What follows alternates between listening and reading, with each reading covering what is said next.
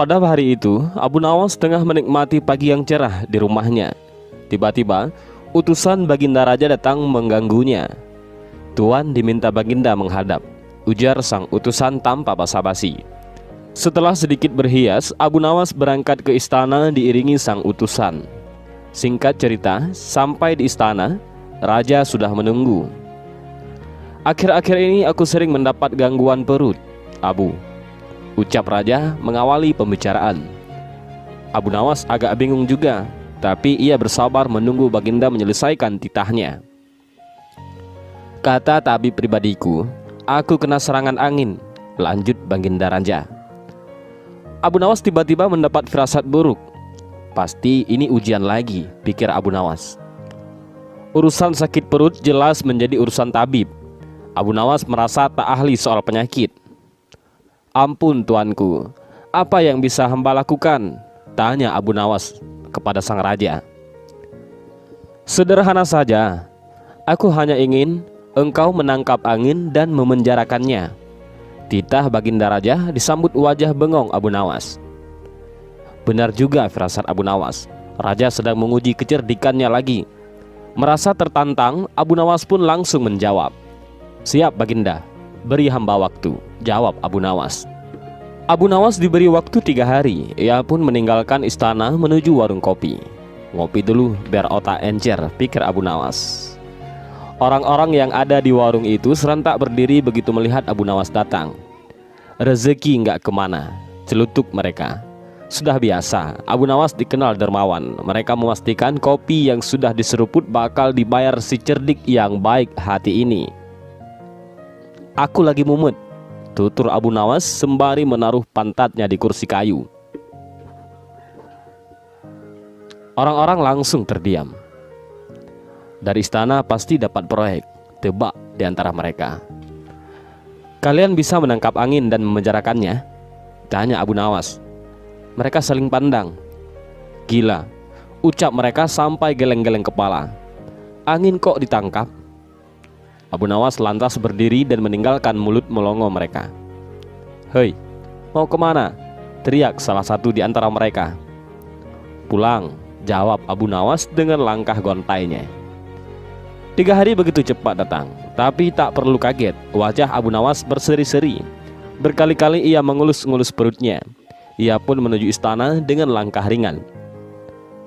"Sudahkah engkau berhasil memenjarakan angin, hai Abu Nawas?" tanya Baginda Raja tanpa basa-basi lagi. "Sudah, Paduka yang mulia," jawab Abu Nawas yang membuat orang-orang di istana penasaran. Abu Nawas pun mengulurkan botol yang sudah disumbat. Kemudian ia menyerahkan botol itu kepada Raja Baginda. "Mana angin itu, hai Abu Nawas?" tanya Baginda sambil menimbang-nimbang botol itu. "Di dalam, tuanku yang mulia," jawab Abu Nawas. "Aku tak melihat apa-apa," kata Baginda Raja. "Ampun tuanku, memang angin tak bisa dilihat, tetapi bila Paduka ingin tahu angin, tutup botol itu harus dibuka terlebih dahulu," kata Abu Nawas menjelaskan. Setelah tutup botol dibuka, Baginda Raja mencium bau busuk. Bau tersebut tak asing bagi Raja, karena bau yang menyengat hidung itu adalah bau kentut. "Bau apa ini, hai Abu Nawas?" tanya Baginda marah. "Ampun tuanku, tadi hamba buang angin dan hamba memasukkan ke dalam botol. Karena hamba takut angin yang hamba buang itu keluar, maka hamba memenjarakannya dengan cara menyumbat mulut botol itu," kata Abu Nawas. Dan Raja pun langsung menyuruh Abu Nawas untuk pulang ke rumah. Abu Nawas dianggap sebagai salah satu penyair terbesar sastra Arab klasik. Ia digambarkan sosok yang bijaksana sekaligus kocak. Dia juga dianggap sebagai sufi, dan dia juga dianggap sebagai seorang sufi. Dan kali ini kita akan menceritakan kisah Abu Nawas yang menyanggupi memindahkan istana raja ke atas gunung.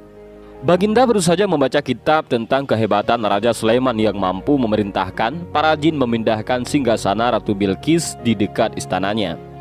Baginda tiba-tiba merasa tertarik, hatinya mulai tergelitik untuk melakukan hal yang sama. Mendadak beliau ingin istananya dipindah ke atas gunung agar bisa lebih leluasa menikmati pemandangan di sekitar. Dan bukankah hal itu tidak mustahil bisa dilakukan karena ada Abu Nawas yang amat cerdik di negerinya. Abu Nawas segera dipanggil untuk menghadap Baginda Raja Harun Ar-Rasyid. Setelah Abu Nawas dihadapkan, "Sanggupkah engkau memindahkan istanaku ke atas gunung agar aku lebih leluasa melihat negeriku?" tanya Baginda Raja. Abu Nawas tidak langsung menjawab. Ia berpikir sejenak hingga keningnya berkerut. Tidak mungkin menolak perintah Baginda, kecuali kalau memang ingin dihukum. Akhirnya Abu Nawas terpaksa menyanggupi proyek raksasa itu. Ada satu lagi permintaan dari Baginda. Pekerjaan itu harus selesai hanya dalam waktu 1 bulan. Abu Nawas pun pulang pada hari itu dengan kepala yang pening. Setiap malam ia hanya berteman dengan rembulan dan bintang-bintang. Hari-hari dilewati dengan kegundahan. Tak ada hari yang lebih berat dalam hidup Abu Nawas kecuali hari-hari ini. Tetapi pada hari ke-9, ia tidak lagi merasa gundah gulana. Dan keesokan harinya Abu Nawas menuju istana. Ia menghadap Baginda untuk membahas pemindahan istana. Dengan senang hati pun Baginda akan mendengarkan apa yang diinginkan oleh Abu Nawas. "Ampun tuanku, hamba datang ke sini hanya untuk mengajukan usul untuk memperlancar pekerjaan hamba nanti," kata Abu Nawas. "Apa usul itu?" "Hamba akan memindahkan istana paduka yang mulia tepat pada hari raya Idul Kurban yang kebetulan hanya kurang 20 hari lagi." "Kalau hanya itu usulmu, baiklah," kata raja. "Satu lagi Baginda," kata Abu Nawas. "Apa lagi?" tanya Baginda. "Hamba mohon Baginda menyembelih 10 ekor sapi yang gemuk untuk dibagikan langsung kepada fakir miskin," kata Abu Nawas. "Usulmu kuterima," kata Baginda menyetujui. Abu Nawas pun pulang dengan perasaan riang gembira. Kini tidak ada lagi yang perlu dikhawatirkan. Nanti bila waktunya sudah tiba, ia pasti akan dengan mudah memindahkan istana Baginda Raja. Jangankan hanya memindahkan ke puncak gunung, ke dasar samudera pun Abu Nawas akan sanggup. Desas-desus mulai tersebar ke seluruh pelosok negeri. Hampir semua orang berharap-harap cemas. Tetapi sebahagian besar rakyat merasa yakin atas kemampuan Abu Nawas, karena selama ini Abu Nawas belum pernah gagal melaksanakan tugas-tugas aneh yang dibebankan di atas pundaknya. Namun ada beberapa orang yang meragukan keberhasilan Abu Nawas kali ini. Saat-saat yang dinanti-nantikan pun tiba. Rakyat berbondong-bondong menuju lapangan untuk melaksanakan sholat hari raya Idul Kurban.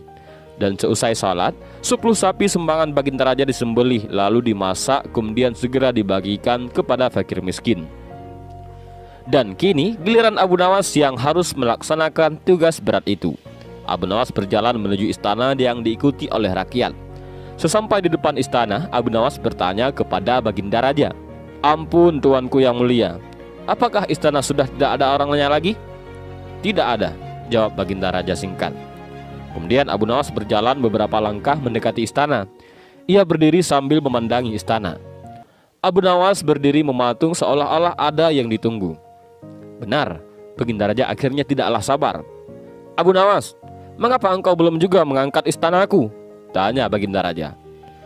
"Hamba sudah siap sejak tadi Baginda," jawab Abu Nawas. "Apa maksudmu engkau sudah siap sejak tadi? Kalau engkau sudah siap, lalu apa yang engkau tunggu?" tanya Baginda yang masih diliputi penasaran. "Hamba menunggu istana paduka yang mulia diangkat oleh seluruh rakyat yang hadir untuk diletakkan di atas pundak hamba. Setelah itu hamba tentu akan memindahkan istana paduka yang mulia ke atas gunung sesuai dengan titah paduka." Baginda Raja Harun Ar-Rasyid pun terpana. Beliau heran, melongo. Beliau tidak menyangka Abu Nawas masih bisa keluar dari lubang jarum. Memang Abu Nawas luar biasa. Ada-ada saja siasat Abu Nawas ini untuk lolos dari segala tipu daya lawan serta ujian raja. Sang raja meminta untuk menghadirkan ibu Abu Nawas di hadapannya, meski raja tahu bahwa kalau ibunya Abu Nawas ini telah meninggal dunia. Dan kisahnya, pada suatu pagi yang cerah, Abu Nawas datang ke istana karena dipanggil untuk menemani sang raja yang sudah lama kangen akan cerita lucu Abu Nawas. Mereka berbincang-bincang dengan riang gembira. Setelah sekian lama berbincang, raja tiba-tiba saja ingin menguji kepandaian Abu Nawas. "Wahai Abu Nawas, besok bawalah ibumu ke istanaku. Nanti engkau akan aku beri hadiah 100 dinar," kata Raja Harun Ar-Rasyid kepada Abu Nawas. Abu Nawas sangat kaget mendengar titah rajanya. Bagaimana tidak, raja sudah tahu kalau ibunya Abu Nawas telah lama meninggal dunia. Bahkan raja ikut melayat ke rumah Abu Nawas. Namun karena iming-iming hadiah yang sangat menggiurkan itu, Abu Nawas bukannya mengelak, malah dia menyetujui permintaan raja tersebut.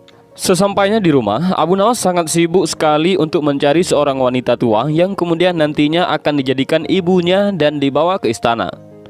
Setelah lama mencari, akhirnya orang yang diinginkan akhirnya ketemu juga. Dengan panjang lebar, Abu Nawas menjelaskan maksudnya kepada perempuan itu. Ia pun berjanji akan membagikan hadiah yang akan diterimanya dengan adil, separuh-separuh. Tanpa pertimbangan lagi, perempuan itu pun menyetujui permohonan Abu Nawas. Pada keesokan harinya, pagi-pagi sekali Abu Nawas sudah sampai di istana sambil menggendong seorang perempuan tua. "Wahai Abu Nawas, diakah ibumu?" tanya sang raja. "Benar, tuanku, inilah ibuku. Beliau sudah tua dan kakinya lemah sehingga hamba harus menggendongnya ke istana," tutur Abu Nawas. "Benarkah engkau ibunya Abu Nawas? Awas ya kalau bohong, maka akan aku hukum dirimu," tanya raja kepada perempuan tua itu. Begitu mendengar ucapan rajanya, perempuan itu ketakutan sekali, sehingga ia membuat pengakuan yang sebenarnya, bahwa semua itu adalah sandiwara Abu Nawas untuk mendapatkan hadiah dari raja. Raja Harun Ar-Rasyid tertawa cekikikan dan akan menghukum Abu Nawas 100 kali pukulan sebagai hukumannya. "Karena engkau berjanji kepadaku akan membawa ibumu ke sini, aku akan berjanji akan memberimu hadiah 100 dinar. Akan tetapi engkau tidak bisa memenuhi janjimu. Dari itu engkau harus dihukum dengan 100 kali pukulan," kata raja kepada Abu Nawas. Dalam kondisi terdesak itu, Abu Nawas dengan susah payah memeras otak agar terhindar dari hukuman. Sejenak kemudian, ia sudah menemukan cara ampuh untuk lepas dari hukuman itu.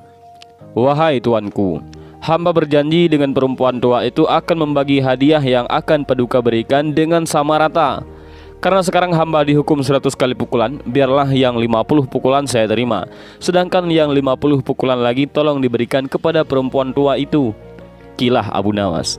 "Jangankan dipukuli 50 kali, dipukul 1 kali saja perempuan tua ini tidak akan mampu berdiri," kata sang raja. Dan akhirnya raja mengambil keputusan bahwa uang yang 50 dinar diberikan kepada perempuan itu. Dan dalam keadaan tersebut Abu Nawas menyela rajanya. "Ampun beribu ampun Paduka. Jika ibuku telah mendapatkan hadiah dari Paduka, tidak adil kiranya kalau anaknya ini dilupakan begitu saja," protes Abu Nawas. "Ya udah, baiklah. Terimalah pula bagianmu ini," kata raja sambil memberikan uang 50 dinar kepada Abu Nawas. Ada-ada saja siasat Abu Nawas ini untuk lolos dari segala tipu daya lawan serta ujian raja. Sang raja meminta untuk menghadirkan ibu Abu Nawas di hadapannya meski raja tahu bahwa kalau ibunya Abu Nawas ini telah meninggal dunia. Dan kisahnya, pada suatu pagi yang cerah, Abu Nawas datang ke istana karena dipanggil untuk menemani sang raja yang sudah lama kangen akan cerita lucu Abu Nawas. Mereka berbincang-bincang dengan riang gembira. Setelah sekian lama berbincang, raja tiba-tiba saja ingin menguji kepandaian Abu Nawas. "Wahai Abu Nawas, besok bawalah ibumu ke istanaku. Nanti engkau akan aku beri hadiah 100 dinar," kata Raja Harun Ar-Rasyid kepada Abu Nawas. Abu Nawas sangat kaget mendengar titah rajanya. Bagaimana tidak, raja sudah tahu kalau ibunya Abu Nawas telah lama meninggal dunia. Bahkan raja ikut melayat ke rumah Abu Nawas. Namun karena iming-iming hadiah yang sangat menggiurkan itu, Abu Nawas bukannya mengelak, malah dia menyetujui permintaan raja tersebut. Sesampainya di rumah, Abu Nawas sangat sibuk sekali untuk mencari seorang wanita tua yang kemudian nantinya akan dijadikan ibunya dan dibawa ke istana. Setelah lama mencari, akhirnya orang yang diinginkan akhirnya ketemu juga. Dengan panjang lebar, Abu Nawas menjelaskan maksudnya kepada perempuan itu. Ia pun berjanji akan membagikan hadiah yang akan diterimanya dengan adil, separuh-separuh. Tanpa pertimbangan lagi, perempuan itu pun menyetujui permohonan Abu Nawas. Pada keesokan harinya, pagi-pagi sekali Abu Nawas sudah sampai di istana sambil menggendong seorang perempuan tua. "Wahai Abu Nawas, diakah ibumu?" tanya sang raja. "Benar, tuanku, inilah ibuku. Beliau sudah tua dan kakinya lemah sehingga hamba harus menggendongnya ke istana," tutur Abu Nawas. "Benarkah engkau ibunya Abu Nawas? Awas ya, kalau bohong, maka akan aku hukum dirimu," tanya raja kepada perempuan tua itu. Begitu mendengar ucapan rajanya, perempuan itu ketakutan sekali, sehingga ia membuat pengakuan yang sebenarnya, bahwa semua itu adalah sandiwara Abu Nawas untuk mendapatkan hadiah dari raja. Raja Harun ar-Rasyid tertawa cekikikan dan akan menghukum Abu Nawas 100 kali pukulan sebagai hukumannya. "Karena engkau berjanji kepadaku akan membawa ibumu ke sini, aku akan berjanji akan memberimu hadiah 100 dinar. Akan tetapi engkau tidak bisa memenuhi janjimu. Dari itu engkau harus dihukum dengan 100 kali pukulan," kata raja kepada Abu Nawas. Dalam kondisi terdesak itu, Abu Nawas dengan susah payah memeras otak agar terhindar dari hukuman. Sejenak kemudian, ia sudah menemukan cara ampuh untuk lepas dari hukuman itu. "Wahai tuanku, hamba berjanji dengan perempuan tua itu akan membagi hadiah yang akan Paduka berikan dengan sama rata. Karena sekarang hamba dihukum 100 kali pukulan, biarlah yang 50 pukulan saya terima, sedangkan yang 50 pukulan lagi tolong diberikan kepada perempuan tua itu," kilah Abu Nawas. "Jangankan dipukuli 50 kali, dipukul 1 kali saja perempuan tua ini tidak akan mampu berdiri," kata sang raja. Dan akhirnya raja mengambil keputusan bahwa uang yang 50 dinar diberikan kepada perempuan itu. Dan dalam keadaan tersebut Abu Nawas menyela rajanya. "Ampun beribu ampun Paduka, jika ibuku telah mendapatkan hadiah dari Paduka, tidak adil kiranya kalau anaknya ini dilupakan begitu saja," protes Abu Nawas. "Ya udah, baiklah, terimalah pula bagianmu ini," kata raja sambil memberikan uang 50 dinar kepada Abu Nawas. Sebagian besar orang pasti telah mengenal tokoh yang bernama Abu Nawas. Tentu saja tokoh tersebut cukup populer dalam sebuah buku yang berjudul 1001 Malam. Dalam video kali ini kita akan memaparkan sebuah kisah tentang Abu Nawas ketika dirinya menghina raja malah diberi hadiah. Ceritanya, pada suatu hari sang khalifah dalam sebuah perjalanannya merasakan sakit perut dan ingin buang hajat. Sang khalifah pun meminta dirinya diantar ke sungai oleh para prajurit, karena pada waktu itu belum ada toilet khusus.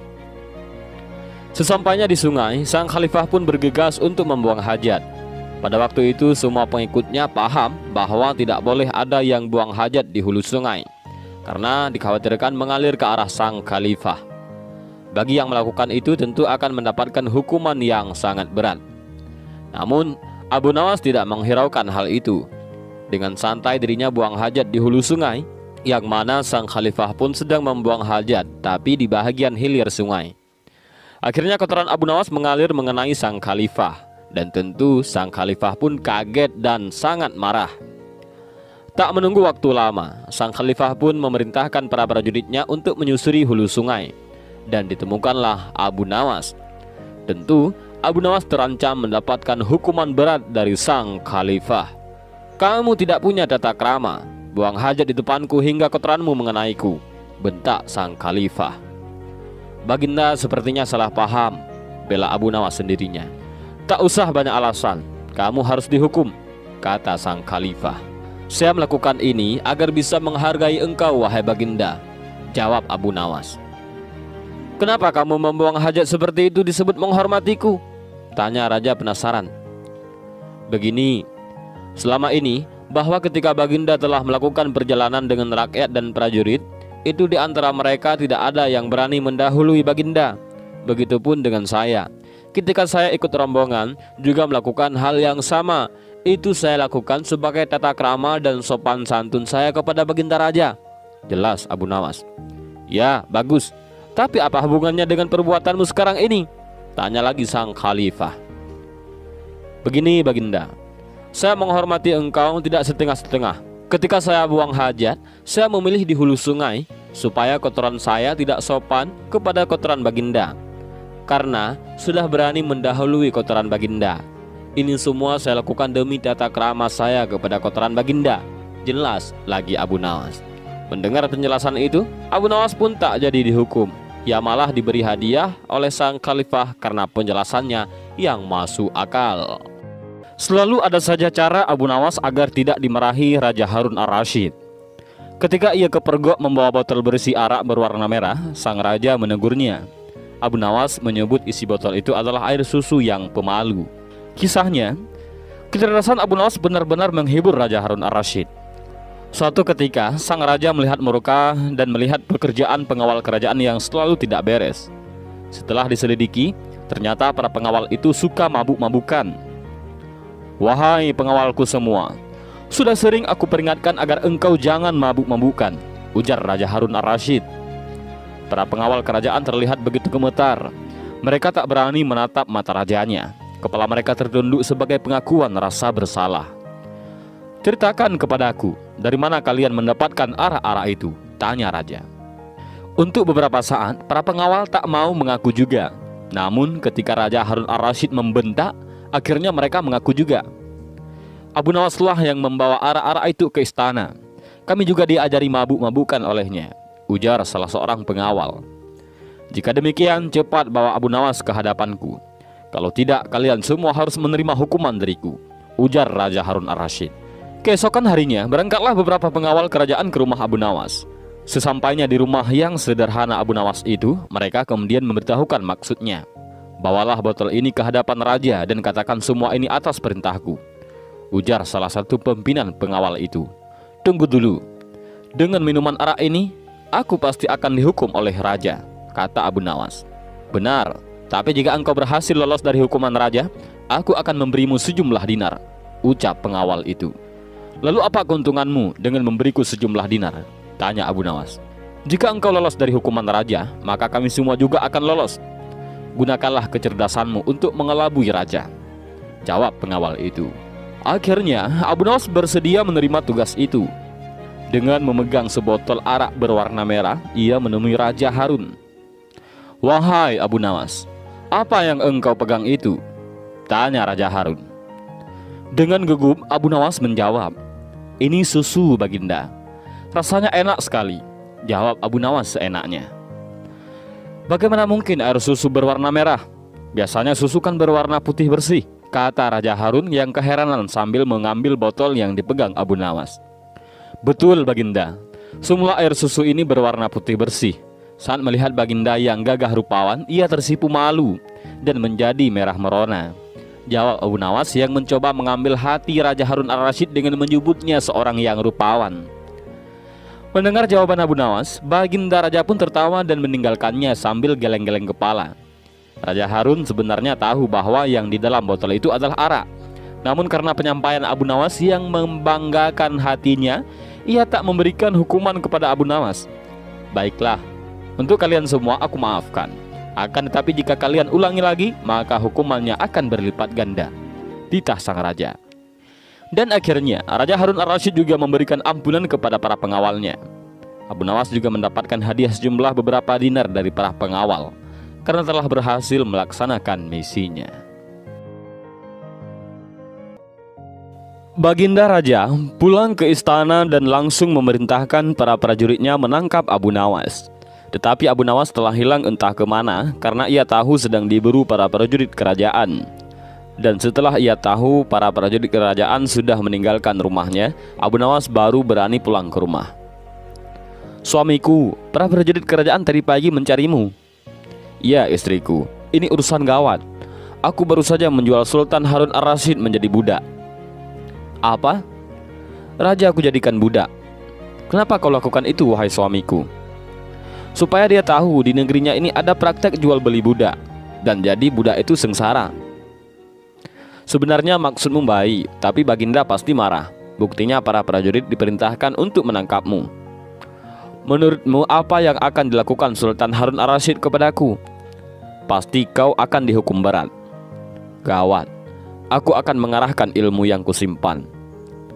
Abu Nawas masuk ke dalam. Ia mengambil air wudhu lalu mendirikan sholat 2 rakaat. Lalu berpesan kepada istrinya apa yang harus dikatakan bila Baginda datang. Tidak berapa lama kemudian, tetangga Abu Nawas geger karena istri Abu Nawas menjerit-jerit. "Ada apa? tanya tetangga Abu Nawas sambil tergopoh-gopoh. Suamiku mati. Ah, Abu Nawas mati? Iya, suamiku telah mati. Dan kini kabar kematian Abu Nawas tersebar ke seluruh pelosok negeri. Baginda terkejut. Kemarahan dan kegeraman beliau agak susut mengingat Abu Nawas adalah orang yang paling pintar, yang menyenangkan dan menghibur Baginda Raja. Baginda Raja beserta beberapa pengawal istana beserta seorang tabib ataupun dokter istana segera menuju rumah Abu Nawas. Tabib segera memeriksa Abu Nawas. Sesaat kemudian ia memberi laporan kepada Baginda bahwa Abu Nawas memang telah mati beberapa jam yang lalu. Setelah melihat sendiri tubuh Abu Nawas terbujur kaku tak berdaya, Baginda Raja merasa terharu dan meneteskan air mata. Beliau bertanya kepada istri Abu Nawas, "Adakah pesan terakhir Abu Nawas untukku?" "Ada, Paduka Yang Mulia," kata istri Abu Nawas sambil menangis. "Katakanlah," kata Baginda Raja. "Suami hamba, Abu Nawas, memohon sudilah kiranya Baginda Raja mengampuni semua kesalahannya dunia dan akhirat di depan rakyat," kata istri Abu Nawas terbata-bata. "Baiklah kalau itu permintaan Abu Nawas," kata Baginda Raja menyanggupinya. Jenazah Abu Nawas diusung di atas kerenda. Kemudian Baginda Raja mengumpulkan rakyatnya di tanah lapang. Beliau berkata, "Wahai rakyatku, dengarkanlah bahwa hari ini aku, Sultan Harun Ar-Rasyid, telah memaafkan segala kesalahan Abu Nawas yang telah diperbuat terhadap diriku dari dunia hingga akhirat, dan kalianlah sebagai saksinya." Tiba-tiba dari dalam kerenda yang terbungkus kain hijau terdengar suara keras, "Syukur, syukur." Seketika pengusung jenazah ketakutan, apalagi melihat Abu Nawas bangkit berdiri seperti mayat hidup. Seketika rakyat yang berkumpul lari tunggang-lunggang, dan Abu Nawas sendiri segera berjalan ke hadapan Baginda Raja. Pakaiannya yang putih-putih bikin Baginda kedar juga. Kau sebenarnya mayat hidup atau memang kau hidup lagi?" tanya Baginda Raja dengan gemetar. "Hamba masih hidup, tuanku. Hamba mengucapkan terima kasih banyak yang tak terhingga atas pengampunan tuanku." "Jadi kau masih hidup?" "Iya, Baginda. Segar bugar. Buktinya kini hamba merasa lapar dan ingin segera pulang." "Kurang ajar. Ilmu apa yang kau pakai, Abu Nawas?" "Ilmu dari Maha Guru Sufi, guru hamba yang sudah meninggal dunia." "Ajarkan ilmu itu kepadaku," kata Baginda. "Tidak mungkin, Baginda. Hanya guru hamba yang mampu melakukannya. Hamba tidak bisa mengajarkan sendiri." "Dasar pelit," Baginda mengerutu kecewa. Dan inilah cerita Abu Nawas yang rela mati, yang hanya ingin mendapatkan ampunan dari Baginda Raja.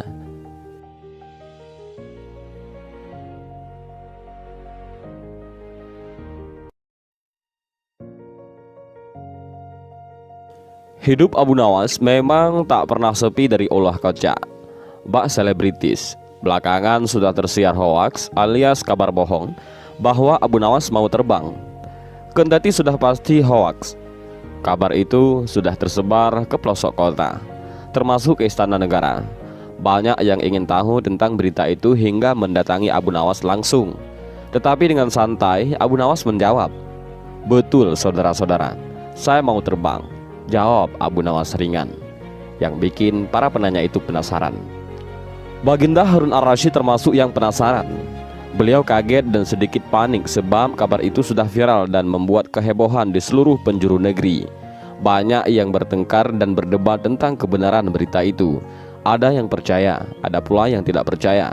Karena sudah menimbulkan keresahan, Baginda Harun Ar-Rasyid memanggil Abu Nawas ke istana. Sesampainya di istana, langsung saja Raja Baginda bertanya, "Abu Nawas, betulkah kamu mau terbang?" "Betul, Baginda, saya mau terbang," jawab Abu Nawas dengan santai. "Kapan dan di mana?" tanya Baginda.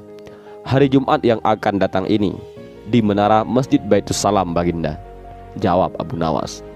"Baiklah Abu Nawas, karena berita ini sudah membuat banyak perdebatan di kalangan masyarakat, maka pengadilan masyarakat akan memutuskan nasibmu bila berbohong. Sesuai dengan peraturan negeri ini, kamu akan mendapat hukuman berat jika berbohong. Berbohong dan membohongi orang sama dengan menipu, sedangkan menipu bisa dijerat hukuman paling berat, yakni hukuman gantung." Banyak yang telah mengetahui pemanggilan Abu Nawas di istana oleh Baginda Raja. Abu Nawas telah mendapatkan ancaman jika berbohong akan dihukum gantung. Mereka tak sabar menunggu hari bersejarah itu. Hari Jumat pun tiba. Masyarakat sudah berbondong-bondong memenuhi halaman Masjid Baitussalam. Tak jauh dari area itu, peralatan untuk melaksanakan hukuman gantung telah disiapkan manakala Abu Nawas berbohong. Tapi orang-orang sudah menyesaki masjid terpana melihat Abu Nawas yang dengan santainya berjalan. Ia tanpa ragu melangkah menaiki menara masjid. Orang-orang pun bertanya, benarkah Abu Nawas akan terbang? Ada pula yang berkata, silakan terbang Abu Nawas. Kalau kamu terbang pasti akan jatuh dan mati. Tapi kalau kamu tak terbang, kamu akan digantung. Suasana menjadi tegang dan hening saat Abu Nawas sudah sampai di puncak menara masjid. Semua mata tertuju pada Abu Nawas, seolah mereka merasa akan menyaksikan kejadian yang luar biasa. Sementara di atas, Abu Nawas berdiri dan mulai beraksi. Ia mulai menggerak-gerakkan tangannya seolah-olah akan terbang. Ia berulang kali merentangkan tangannya dan mengibas-ibaskan tangannya berulang-ulang seperti burung. Ia melakukan itu berulang kali sampai beberapa menit berlalu. Tapi nyatanya Abu Nawas tak kunjung terbang. Di pelantaran orang-orang saling berpandangan. Jantung mereka semakin berdegup kencang lantaran hakim sudah bersiap untuk memutuskan hukuman. Tapi Abu Nawas malah dengan santainya turun dari menara. Apakah kalian tadi melihat bahwa saya mau terbang? Tanya Abu Nawas kepada hadirin setelah sampai di bawah. Iya, kamu menggerak-gerakkan tanganmu seolah mau terbang, jawab banyak orang. Lalu apakah saya berbohong bahwa saya mau terbang dari menara Masjid Baitussalam? Tanya Abu Nawas lagi. Orang-orang pun hanya menggeleng-gelengkan kepala tanpa ada suara yang keluar. Nah, bagaimana? Saya kan tidak bilang bisa terbang, tapi saya mau terbang. Jadi saya mau terbang, tapi tidak bisa terbang, jelas Abu Nawas. Orang-orang pun menyadari bahwa inilah kecerdikan kata-kata dan perilaku Abu Nawas. Ia bisa mengubah sesuatu yang tak mungkin menjadi mungkin dengan caranya. Hakim pun menjadi tak berdaya. Mereka kesulitan mencari pasal untuk menjerat Abu Nawas karena merasa ini hanyalah permainan kata dan penafsiran. Berhati-hatilah jika menerima berita, jangan langsung ditelan, tapi renungkan dahulu, kata Abu Nawas kepada khalayak ramai. Sesampainya di istana, para algojo menceritakan apa yang terjadi hari itu pada Baginda Harun ar-Rasyid. Bukannya marah ataupun kecewa, Baginda malah tertawa terbahak-bahak. Sudah kukira, ini hanya ulahnya. Aku sudah berulang kali dibuatnya tertawa oleh kecerdikannya, kata Baginda Raja.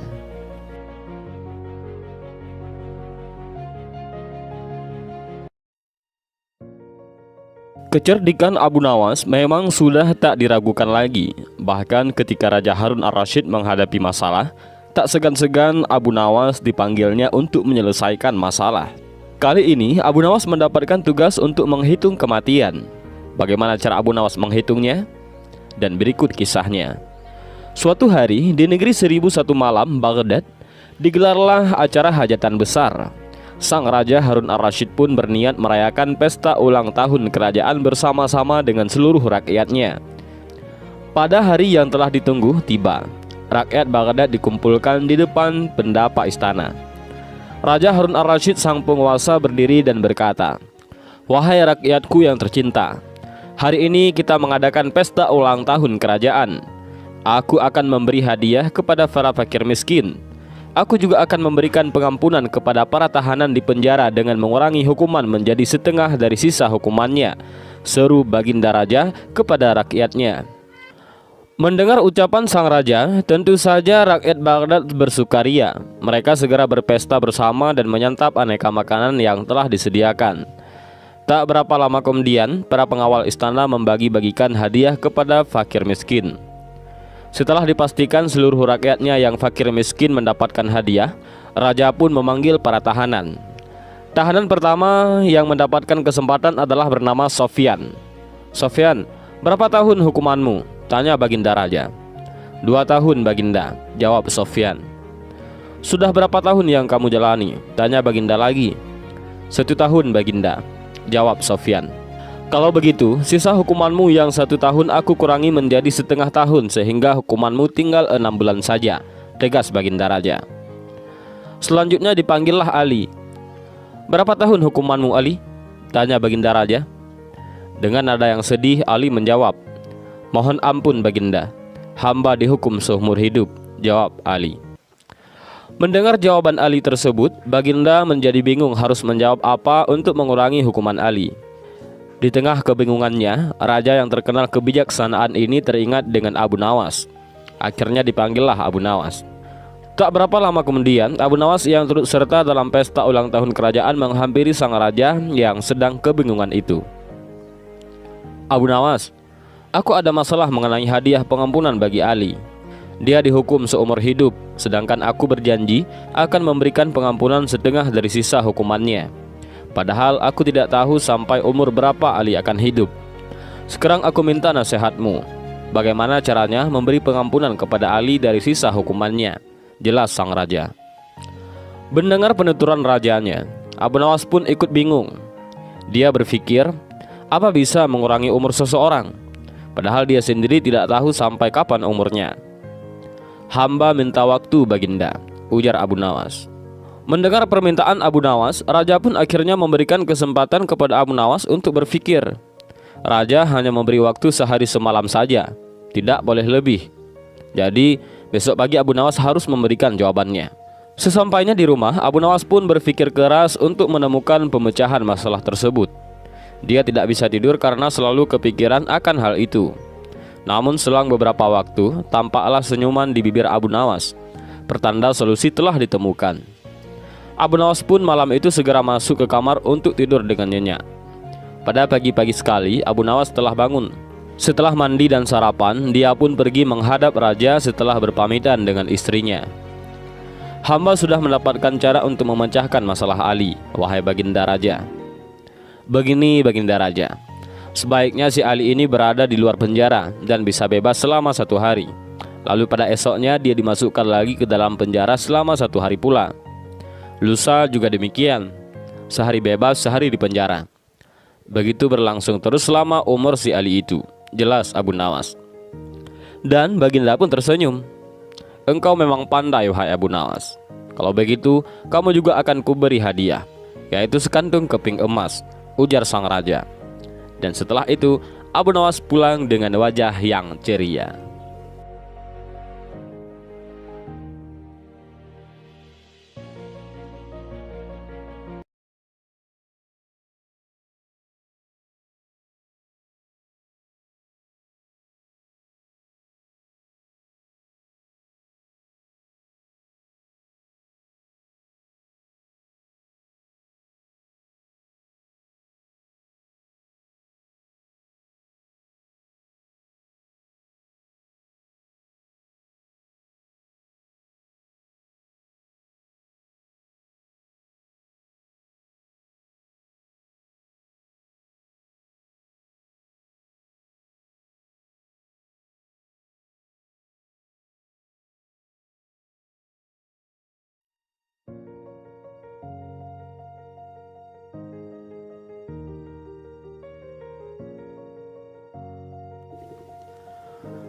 Untuk kesekian kali, Baginda Harun Ar-Rasyid menyamar menjadi rakyat biasa. Beliau ingin menyaksikan kehidupan di luar istana tanpa sepengetahuan siapapun agar lebih leluasa bergerak. Baginda mulai keluar istana dengan pakaian yang amat sederhana, layaknya seperti rakyat jelata. Di sebuah perkampungan, beliau melihat beberapa orang berkumpul. Setelah Baginda mendekat, ternyata seorang ulama yang menyampaikan kuliah tentang alam barzah. Tiba-tiba, ada seorang yang datang dan bergabung di situ. Ia bertanya kepada ulama itu, "Kami menyaksikan orang kafir pada suatu waktu dan mengintip kuburnya, tetapi kami tiada mendengar mereka berteriak dan tidak pula melihat penyiksaan-penyiksaan yang katanya sedang dialaminya. Maka bagaimana cara membenarkan sesuatu yang tidak sesuai dengan yang dilihat mata?" Ulama itu berpikir sejenak, kemudian ia berkata, "Untuk mengetahui yang demikian itu harus dengan panca indera yang lain. Ingatkah kamu dengan orang yang sedang tidur? Dia kadangkala bermimpi, dalam tidurnya digigit ular, diganggu dan sebagainya. Ia juga merasa sakit dan takut ketika itu, bahkan memekik dan keringat bercucuran pada keningnya. Ia merasakan hal semacam itu seperti ketika tidak tidur. Sedangkan engkau yang duduk di dekatnya menyaksikan keadaannya seolah-olah tidak ada apa-apa. Padahal apa yang dilihat serta dialaminya adalah dikelilingi ular-ular. Lanjut ulama itu. Setelah itu, ulama itu menjelaskan, maka jika masalah mimpi yang remeh saja sudah tidak mampu mata lahir melihatnya, mungkinkah engkau bisa melihat apa yang terjadi di alam barzah? Baginda Raja pun terkesan dengan penjelasan ulama itu. Baginda semakin asik ikut mendengarkan kuliah itu. Kini ulama itu melanjutkan kuliahnya tentang alam akhirat. Dikatakan bahwa di surga tersedia hal-hal amat disukai nafsu, termasuk benda-benda. Salah satu benda-benda itu adalah mahkota yang amat luar biasa indahnya. Tak ada yang lebih indah dari barang-barang di surga, karena barang-barang itu tercipta dari cahaya. Saking indahnya, maka satu mahkota jauh lebih bagus dari dunia dan isinya. Baginda pun semakin terkesan. Beliau pulang kembali ke istana. Baginda sudah tidak sabar ingin menguji kemampuan Abu Nawas. Setelah Abu Nawas menghadap, Baginda bertitah, "Aku menginginkan engkau sekarang juga berangkat ke surga, kemudian bawakan aku sebuah mahkota surga yang katanya tercipta dari cahaya itu. Apakah engkau sanggup, Abu Nawas?" "Sanggup, Paduka Yang Mulia," kata Abu Nawas langsung menyanggupi tugas yang mustahil dilaksanakan itu. Tetapi Baginda harus menyanggupi pula satu syarat yang akan hamba ajukan. "Sebutkan syarat itu," kata Baginda Raja. "Hamba mohon Baginda menyediakan pintunya agar hamba bisa memasukinya." "Pintu apa?" tanya Baginda belum mengerti. "Pintu alam akhirat," jawab Abu Nawas. "Apa itu?" tanya Baginda ingin tahu. "Kiamat, wahai Paduka Yang Mulia. Masing-masing alam mempunyai pintu. Pintu alam dunia adalah liang peranakan ibu, pintu alam barzah adalah kematian, dan pintu alam akhirat adalah kiamat. Surga berada di alam akhirat. Bila Baginda masih tetap menghendaki hamba mengambil sebuah mahkota di surga, maka dunia harus kiamat terlebih dahulu." Mendengar penjelasan Abu Nawas, Baginda pun terdiam. Di sela-sela kebingungan Baginda Raja Harun Ar-Rasyid, Abu Nawas bertanya lagi, "Masihkah Baginda menginginkan mahkota dari surga?" Baginda Raja tidak menjawab. Beliau diam 1000 bahasa. Sejenak kemudian Abu Nawas mohon diri karena Baginda sudah tahu jawabannya.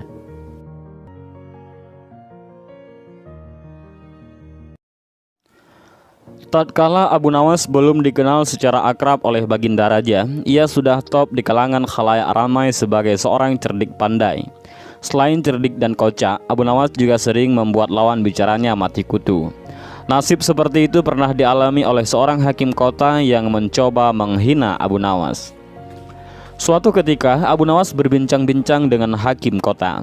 Seperti umumnya cendekiawan masa itu, hakim kota sering berpikir hanya dari satu sisi saja. Hakim ini membuka percakapan secara meyakinkan. Seandainya saja setiap orang mau mematuhi hukum dan etika.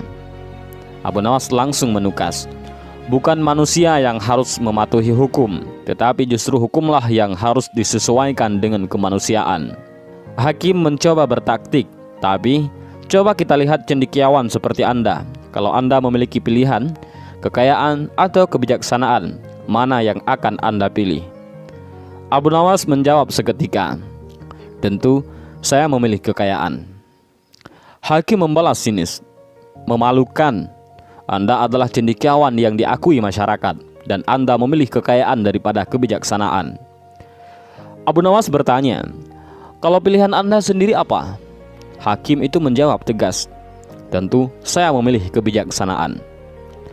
Abu Nawas menutup pembicaraan dengan mengatakan, "Terbukti, semua orang memilih untuk memperoleh apa yang belum dimilikinya." Sang hakim seperti kena pukulan telak. Ia jengah, raut wajahnya merah padam, dan selanjutnya Abu Nawas mengangkat pantatnya dari kursi. Ia pamit pergi meninggalkan hakim yang mati kutu itu. Dan ini adalah satu kisah lagi tentang ide gila Abu Nawas menyogok tuan hakim dengan segantong kotoran sapi.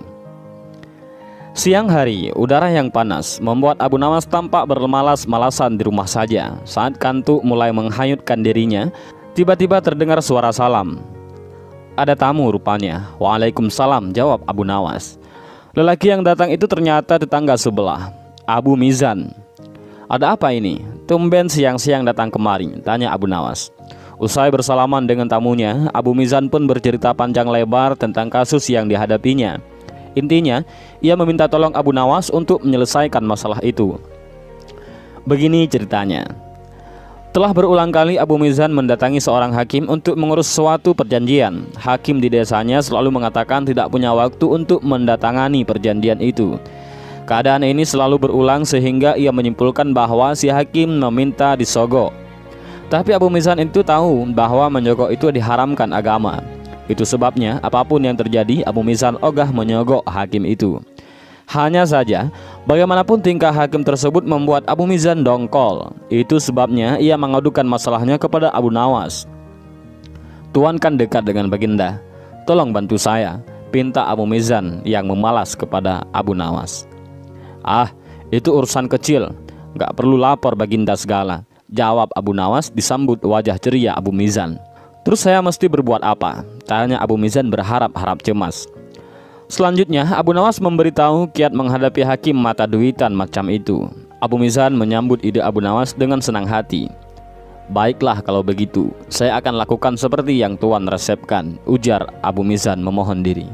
Seperti yang dinasihatkan Abu Nawas, Abu Mizan menyiapkan sebuah gentong.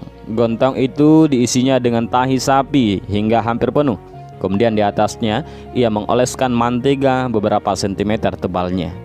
Gentong itu dibawanya ke hadapan hakim. Saat itu juga hakim biasanya sok sibuk, langsung tidak sibuk, dan punya waktu untuk membubuhi tanda tangan pada perjanjian Abu Mizan.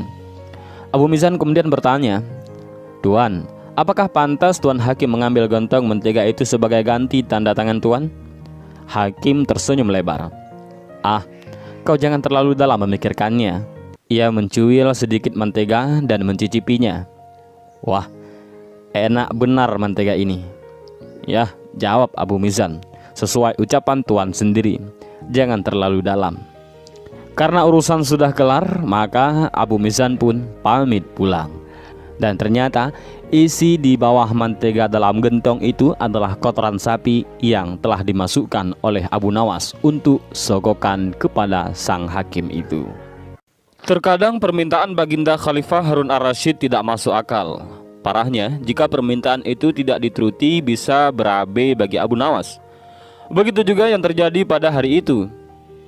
"Hai Abu Nawas," seru Khalifah Harun ar-Rasyid, "sekarang juga kamu harus dapat mempersembahkan kepadaku seekor harimau berjenggot. Jika gagal, aku bunuh kau."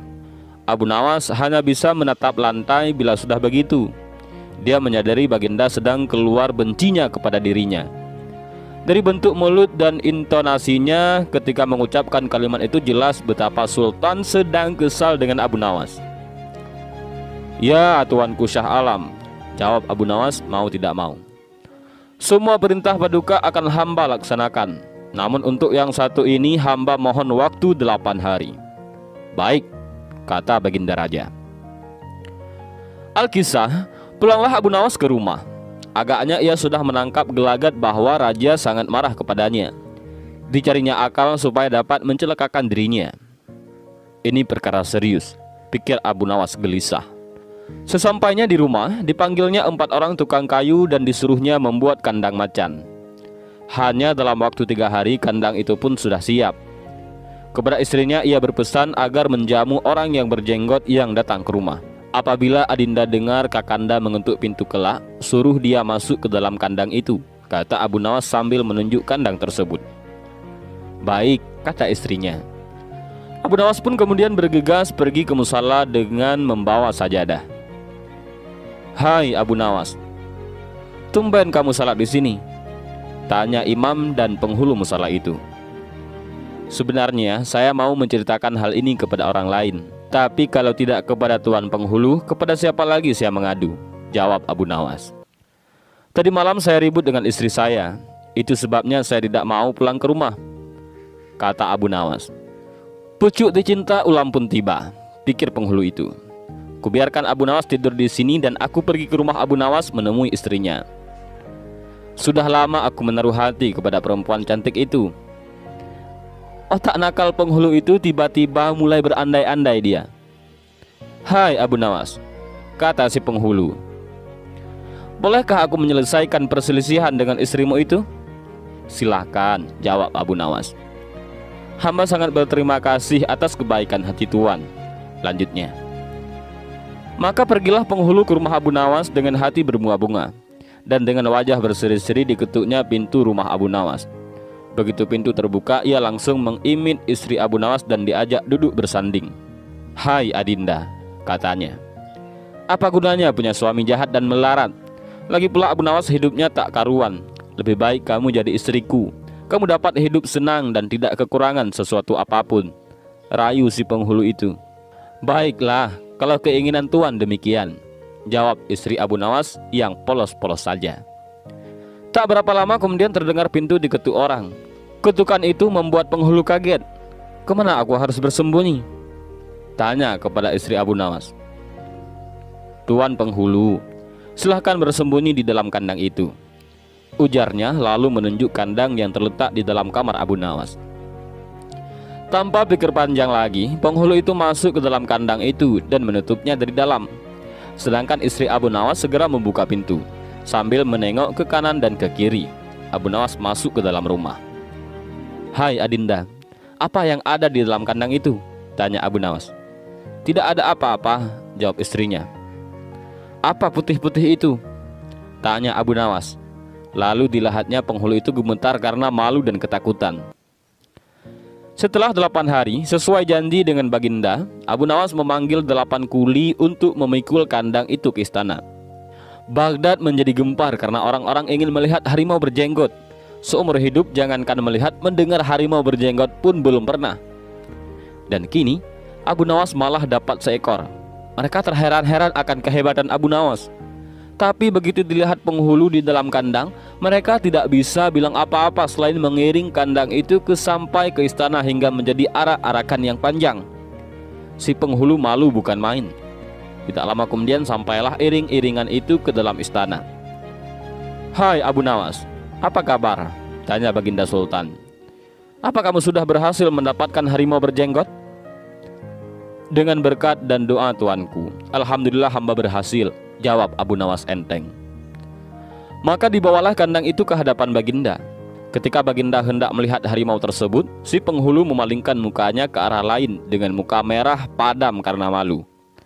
Akan tetapi kemanapun ia menoleh, ke situ pula Baginda meletotkan matanya. Tiba-tiba Baginda menggeleng-gelengkan kepala dengan takjub, sebab menurut penglihatan beliau yang ada di dalam kandang itu adalah penghulu musalla. Abu Nawas buru-buru menimpali. "Ya tuanku, itulah harimau berjenggot." Tapi Baginda tidak cepat tanggap. Beliau termenung sesaat. Kenapa penghulu dikatakan harimau berjenggot? Tiba-tiba Baginda bergoyang ke kiri dan ke kanan seperti orang berdoa. "Oh penghulu." "Ya tuanku Syah Alam," kata Abu Nawas. "Perlukah hamba memberitahukan kenapa hamba dapat menangkap harimau berjenggot ini di rumah hamba sendiri?" Ya, ujar Baginda sambil menoleh ke kandang itu dengan mata berapi-api. "Ya, aku sudah paham." Bukan main murka Baginda kepada penghulu itu, sebab ia yang semestinya menegakkan hukum, ia pula yang melanggarnya. Ia telah berkhianat. Baginda segera memerintahkan punggawa mengeluarkan penghulu dari kandang dan diarak keliling pasar setelah sebelumnya dicukur segi 4, agar diketahui oleh seluruh rakyat betapa aibnya orang yang berkhianat. Dan inilah cerita Abu Nawas yang menangkap harimau berjenggot.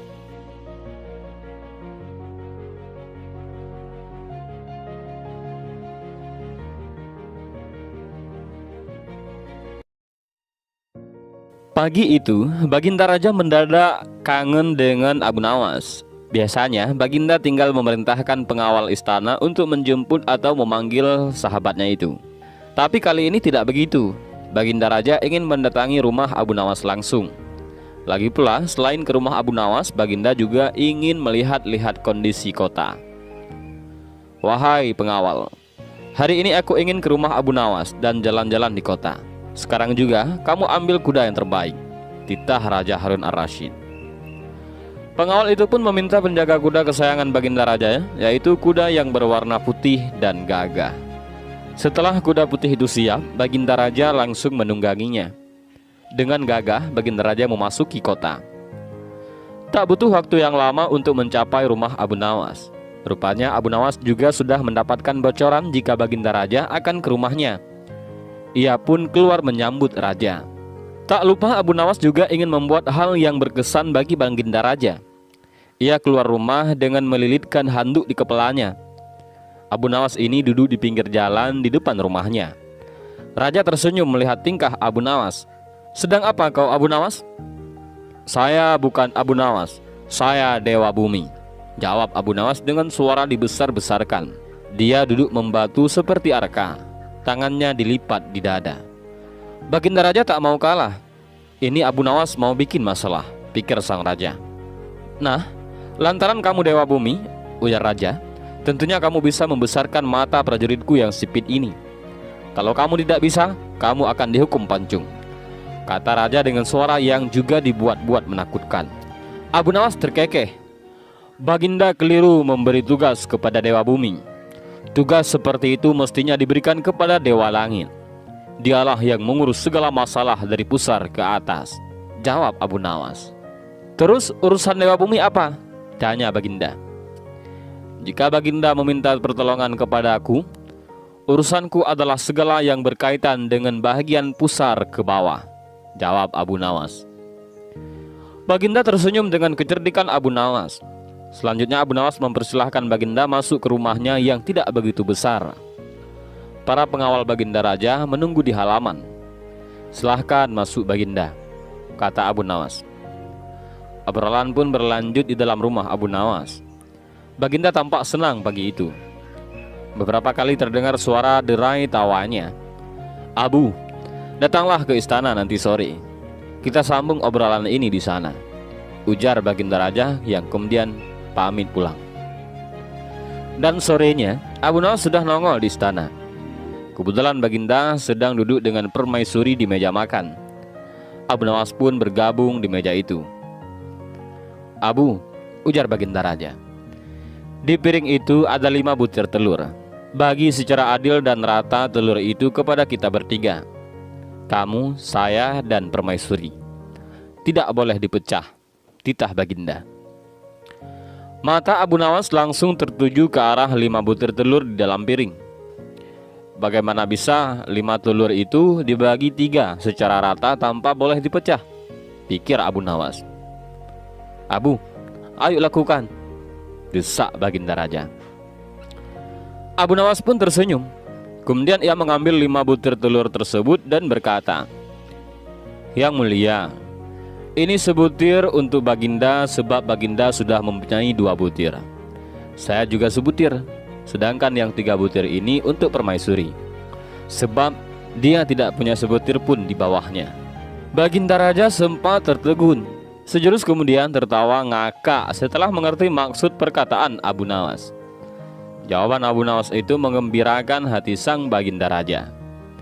"Dasar dewa urusan bahagian pusar ke bawah," kata Baginda Raja. Dan inilah cerita Abu Nawas dengan Baginda Raja.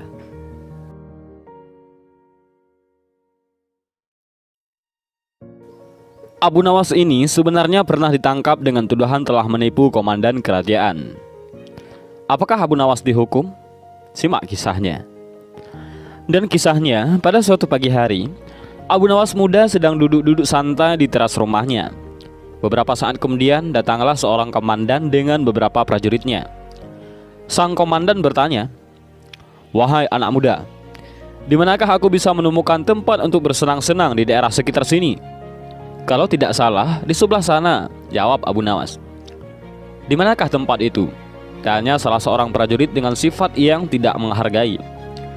"Pergilah ke arah sana, lurus tanpa belok-belok, maka kalian akan menjumpai tempat untuk bersenang-senang," jawab Abu Nawas. Rombongan tentara kerajaan itu akhirnya pergi juga menuju tempat yang sudah ditunjukkan oleh Abu Nawas. Setelah beberapa saat, kagetlah mereka semua karena tempat yang mereka cari tidak ditemukan, kecuali hanya sebuah komplek kuburan yang sangat luas. Dan tentu saja hal ini membuat para tentara berang karena merasa telah ditipu oleh pemuda tersebut. Mereka pun kembali ke tempat Abu Nawas. "Wahai anak muda, keluarlah engkau. Kenapa engkau berani sekali membohongi kami?" Tanya sang komandan yang tidak tahu kalau yang diajak bicara itu sebenarnya adalah Abu Nawas, si penasehat kerajaan. "Siapakah engkau ini? Berani sekali membohongi kami," tanya salah seorang prajurit. "Aku adalah Abdi," jawab Abu Nawas. Komandan dan para prajurit merasa geram dan marah. "Prajurit, tangkap dia," suruh komandan. "Engkau akan kubawa ke panglima kami," kata komandan. Oh, rupanya Abu Nawas hendak dihadapkan ke panglima kerajaan mereka. "Wahai panglima, kami telah menangkap seorang pembohong yang berani membohongi pasukan kerajaan," kata komandan. "Alangkah lancangnya si pemuda ini karena sudah berani berbohong," lanjut komandan. Panglima bersikap biasa saja, malah dia bahkan memerintahkan kepada prajurit untuk melepaskan borgol yang ada pada tangan Abu Nawas. Komandan dan para prajurit terkejut dan merasa heran. Ada apa gerangan ini? Namun setelah itu, panglima pun mendekati Abu Nawas dan berkata, "Tuan Abu, maafkan perbuatan anak buahku di sini ya," kata panglima itu dengan sangat sopannya. Laki-laki gagah dan tampan itu memang sudah saling mengenal satu sama lain karena mereka seringkali bertemu ketika sang khalifah mengundangnya ke istana. Dan betapa terkejutnya sang komandan dan para prajuritnya. Perasaan sombong dan congkak yang tadi menyelimuti mereka seakan berubah menjadi rasa takut. "Wahai Tuan Abu, sebenarnya kebohongan apa yang mereka sangkakan kepadamu?" tanya panglima. "Wahai panglima, mereka meminta aku untuk menunjukkan tempat untuk bersenang-senang. Tentu saja aku tunjukkan kuburan karena kuburan adalah tempat yang lebih baik bagi orang-orang yang taat kepada Allah Subhanahu wa taala. Di sana pula dia akan mendapatkan hidangan yang nikmat dari Allah Subhanahu wa taala, terbebas dari rasa fitnah dan kejahatan manusia dan makhluk lainnya," jawab Abu Nawas dengan tenangnya. Mendengar jawaban pemuda itu, segera saja komandan mendekati Abu Nawas dan berkata, "Maafkan hamba, Tuanku Abu. Andai saja aku mengetahui bahwa Tuan adalah Tuan Abu, tentu kami tidak akan berani membawa Tuan ke hadapan panglima," kata komandan prajurit lagi. "Wahai komandan, apakah aku telah berbohong kepada kalian? Bukankah aku berkata benar? Aku adalah abdi, dan setiap orang adalah abdi Allah, termasuk kalian semua," kata Abu Nawas. "Anda benar, tuanku," jawab komandan. Komandan pun dan prajurit yang telah menangkap Abu Nawas merasa malu jadinya dan meminta maaf kepada Abu Nawas. Dan tentunya dari cerita singkat ini kita bisa mengambil pelajaran. Namun kira-kira pelajaran apa yang bisa kita ambil? Tolong komen di bawah.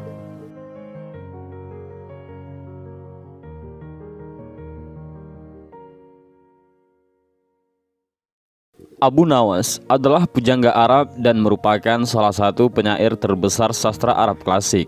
Penyair ulung sekaligus tokoh sufi ini mempunyai nama lengkap Abu Ali Al-Hasan bin Hani Al-Hakami dan hidup pada zaman Khalifah Harun Ar-Rasyid di Baghdad.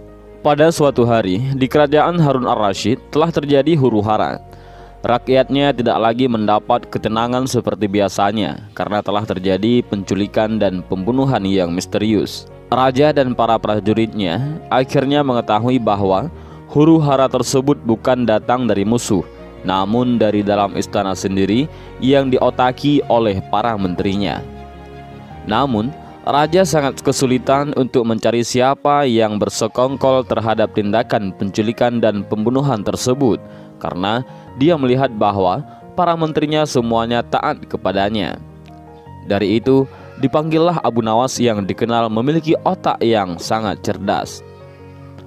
"Akhir-akhir ini aku gelisah, seolah ada seseorang yang hendak mengkudeta kerajaanku. Apa ada yang salah dengan kepemimpinanku?" tanya raja kepada Abu Nawas.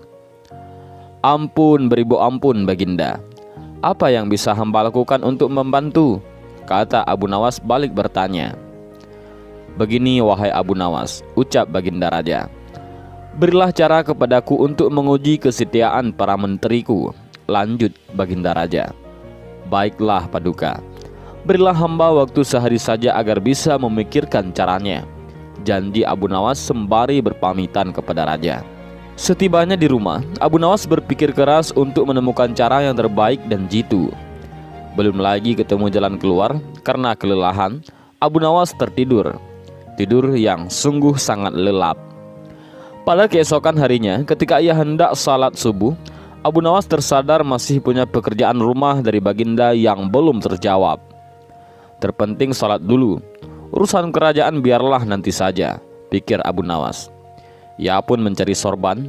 Secara tak sengaja ia menemukan sorban lawas, sorban lusuh yang menebar aroma tidak sedap. Sorban itu memang telah lama tidak dicuci oleh sang istri. Sorban bau ampe inilah yang membuat otak Abu Nawas mendapatkan jalan. Si cerdik ini menemukan cara jitu untuk menguji kesetiaan para menteri kerajaan. Setelah sholat subuh, Abu Nawas pun segera bergegas menuju istana menghadap Raja Harun ar-Rasyid. Ia meminta baginda raja bersandiwara seolah telah memiliki sorban sakti. Raja Harun ar-Rasyid setuju dan melakukan apa yang telah diperintahkan oleh Abu Nawas. Setelah itu, maka dikumpulkanlah kelima menterinya untuk menghadap. Di hadapan para menteri itu, baginda raja mengatakan bahwa ia telah mendapat hadiah berupa sorban sakti hasil pemberian dari kerajaan lain. Dan salah satu kesaktian sorban itu adalah bisa menentukan masa depan kerajaan di masa yang akan datang. Wahai para menteriku, bantulah aku untuk menentukan masa depan negeri ini, titah baginda raja. Bagaimana caranya wahai baginda? Tanya salah seorang menteri. Masing-masing dari kalian, coba ciumlah sorban hadiah ini secara bergantian. Apabila berbau wangi, maka kerajaan ini akan abadi. Namun bila baunya busuk, maka kerajaan ini tidak akan lama lagi akan segera runtuh. Jelas baginda raja. Sesuai dengan perintah raja, para menteri satu persatu memasuki ruangan untuk mencium sorban sakti tersebut. Setelah semuanya telah mendapatkan giliran, maka dikumpulkanlah lagi menteri-menterinya. Bagaimana baunya? Tanya baginda raja. Sorban ini baunya sangat harum. Niscaya kerajaan ini akan abadi, jawab menteri pertama. Menteri kedua dan ketiga menjawab sama dengan menteri pertama. Intinya adalah mereka berusaha untuk membuat baginda raja senang. Giliran menteri keempat dan kelima angkat bicara. Di luar dugaan, menteri keempat dan kelima ini mengatakan bahwa sorban sakti tersebut baunya busuk dan menyengat hidung. Mendengar pernyataan menteri keempat dan kelima itu, baginda raja akhirnya membuka rahasia bahwa sorban yang dibilang sakti tersebut sejatinya milik Abu Nawas yang sudah usang dan tidak dicuci sama sekali. Bergetarlah badan menteri pertama, kedua, dan ketiga. Kini aku tahu siapa di antara kalian yang telah berkhianat kepadaku. Kalian telah terbukti berbohong dan kalian pantas untuk masuk penjara, ujar baginda raja. Menteri pertama, kedua, dan ketiga langsung ditangkap dan dimasukkan ke dalam penjara pada hari itu juga. Di sisi lain, baginda raja memberikan hadiah kepada menteri keempat dan kelima. Tentu saja Abu Nawas juga mendapat bahagian hadiah untuknya. Dari kisah ini, kita bisa tahu bahwa seseorang yang berkhianat pasti akan menyembunyikan keburukan dan menampakkan kebaikannya. Itulah yang hendak dilakukan oleh Abu Nawas untuk menguji para menteri rajanya. Abu Nawas adalah pujangga Arab dan merupakan salah satu penyair terbesar sastra Arab klasik. Penyair ulung sekaligus tokoh sufi ini mempunyai nama lengkap Abu Ali Al-Hasan bin Hani Al-Hakami dan hidup pada zaman Khalifah Harun ar-Rasyid di Baghdad. Kisah Abu Nawas amat banyak. Ada yang konyol, lucu, dan satir. Namun kali ini kita akan mengisahkan tentang bagaimana Abu Nawas menghadapi temannya yang memiliki sifat kikir, pelit, ataupun bakil. Pelit atau kikir ataupun bakil adalah kesukaan seseorang menumpuk harta tanpa mau berbagi. Sifat negatif ini jelas dibenci di lingkungan sosial. Sifat ini mendorong seseorang untuk menumpuk harta tanpa pernah mau memperhatikan nasib saudaranya. Dia tidak peduli dengan kondisi orang lain. Yang penting dia sendiri bahagia. Syukur-syukur bisa kaya. Sifat pelit membawa bahaya besar bukan hanya pada kehidupan pribadi. Masyarakat juga bisa terkena dampak sifat kikir seseorang. Dampak luas itu terjadi karena sifat kikir bisa menjerumuskan orang untuk melakukan segala cara demi mendapatkan harta, sekalipun cara yang dijalankan tergolong tidak bermoral. Pelit juga cenderung memutuskan silaturahim dan relasi dengan orang lain karena orang pelit tidak peduli dengan lingkungannya dan lebih mementingkan diri sendiri. Alkisah, Suatu hari Abu Nawas berkunjung ke rumah temannya. Kebetulan temannya ini termasuk golongan orang bakil ataupun kikir.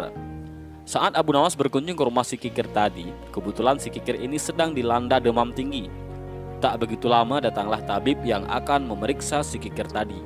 Setelah memeriksa, sang tabib pun memberitahukan kepada si kikir perihal penyakit yang sedang dideritanya. Wahai Tuan, demam Anda tinggi sekali, sementara itu tekanan darahmu rendah. Demam Tuan akan sembuh jika tekanan darah Tuan naik, jelas sang tabib kepada si kikir tadi. Mendengar penjelasan sang tabib, Abu Nawas tanpa sengaja menyelutuk. Wahai tabib, aku tahu bagaimana membuat tekanan darah temanku yang kikir ini naik dengan cepat, kata Abu Nawas. Bagaimana Abu Nawas? Tanya sang tabib penasaran. Makanlah semua makanan di rumah ini. Itu rumah si kikir di hadapannya. Aku yakin darahnya akan naik dengan cepat dan demamnya pun akan hilang, jawab Abu Nawas. Sang tabib yang mendengar jawaban Abu Nawas tertawa terbahak-bahak. Sementara teman Abu Nawas yang pelit bin Kikir bin Bakil dan sedang sakit tadi hanya diam dan memalingkan wajahnya dari Abu Nawas dan juga memalingkan wajahnya dari sang tabib.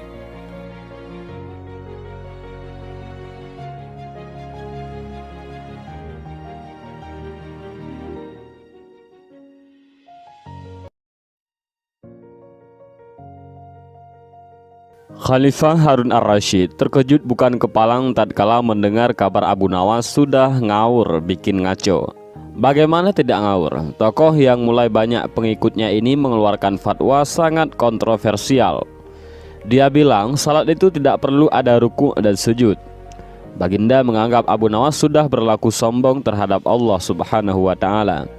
Sama persis dengan setan yang menolak sujud kepada Adam. Hukuman yang pantas bagi orang seperti itu tentulah hukuman mati.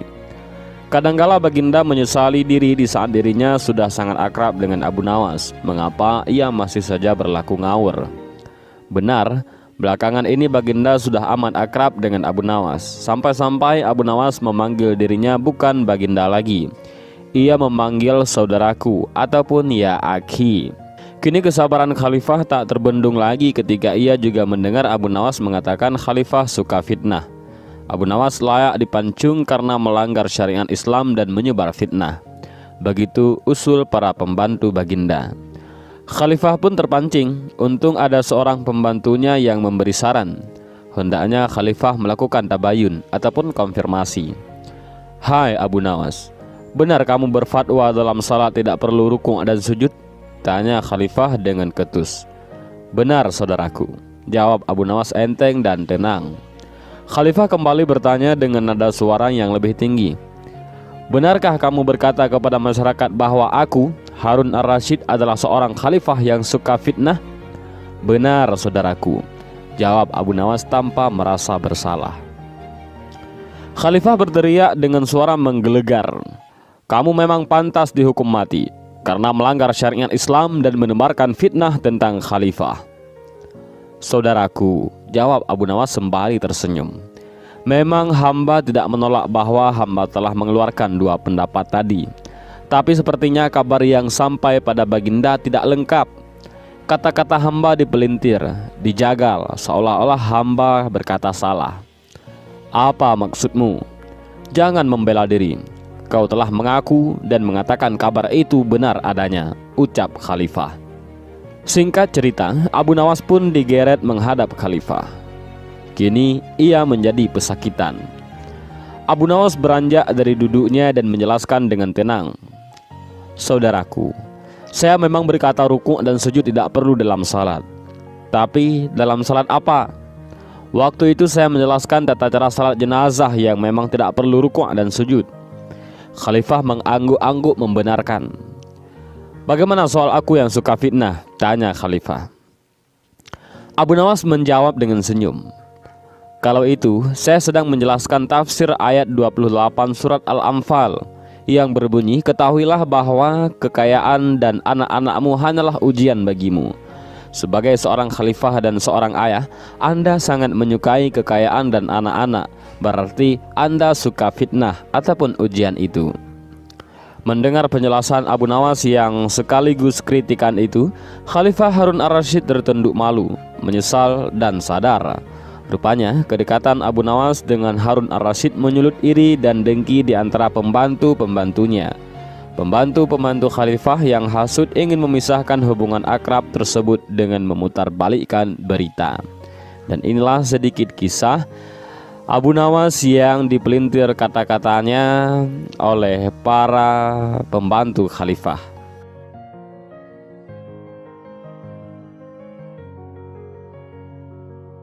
Kisah Abu Nawas kali ini tentang renungan. Iya, renungan tentang seputar buah yang bernama buah arbei melawan buah labu. Abu Nawas dikenal memiliki pemikiran cerdas dan hampir bisa dipastikan dirinya memiliki solusi atas sebuah masalah yang tengah dihadapi. Selain itu, Abu Nawas juga dikenal sebagai saudagar buah-buahan yang dipanen dari kebun miliknya sendiri yang lumayan luas. Bahkan saking luasnya kebun yang dimiliki Abu Nawas, sejauh mata memandang yang terlihat adalah bak permadani hijau yang tumbuh subur. Namun pada suatu hari, Abu Nawas melakukan pengawasan, melihat-lihat kebunnya tersebut. Dirinya berjalan kaki menyisir kebunnya melewati tiap petak kebun yang ditanami berbagai macam sayur mayur dan buah-buahan segar. Abu Nawas sangat bangga dan bahagia melihat tanamannya yang tumbuh subur dan menghasilkan banyak buah yang berkualitas. Ucapan puja dan puji syukur terus-menerus terucap dari bibir Abu Nawas kepada Tuhan. Pada siang hari yang cukup terik itu, perjalanan Abu Nawas yang sedang mengawasi lahan kebun miliknya mendadak berhenti pada sebuah petak di mana tumbuh subur pepohonan arbei. Abu Nawas memandangi dengan detail tiap bagian pohon arbei miliknya tersebut. Dirinya memperhatikan rantingnya, daunnya hingga buahnya yang nampak segar bergelantungan. Karena terik matahari begitu panas tepat di atas kepala dan dirinya merasa lelah, Abu Nawas kemudian berhenti dan beristirahat di bawah pohon arbei yang lebat itu. Bekal makanan yang sudah disiapkan oleh istrinya segera dibuka dan disantapnya. Kali ini makanan yang dia bawa tidak pedas-pedas amat. Sangat enak, gumamnya dalam hati. Dengan ditemani semelir angin yang sepoi-sepoi, Abu Nawas pun puas menikmati makanan dari istrinya tersebut. Setelah kenyang, dirinya menyandarkan diri pada batang pohon arbei sambil melihat ke atas. Dilihatnya buah arbei yang ranum. Sesaat itu pula dirinya memandangi buah labu yang ada di petak seberang. Betapa besar buahnya serta ranum. Bukan Abu Nawas kalau dirinya hanya memandang saja. Ya, seperti biasa, Abu Nawas mulai merenungi buah-buahan yang tumbuh segar dari kebun miliknya itu. Tiba-tiba saja terlintas sebuah pemikiran di benak Abu Nawas. Aku itu heran, apa sebabnya ya pohon arbei yang sebesar ini namun buahnya hanya kecil saja. Padahal pohon labu yang merambat dan mudah patah saja bisa menghasilkan buah yang besar, ujar Abu Nawas dalam hatinya. Tak lama berselang, angin kencang pun bertiup menghampiri Abu Nawas yang sedang beristirahat seolah-olah langsung menjawab pertanyaan yang ada dalam benaknya. Ranting arbei pun bergerak-gerak dan saling bergesekan, dan sesaat kemudian ada sebiji buah arbei jatuh tepat di kepala Abu Nawas yang sedang tidak bersorban itu. Aha, aku tahu sebabnya, ujar Abu Nawas. Beruntung bagi Abu Nawas di siang itu hanya kejatuhan buah arbei saat sedang beristirahat. Bagaimana jadinya jika saat itu dirinya kejatuhan buah labu? Allah Subhanahu wa Ta'ala menciptakan semua makhluknya yang ada di muka bumi ini dengan kekurangan dan kelebihan masing-masing, di mana semua itu berjalan sesuai dengan fungsinya, saling keterikatan dan saling membutuhkan. Dan inilah cerita Abu Nawas tentang buah arbei dan buah labu.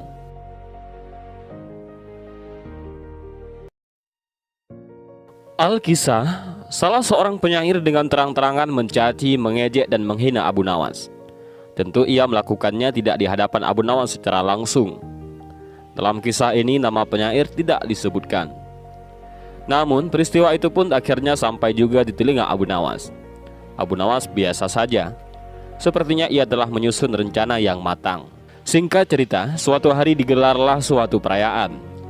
Perayaan ini dihadiri oleh para tokoh, pemuka kerajaan dan juga para penyair sekaligus sastrawan. Akhirnya perayaan itu bertemulah keduanya, Abu Nawas dan penyair yang mengejeknya. Kini Abu Nawas membuka pembicaraan. Wahai saudaraku, apa kau kira cacianmu dan hinaanmu itu merugikanku? Apa kau kira namaku akan redup? Apa kau kira anakku mati mendengar cacianmu? Sergah Abu Nawas bertanya. Tidak, jawab si penyair singkat. Apa rumahku hancur mendengar cacianmu? sergah Abu Nawas lagi. Tidak, jawab si penyair singkat. Kalau begitu, selagi kakiku masih menopang badanku, cacianmu tak dapat mengubah apapun dalam hidupku, sampai kapanpun, tegas Abu Nawas. Dan kini penyair itu mulai tersulut dengan perkataan Abu Nawas. Wah, sombong sekali kau Abu Nawas. Kau mau apa? Ucap si penyair itu yang kesal. Aku hanya mau melihat apa yang kau bisa lakukan di hadapanku setelah ini, ucap Abu Nawas dengan santainya. Orang-orang yang hadir dalam perayaan itu pun lantas tertawa mendengar pernyataan terakhir Abu Nawas. Si penyair itu pun mentalnya mulai sempoyongan, redup, lidahnya seperti tercekat. Tawa orang-orang pun membuat kekalahannya semakin telak di hadapan Abu Nawas. Jangan main-main dengan Abu Nawas. Tuhan saja dinego. Dan inilah cerita Abu Nawas yang lapang dada walaupun dihina dan dicaci sesama penyair. Dari cerita ini kita bisa mengambil beberapa pelajaran yang sangat penting. Berapapun ataupun siapapun yang menghina kita, dia tidak bisa menyakiti kita. Perkataannya memang menyakitkan, tapi sangat tidak merugikan kita. Mudah-mudahan kita bisa mengambil pelajaran dari cerita ini.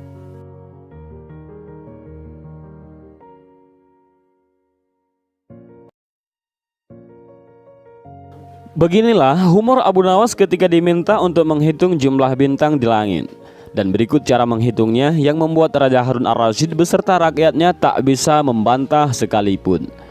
Pagi itu Raja Harun ar-Rasyid sedang galau. Ia berjalan mondar-mandir ke kamar pribadinya. Sambil asik merenung, terlintas sebuah pertanyaan di benaknya. Berapakah jumlah bintang di langit dan bagaimana cara menghitungnya? Siang harinya Raja Harun ar-Rasyid membuat sayembara. Barang siapa yang bisa menghitung jumlah bintang di langit dan memberitahukan cara menghitungnya, berikan beberapa koin emas sebagai hadiahnya. Pamflet pengumuman sayembara disebarkan ke seluruh penjuru wilayah kerajaan oleh petugas istana. Banyak yang penasaran tentang isi pamflet tersebut, sehingga berbondong-bondong warga mengerumuni. Beberapa orang nampak sangat minat berpartisipasi. Sayembara tersebut terbuka bagi siapapun kecuali Raja Harun ar-Rasyid. Ia sendiri yang akan memimpin jalannya sayembara. Tiba saatnya sayembara dimulai. Bertempat di lapangan luas sebelah istana Raja Harun ar-Rasyid. Siapa yang bersedia maju duluan? Tanya raja. Tanpa diduga, peserta pertama adalah komandan pengawal istana. Ia berjalan menuju arah raja dengan langkah tegap dan santai. Berapa jumlah bintang di langit, wahai komandan pengawal istana? Tanya raja. Jumlah bintang di langit itu jutaan, wahai baginda, jawab komandan pengawal istana dengan tegas. Bagaimanakah caramu berhitung? Raja kian penasaran. Komandan pengawal istana diam beberapa saat, kemudian geleng-geleng kepala. Sambil melirik, Raja Harun ar-Rasyid mempersilahkan komandan pengawal istananya untuk duduk kembali. Siapa lagi yang ingin mengikuti sayembaraku? Silahkan maju, ucap raja dengan suara keras. Seorang pedagang kain sutra melangkah ke arah raja sambil membenahi pakaian yang kurang rapi. Berapa jumlah bintang di langit, wahai pedagang kain? Tanya raja. Jumlahnya miliaran, wahai baginda, jawab pedagang. Bagaimanakah caramu menghitungnya? Tanya raja lagi. Karena ekspresi pedagang kain sama seperti peserta pertama, raja pun mempersilahkan untuk kembali ke tempat. Raja berjalan bolak-balik di atas singgasananya lantas berteriak, siapa lagi yang ingin mencoba? Mari berhitung mundur dari angka 10. Jika tidak ada yang mampu menjawab dengan benar, maka sayembara ini aku anggap selesai. Menuju hitungan mundur ke angka 2, Abu Nawas mengancungkan tangan sambil merangsek ke depan. Saya yang bisa menjawab pertanyaan itu, wahai paduka raja, sergah Abu Nawas. Berapa jumlah bintang di langit, wahai Abu Nawas? Dan bagaimanakah caramu menghitungnya? Sebelum menjawab pertanyaan tuanku, hamba minta disediakan seekor kuda jantan besar, pintanya. Beberapa panitia sayembara lantas menggelendang jenis hewan yang diminta oleh Abu Nawas. Begini baginda raja, jumlah bintang di langit sama dengan jumlah semua bulu kuda yang ada di kerajaan ini, sambil menunjuk ke arah kuda. Cara menghitungnya pun simpel, tinggal mulai dari angka 1 sampai selesai. Silahkan baginda hitung sendiri kalau tidak percaya, jawab Abu Nawas. Kerumunan peserta pun saling pandang satu sama lain. Beberapa saat suasana hening menyelimuti sayembara tersebut. Semua terpana dengan jawaban Abu Nawas. Raja Harun ar-Rasyid berpikir bahwasanya tidak mungkin bisa menghitung semua bulu kuda yang ada di kerajaan. Akhirnya raja memungut-mungut sambil memberikan hadiah beberapa batang emas kepada Abu Nawas. Sembari berjalan menuju rumah masing-masing, beberapa warga nampak saling berbisik, "Kok bisa gitu ya?" Dan kali ini pun raja mengakui kehebatan Abu Nawas. Suatu hari Abu Nawas dipanggil Baginda. "Abu Nawas," kata Baginda Raja Harun ar-Rasyid memulai pembicaraannya. "Daulat Paduka yang mulia," kata Abu Nawas penuh ta'zim. "Aku harus terus terang kepadamu bahwa kali ini engkau kupanggil bukan untuk kupermainkan atau kuperangkap, tetapi aku benar-benar memerlukan bantuanmu," kata Baginda Raja yang bersungguh-sungguh. "Gerangan apakah yang bisa hamba lakukan untuk Paduka yang mulia?" tanya Abu Nawas. "Ketahuilah bahwa beberapa hari yang lalu aku mendapat kunjungan kenegaraan dari negeri sahabat. Kebetulan rajanya beragama Yahudi. Raja itu adalah sahabat karibku. Begitu dia berjumpa denganku, dia langsung mengucapkan salam secara Islam, yaitu Assalamualaikum. Aku tak menduga sama sekali. Tanpa pikir panjang, aku menjawab sesuai dengan yang diajarkan oleh agama kita, yaitu kalau mendapat salam dari orang yang tidak beragama Islam, hendaklah engkau menjawab dengan Wassalamualaikum, yaitu kecelakaan bagi kamu. Tentu saja dia merasa tersinggung. Dia menanyakan mengapa aku tega membalas salamnya yang penuh doa keselamatan dengan jawaban yang mengandung kecelakaan. Saat itu sungguh aku tak bisa berkata apa-apa selain diam. Pertemuanku dengan dia selanjutnya tidak berjalan dengan semestinya. Aku berusaha menjelaskan bahwa aku hanya melaksanakan apa yang dianjurkan oleh ajaran Islam, tapi dia tidak bisa menerima penjelasanku. Aku merasakan bahwa pandangannya terhadap agama Islam tidak semakin baik, tapi sebaliknya. Dan sebelum kami berpisah, dia berkata, "Rupanya hubungan antara kita mulai sekarang tidak semakin baik, tetapi sebaliknya. Namun bila engkau mempunyai alasan lain yang bisa aku terima, aku akan tetap bersahabat," kata Baginda menjelaskan dengan wajah yang amat murung. "Kalau hanya itu persoalannya, mungkin hamba bisa memberikan alasan yang dikehendaki Raja Sahabat Paduka itu yang mulia," kata Abu Nawas meyakinkan Bagindanya. Mendengar kesanggupan Abu Nawas, Baginda amat riang. Beliau berulang-ulang menepuk pundak Abu Nawas. Wajah Baginda yang semula gundah gulana seketika itu berubah cerah secerah matahari pagi. "Cepat katakan, wahai Abu Nawas. Jangan biarkan aku menunggu," kata Baginda yang tak sabar. "Baginda yang mulia, memang sepantasnya lah kalau Raja Yahudi itu menghaturkan ucapan salam keselamatan dan kesejahteraan kepada Baginda, karena ajaran Islam memang menuju keselamatan dari siksa api neraka dan kesejahteraan surga. Sedangkan Raja Yahudi itu tahu Baginda adalah orang Islam. Bukankah Islam mengajarkan tauhid, yaitu tidak menyekutukan Allah dengan yang lain, juga tidak menganggap Allah mempunyai anak? Ajaran tauhid ini tidak dimiliki oleh agama-agama lain, termasuk agama yang dianut Raja Yahudi Sahabat Paduka yang mulia. Ajaran agama Yahudi menganggap Uzair adalah anak Allah, seperti orang Nasrani beranggapan Isa anak Allah. Maha suci Allah dari segala sangkaan mereka. Tidak pantas Allah mempunyai anak. Sedangkan orang Islam membalas salam dengan ucapan Wassalamualaikum, kecelakaan bagi kamu, bukan berarti kami mendoakan kamu agar celaka, tetapi semata-mata karena ketulusan dan kejujuran ajaran Islam yang masih bersedia memperingatkan orang lain atas kecelakaan yang akan menimpa mereka bila mereka tetap berpegang teguh pada keyakinan yang keliru itu, yaitu tuduhan mereka bahwa Allah yang Maha Pengasih mempunyai anak, kata Abu Nawas yang menjelaskan kepada Baginda Raja. Seketika itu kegundahan Baginda Raja Harun ar-Rasyid sirna. Kali ini saking gembiranya Baginda, ia menawarkan Abu Nawas agar memilih sendiri hadiah apa yang disukainya. Abu Nawas pun tidak memilih apa-apa, karena ia berkeyakinan bahwa tak selayaknya ia menerima upah dari ilmu agama yang ia sampaikan. Dan inilah kisah betapa cerdiknya Abu Nawas yang membantu rajanya.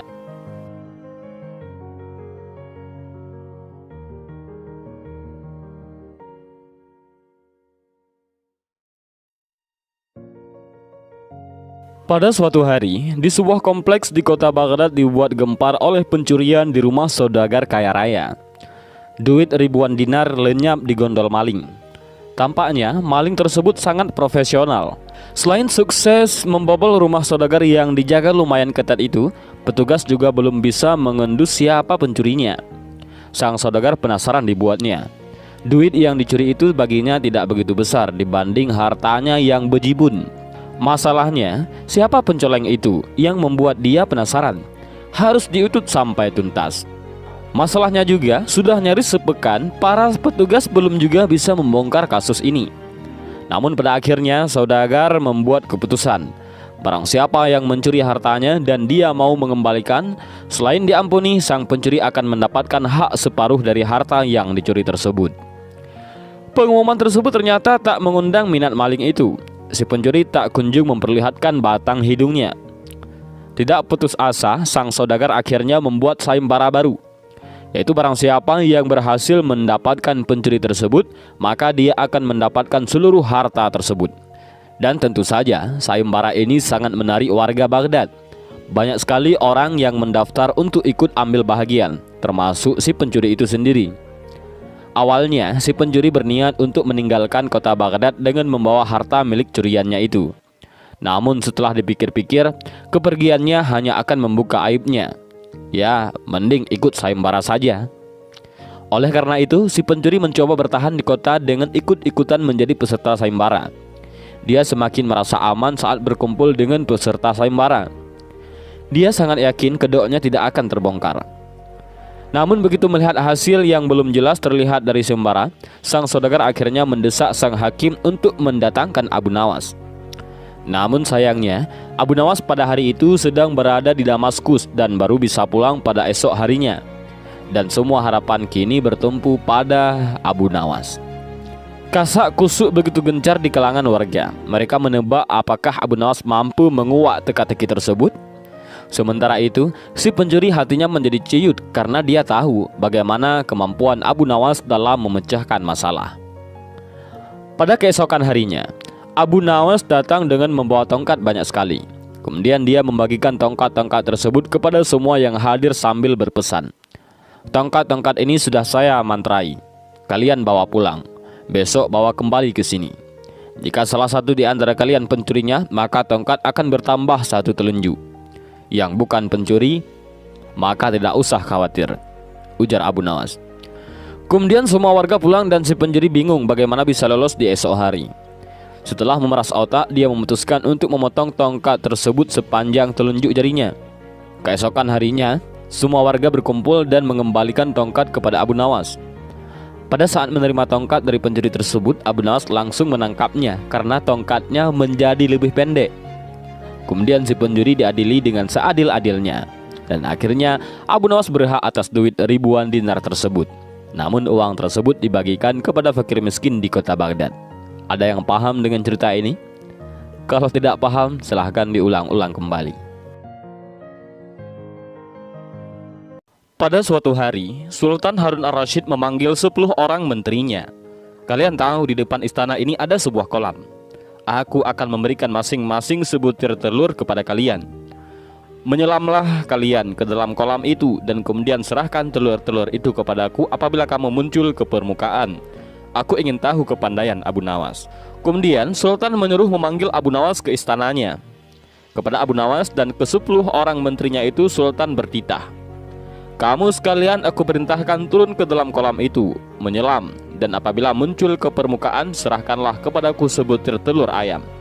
Barang siapa tidak menyerahkan telur, niscaya mendapat hukuman dariku." Mencari telur di dalam air, pikir Abu Nawas, sambil memandang kepada menteri-menteri itu. Mereka tampak takzim dan siap melaksanakan perintah. Adakah ayam betina di dalam kolam itu? Pikirnya. Keesokan harinya, pagi-pagi, menteri-menteri itu menyelam ke dalam kolam. Ketika mereka muncul dari dalam kolam, masing-masing membawa sebutir telur dan menyerahkan kepada Sultan. Abu Nawas tidak kunjung muncul di permukaan kolam. Ia berenang ke sana kemari mencari telur. Dikoreknya dinding kolam, namun tak juga ditemukannya. Setelah capek mengintari dasar kolam, terpikir dalam benaknya bahwa ia dianiaya oleh Sultan.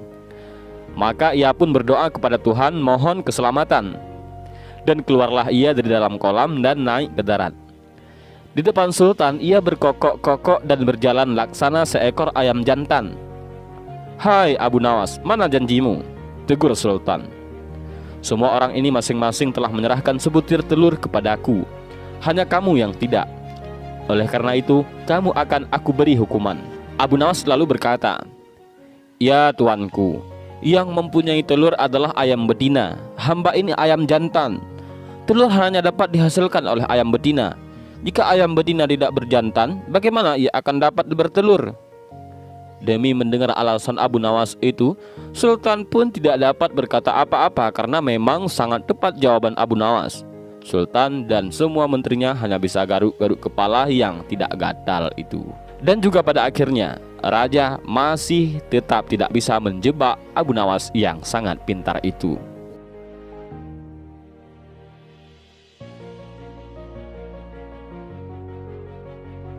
Abu Nawas adalah penjangga Arab dan merupakan salah satu penyair terbesar sastra Arab klasik. Penyair ulung sekaligus tokoh sufi ini mempunyai nama lengkap Abu Ali Al-Hasan bin Hani Al-Hakami dan hidup pada zaman Khalifah Harun Ar-Rasyid di Baghdad. Pada suatu ketika, Abu Nawas melakukan perjalanan yang panjang. Pada hari itu, perut Abu Nawas keroncongan dengan amat sangat. Maklumlah, sudah seharian belum terisi makanan sedikit pun. Abu Nawas memeriksa kantong uangnya. Bekalnya sudah menipis. Ia hanya menemukan beberapa keping uang, sementara perjalanannya masih jauh. Bila uang itu digunakan untuk membeli sesuatu, nanti ongkos perjalanannya tidak akan terbayar. Walaupun tubuhnya lemas karena belum makan seharian, Abu Nawas tetap melangkahkan kakinya yang gontai. Pada saat melihat kedai yang ramai pembeli, Abu Nawas tak kuasa untuk tidak memasukinya. Dari bilik dapur terlihat asap mengepul.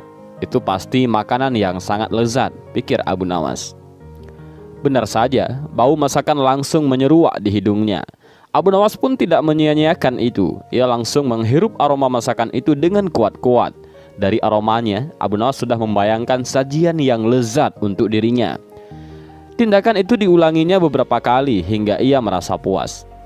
Setelah merasa cukup puas dengan aroma masakan yang dihirupnya, Abu Nawas pun pergi meninggalkan kedai dengan mengepungkan senyum di bibirnya. Hanya saja, belum jauh dia melangkahkan kakinya, tiba-tiba terdengar teriakan dari seseorang. "Hai, mau kemana? Bayar dulu," teriak orang itu, yang ternyata pemilik kedai. Abu Nawas pun menghentikan langkahnya. Dengan tenang dia balik kanan menghampiri si pemilik kedai.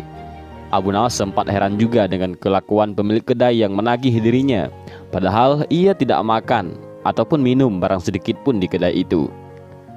"Enak saja main nyelonong pergi, bayar dulu baru boleh pergi," sergah pemilik kedai begitu Abu Nawas berhadapan dengannya. Kemudian Abu Nawas menganggukkan kepala tanda setuju permintaan sang pemilik kedai. Dengan santainya Abu Nawas merogoh kantong uangnya. Selanjutnya ia mempermainkan duit di kantongnya itu. Aneh juga, Abu Nawas tak memberikan uangnya kepada pemilik kedai. Malah Abu Nawas terus bermain-main dengan uang recehnya dengan cara mengocok kantong uangnya. Suara uang receh terdengar kerincing-kerincing. "Ayo, mana uangnya? Bayar," teriak pemilik kedai. Baik, ini bayarannya," kata Abu Nawas sambil mengocok kembali uang recehnya sehingga timbul suara kerincing-kerincing. "Loh, mana uangnya? Dari tadi cuma mendengar suaranya saja," kata pemilik kedai yang semakin geram. Kemudian Abu Nawas menjawab, "Itu tadi bayarannya. Aku bayar pakai suaranya saja, karena di kedaimu aku hanya dapat baunya saja." Dan mendengar jawaban itu, si pemilik kedai hanya bisa tersenyum malu. Jadi deh Abu Nawas membeli bau masakan dengan bunyi kerincing-kerincing uang logomnya itu. Mimpi buruk yang dialami Baginda Raja Harun Ar-Rasyid tadi malam menyebabkan Abu Nawas diusir dari negeri Baghdad. Abu Nawas tidak berdaya. Bagaimanapun ia harus segera menyingkir meninggalkan negeri Baghdad hanya karena mimpi. Masih jelas terngiang-ngiang kata-kata Baginda Raja di telinga Abu Nawas. "Tadi malam aku bermimpi bertemu dengan seorang laki-laki tua. Ia menggunakan jubah putih. Ia berkata bahwa negerinya akan ditimpa bencana bila orang yang bernama Abu Nawas masih tetap tinggal di negeri ini. Ia harus diusir dari negeri ini sebab orang itu membawa kesialan. Ia boleh kembali ke negerinya dengan syarat tidak boleh dengan berjalan kaki, berlari, merangkak, melompat-lompat dan menunggang keledai atau binatang tunggangan yang lainnya." Dengan bekal yang diperkirakan cukup, Abu Nawas mulai meninggalkan rumah dan istrinya. Istri Abu Nawas hanya bisa mengiring kepergian suaminya dengan derayan air mata. Sudah 2 hari Abu Nawas mengendarai keledainya. Bekal yang dibawanya pun mulai menipis. Abu Nawas tidak terlalu meresapi pengusiran dirinya dengan kesedihan yang terlalu mendalam. Sebaliknya, Abu Nawas merasa bertambah yakin bahwa Tuhan yang Maha Perkasa akan segera menolong keluar dari kesulitan yang sedang melilit pikirannya. Bukankah tiada seorang teman pun yang lebih baik daripada Allah Subhanahu wa Ta'ala dalam saat-saat seperti itu? Pikir Abu Nawas dalam hatinya. Setelah beberapa hari Abu Nawas berada di negeri orang, ia mulai diserang rasa rindu yang menyayat-nyayat hatinya yang paling dalam. Rasa rindu itu makin lama makin menderu-deru, sulit untuk dibendung. Memang tak ada jalan keluar yang lebih baik daripada berpikir. Tetapi dengan akal apakah ia harus melepaskan diri? Begitu tanya Abu Nawas dalam hatinya. Apakah aku akan meminta bantuan orang lain dengan cara menggendongku dari negeri ini sampai ke istana Baginda? Tidak. Tidak akan ada seorang pun yang sanggup melakukannya. Aku harus bisa menolong diriku sendiri tanpa melibatkan orang lain. Pada hari ke-19, Abu Nawas menemukan cara lain yang tidak termasuk larangan Baginda Raja Harun ar-Rasyid. Setelah segala sesuatunya dipersiapkan, Abu Nawas berangkat menuju ke negerinya sendiri. Perasaan rindu dan senang menggumpal menjadi satu. Kerinduan yang selama ini melecut-lecut semakin menggila karena Abu Nawas tahu sudah semakin dekat dengan kampung halamannya. Mengetahui Abu Nawas bisa pulang kembali, penduduk negeri Baghdad gembira. Desas-desus tentang kembalinya Abu Nawas segera menyebar secepat bau semerbak bunga yang menyerbu hidung. Kabar kepulangan Abu Nawas juga sampai ke telinga Baginda Harun ar-Rasyid. Baginda juga merasa gembira mendengar berita itu, tetapi dengan alasan yang sama sekali berbeda. Rakyat gembira melihat Abu Nawas pulang kembali karena mereka mencintainya. Sedangkan raja gembira mendengar Abu Nawas pulang kembali karena beliau merasa yakin kali ini pasti Abu Nawas tidak akan bisa mengelak dari hukuman. Namun Baginda amat kecewa dan merasa terpukul melihat cara Abu Nawas pulang ke negerinya. Baginda sama sekali tidak pernah membayangkan kalau Abu Nawas ternyata bergelayut di bawah perut keledai, sehingga Abu Nawas terlepas dari sanksi hukuman yang akan dijatuhkan karena memang tidak bisa dikatakan telah melanggar larangan Baginda Raja. Karena Abu Nawas tidak mengendarai keledai, juga tidak berjalan kaki ataupun menginjakkan kakinya di negeri Baghdad. Dan inilah kecerdasan Abu Nawas yang bisa lolos dari jebakan raja.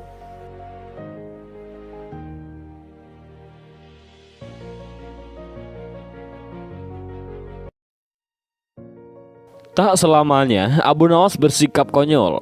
Kadang-kadang timbul dalam hatinya yang merupakan bukti kesufian dirinya. Bila sedang dalam kesempatan mengajar, ia akan memberikan jawaban-jawaban yang berbobot sekalipun ia tetap menyampaikannya dengan ringan. Seorang murid Abu Nawas ada yang sering mengajukan macam-macam pertanyaan. Tak jarang ia juga mengomentari ucapan-ucapan Abu Nawas jika sedang memperbincangkan sesuatu. Ini terjadi saat Abu Nawas menerima 3 orang tamu yang mengajukan beberapa pertanyaan kepada Abu Nawas. Manakah yang lebih utama, orang yang mengerjakan dosa-dosa besar atau orang yang mengerjakan dosa-dosa kecil? Ujar orang yang pertama. Orang yang mengerjakan dosa kecil, jawab Abu Nawas. Mengapa begitu? Kata orang pertama. Sebab dosa kecil lebih mudah diampuni oleh Allah, ujar Abu Nawas. Orang pertama itu pun menganggut-anggut sangat puas dengan jawaban Abu Nawas.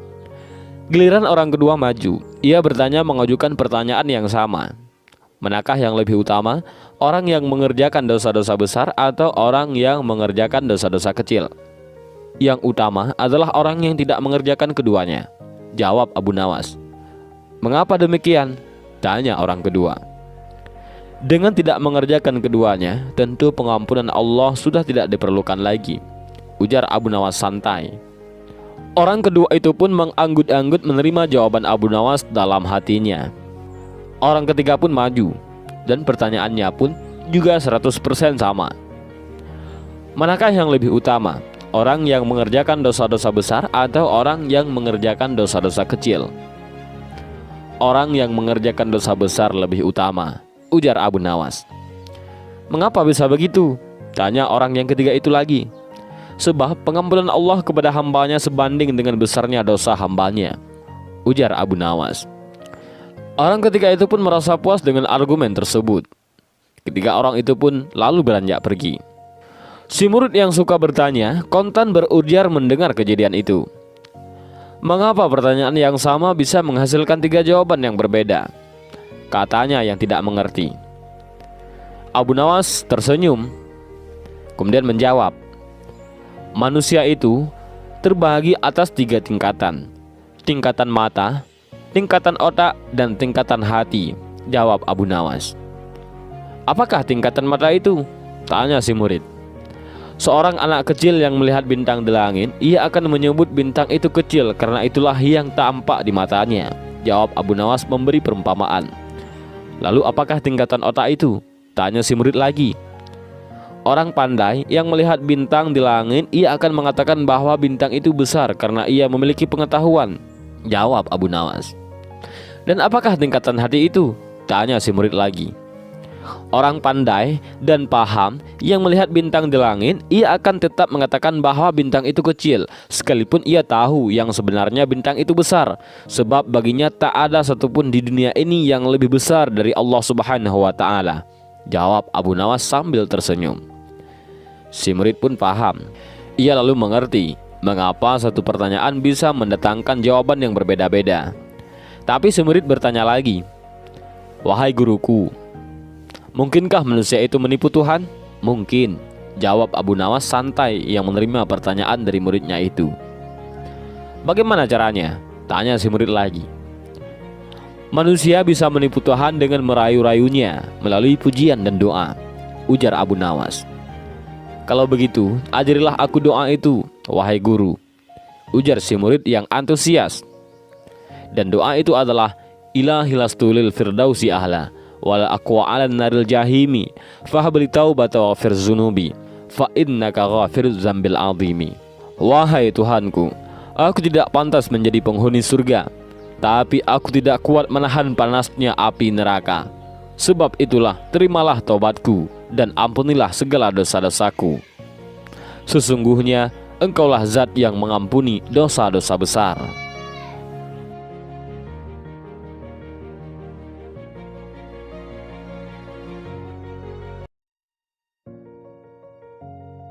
Secara tak terduga, pangeran yang menjadi putra mahkota jatuh sakit. Sudah banyak tabib yang didatangkan untuk memeriksa dan mengobati, tapi tak seorang pun yang mampu menyembuhkannya.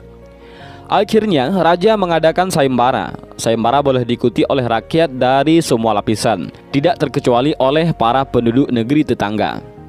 Sayembara yang menyediakan hadiah menggiurkan itu dalam waktu beberapa hari berhasil menyerap ratusan peserta. Namun tak satupun dari mereka berhasil mengobati penyakit sang pangeran. Akhirnya, sebagai sahabat dekat, Abu Nawas menawarkan jasa baik untuk menolong sang putra mahkota.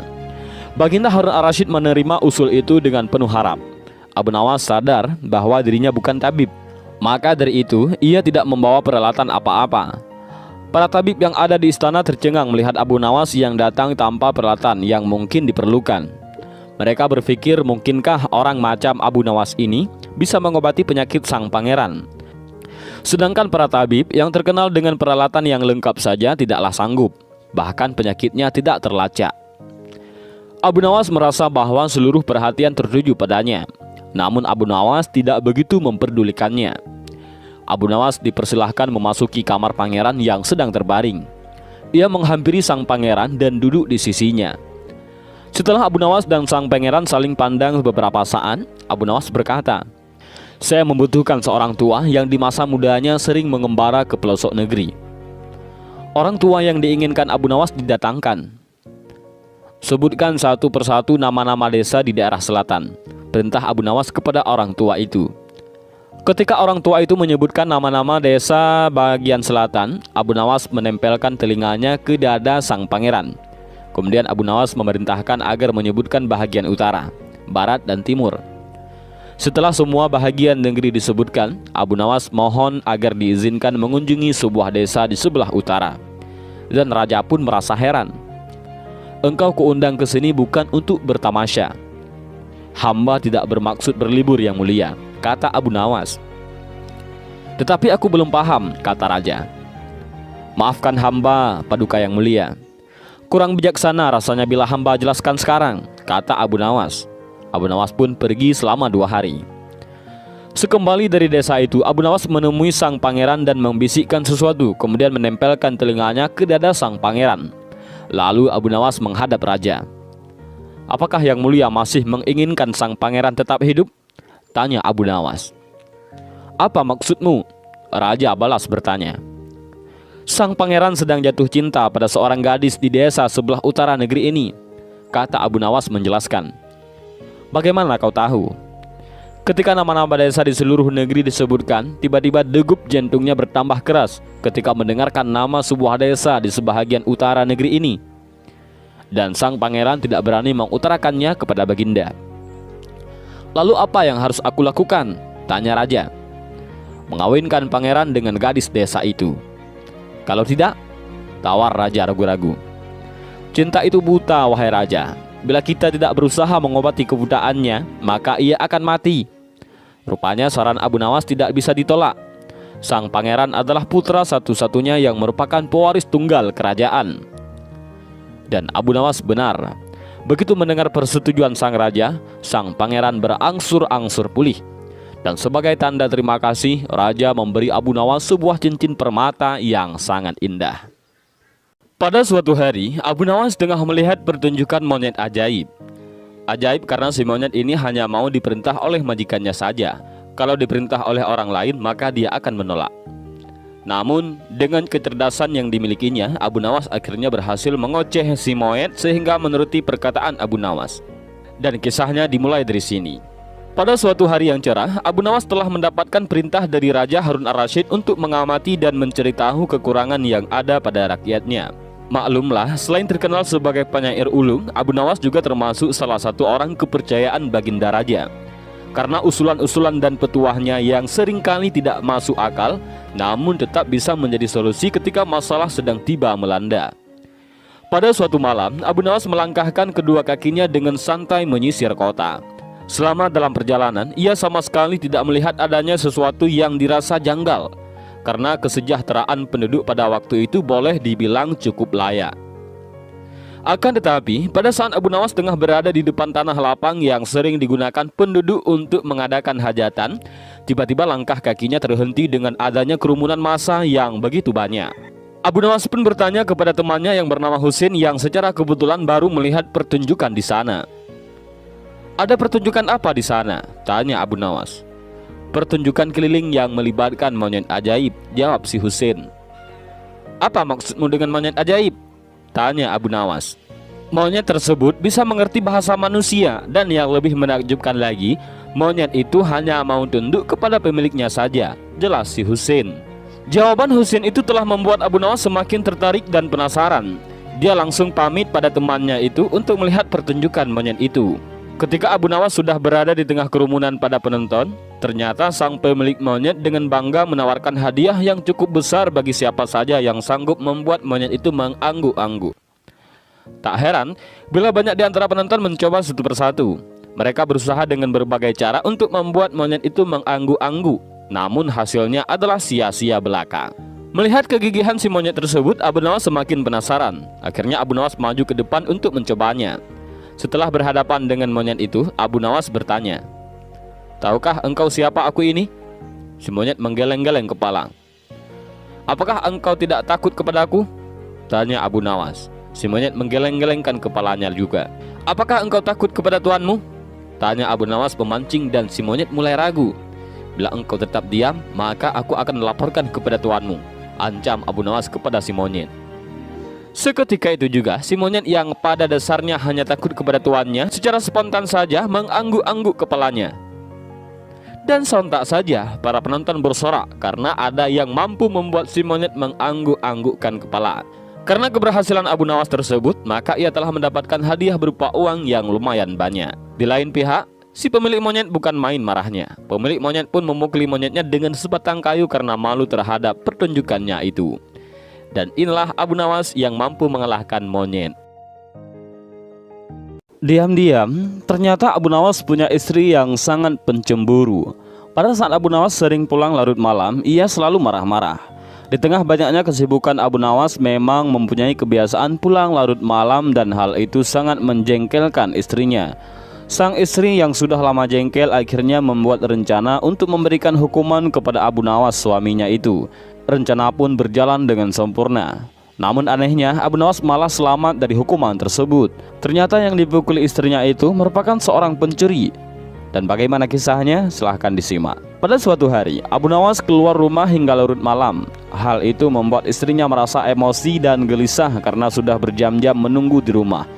Ia pun tidak bisa tidur gara-gara Abu Nawas yang tak pulang-pulang. Istri Abu Nawas pun sudah menyiapkan suatu rencana untuk memarahi suaminya ketika dia pulang nanti. Waktu pun sudah menunjukkan larut malam, begitu gelap. Namun Abu Nawas tetap saja tak kunjung kembali pulang. Dalam kondisi yang seperti itu, tiba-tiba terdengar suara seperti orang yang hendak masuk dari jendela rumah yang terbuat dari kayu itu. Mendengar suara itu, istri Abu Nawas pun langsung siap siaga untuk melancarkan aksinya. Ia berpikir bahwa sang suami sengaja masuk rumah melalui jendela karena takut didambrat istrinya itu. Tak lama kemudian, masuklah seorang melalui jendela. Dalam kondisi yang gelap, wajah orang tersebut tak kelihatan. Namun karena istri Abu Nawas yang sudah terlanjur emosi, langsung saja memukulkan kayu ke orang tadi. Ia memukul secara membabi buta hingga membuat orang yang dikiranya suaminya itu jatuh tak berdaya. "Ampun, ampun," ujar orang tersebut. Tentu saja karena pukulan yang membabi buta yang dilakukan oleh istri Abu Nawas tersebut membuat orang tadi terkapar di lantai. Istri Abu Nawas pun merasa sangat puas dengan tindakannya ini. Ia menganggap bahwa tindakannya setimpal atas kesalahan suaminya, Siwan Abu Nawas. "Ayo cepat bangun, makanya lain kali jangan suka pulang larut malam," kata istri Abu Nawas dengan nada membentak. Setelah ditunggu beberapa lama, orang itu tak juga bangun. Mulailah istri Abu Nawas jadi penasaran. Dalam pencahayaan yang remang-remang, ia mencoba melihat dengan seksama orang yang dipukulinya tadi. Sejurus kemudian istri Abu Nawas pun kaget. Ternyata wajah orang yang ia pukul itu bukan suaminya. Dan langsung saja istri Abu Nawas berteriak dengan keras dan menyebut orang itu sebagai seorang pencuri. Dan "Ada pencuri, tolong, tolong," teriak istri Abu Nawas. Sontak saja teriakan istri Abu Nawas itu membuat para tetangga berhamburan keluar rumah. Tak lama kemudian, beberapa warga sampai di rumah Abu Nawas. Mereka lantas meringkus pencuri yang sudah terkapar tidak berdaya di lantai itu. Para warga pun terheran-heran melihat kejadian itu. Ada seorang pencuri yang ditaklukkan oleh seorang wanita. Wajah pencuri itu babak belur terkena pukulan dari istri sang Abu Nawas. "Wah, hebat sekali. Pencuri ini sampai terbaring tak berdaya di lantai. Mungkin butuh berminggu-minggu agar bisa pulih kembali," kata salah satu warga.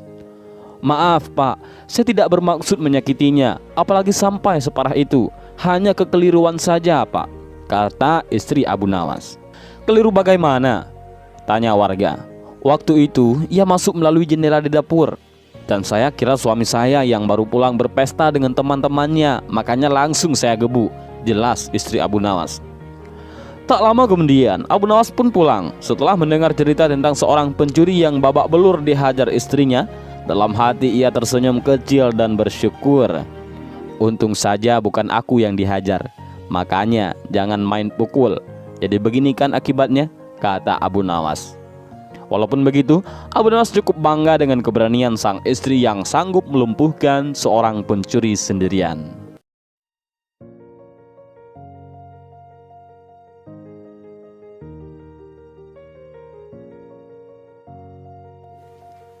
Baginda Raja Harun Ar-Rasyid berencana merombak kabinetnya. Secara informal, Baginda juga pernah mengatakan kepada Abu Nawas akan menempatkan dirinya pada salah satu pos kementerian. Seperti kita tahu, Abu Nawas sangat tidak suka jabatan. Baginya, jabatan adalah musibah, apalagi jabatan menteri. Semasa hidupnya, ayah Abu Nawas, Syekh Maulana, adalah seorang qadhi. Ketika ayahnya meninggal, Baginda ingin menunjuk Abu Nawas sebagai penggantinya. Kala itu, Abu Nawas tak berani menolak sehingga ia berlagak gila. Akibatnya, gagallah rencana Baginda itu. Begitu sudah dianggap waras, maka Baginda mengangkat Abu Nawas menjadi semacam staf khusus, jabatan tinggi tanpa pekerjaan. Mengapa Abu Nawas menolak jabatan? Ini karena pesan ayahnya ketika sakit parah. Kala itu sang ayah memanggil Abu Nawas. "Hai anakku, aku sudah hampir mati. Sekarang ciumlah telinga kanan dan telinga kiriku." Abu Nawas segera menuruti permintaan terakhir ayahnya. Ia cium telinga kanan sang ayah, ternyata berbau harum, sedangkan yang sebelah kiri berbau sangat busuk. "Bagaimana anakku? Sudah engkau cium? Ceritakanlah dengan sejujurnya. Baunya kedua telingaku. Aduh ayah, sungguh mengherankan. Telinga ayah yang sebelah kanan berbau harum sekali, tetapi yang sebelah kiri kok baunya amat busuk, ujar Abu Nawas. Hai anakku, tahukah apa sebabnya bisa begini? Wahai ayahku, cobalah ceritakan kepada anakmu ini. Ayah Abu Nawas, Syekh Maulana, berkata, pada suatu hari datang dua orang mengadukan masalahnya kepadaku. Yang seorang aku dengarkan keluhannya, tetapi yang seorang lagi karena aku tak suka maka tak kudengar pengaduannya. Inilah resiko menjadi qadhi. Jadi kelak kau menjadi qadhi maka kau akan mengalami hal yang sama. Namun jika kau tidak suka menjadi qadhi, maka buatlah alasan yang masuk akal agar kau tidak dipilih sebagai qadhi oleh Sultan Harun ar-Rasyid. Dan itulah sebabnya Abu Nawas pura-pura menjadi gila dalam menolak permintaan baginda menjadi qadhi. Seorang qadhi atau penghulu pada masa itu kedudukannya seperti hakim yang memutuskan suatu perkara. Walaupun Abu Nawas tidak menjadi qadhi, namun dia sering diajak konsultasi oleh sang raja untuk memutus suatu perkara. Bahkan ia kerap kali dipaksa datang ke istana hanya sekedar untuk menjawab pertanyaan baginda raja yang aneh-aneh dan tidak masuk akal. Jabatan Abu Nawas ia semacam staf khusus lah itu. Dan kini, bagaimana cara Abu Nawas menolak permintaan baginda raja agar dirinya tak menjadi menteri? Membuat Abu Nawas pun bingung. Salah satu jalan adalah menghindar bertemu baginda. Abu Nawas bersembunyi di rumah. Kepada istrinya dia berpesan, jika ada utusan baginda datang, katakan saya sedang uzlah di gunung. Uzlah adalah seperti mengasingkan diri. Dan benar saja, utusan baginda datang ke rumah setelah selama sepekan lebih Abu Nawas menghilang. Ketika utusan itu datang, si cerdik ini ataupun Abu Nawas ini bersembunyi di kolong tempat tidur. Istrinya yang lugu ini mengatakan pesan Abu Nawas kepada utusan baginda. Bapak sedang menyepi di gunung, katanya. Gunung mana? Tidak tahu, dia bilang di gunung, begitu saja. Utusan baginda pun bingung setengah mati. Apa yang akan disampaikan kepada baginda nanti? Dan benar saja, baginda marah-marah begitu menerima laporan utusannya. Cari, di mana Abu Nawas? Harus ketemu, titah sang raja. Sementara itu, Abu Nawas langsung berangkat ke hutan begitu utusan itu balik ke istana. Dia berpesan kepada istrinya, jika utusan itu datang lagi, bilang saja, saya di hutan sana. Utusan disertai beberapa pengawal baginda datang juga ke rumah. Istrinya pun menunjukkan di mana suaminya berada. Abu Nawas sedang duduk di mulut sebuah gua di hutan sambil bicara sendiri ketika utusan dan pengawal datang. Hai Abu Nawas, baginda mencarimu, cepatlah, kata utusan baginda. Sebentar, saya sedang mengobrol dengan burung itu, ujar Abu Nawas sembari menunjuk seekor burung yang bertengger di dahan pohon. Ah, kau gila ya? Abu Nawas menunjukkan wajah serius. Saya sedang bicara dengan burung. Diamlah, ini menyangkut masa depan baginda, ujar Abu Nawas meyakinkan. Utusan baginda terheran-heran. Mau tak mau, mereka pun sabar menanti sembari menyaksikan tingkah Abu Nawas yang aneh itu. Tak lama kemudian, Abu Nawas ngeloyor menaiki keledainya. Utusan dan pengawal baginda mengawalnya sampai istana. Begitu sampai istana, Abu Nawas duduk di tempat biasa, sedangkan utusan menemui baginda di ruang lain. Sang utusan bercerita bahwa Abu Nawas setengah gila. Hamba lihat Abu Nawas berbicara dengan burung, ujar utusan berkisah kepada baginda raja, dan baginda pun penasaran juga. Kemana saja kamu? Tanya baginda begitu melihat Abu Nawas berada di depannya. Mohon ampun baginda, hamba sedang menjalankan mimpi hamba untuk uzlah ke hutan, jawab Abu Nawas. Mimpi apa? Mimpi bertemu ayah hamba. Beliau berpesan agar hamba menyepi untuk sementara waktu agar dapat wangsit, ujar Abu Nawas. Terus sekarang sudah dapat wangsit? Tanya baginda penasaran. Sudah baginda, jawab Abu Nawas. Apa wangsit yang kamu peroleh? Mohon ampun baginda, ini tentang baginda. Hah? Tentang saya? Tentang apa itu? Desak baginda. Coba ceritakan. Berdasarkan cerita burung, jika Baginda hendak melakukan pemilihan para menteri, hendaknya memilih figur-figur yang benar-benar lebih baik dari menteri yang ada saat ini, tutur Abu Nawas. Ya, itu sudah pasti, sergah Baginda. Memangnya kamu bisa berbicara dengan burung? Tanya Baginda memastikan. Begitulah Baginda, jawab Abu Nawas mantap.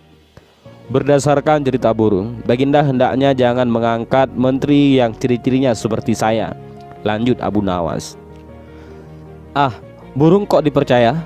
Ujar Baginda tertawa. Jadi, kamu menolak menjadi menteri? Tanya Baginda kemudian. Bukan begitu Baginda.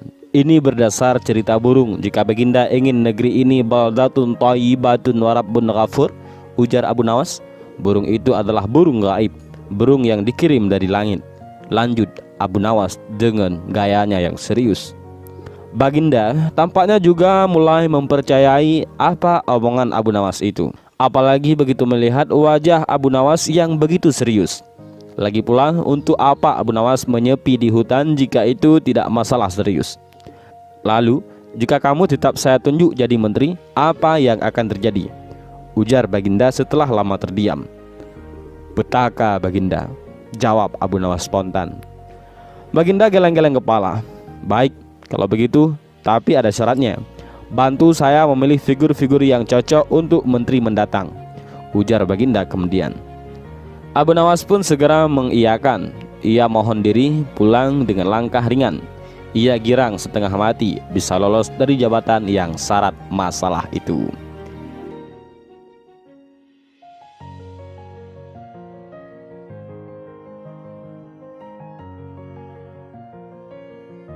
Selalu ada provokator dalam setiap demonstrasi. Begitu juga yang terjadi di era Baginda Khalifah Harun ar-Rasyid. Abu Nawas tercatat pernah menjadi provokator. Demonya anarkis lagi. Ceritanya, pada suatu sore ketika Abu Nawas sedang mengajar para santrinya, ada dua orang tamu yang datang ke rumahnya. Yang seorang adalah wanita tua penjual kahwa, yang satunya lagi adalah seorang pemuda berkebangsaan Mesir.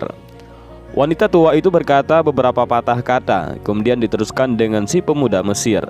Setelah mendengar pengaduan mereka, Abu Nawas menyuruh murid-muridnya menutup kitab mereka.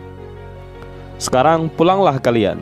Ajak teman-teman kalian datang kepadaku pada malam hari ini sambil membawa cangkul, penggali, kapak, dan martil serta batu. Para santri Abu Nawas merasa heran, namun mereka begitu patuh kepada Abu Nawas, dan mereka merasa yakin gurunya berada di pihak yang benar. Begitulah, pada malam harinya, para santri itu datang ke rumah Abu Nawas dengan membawa peralatan yang diminta oleh Abu Nawas.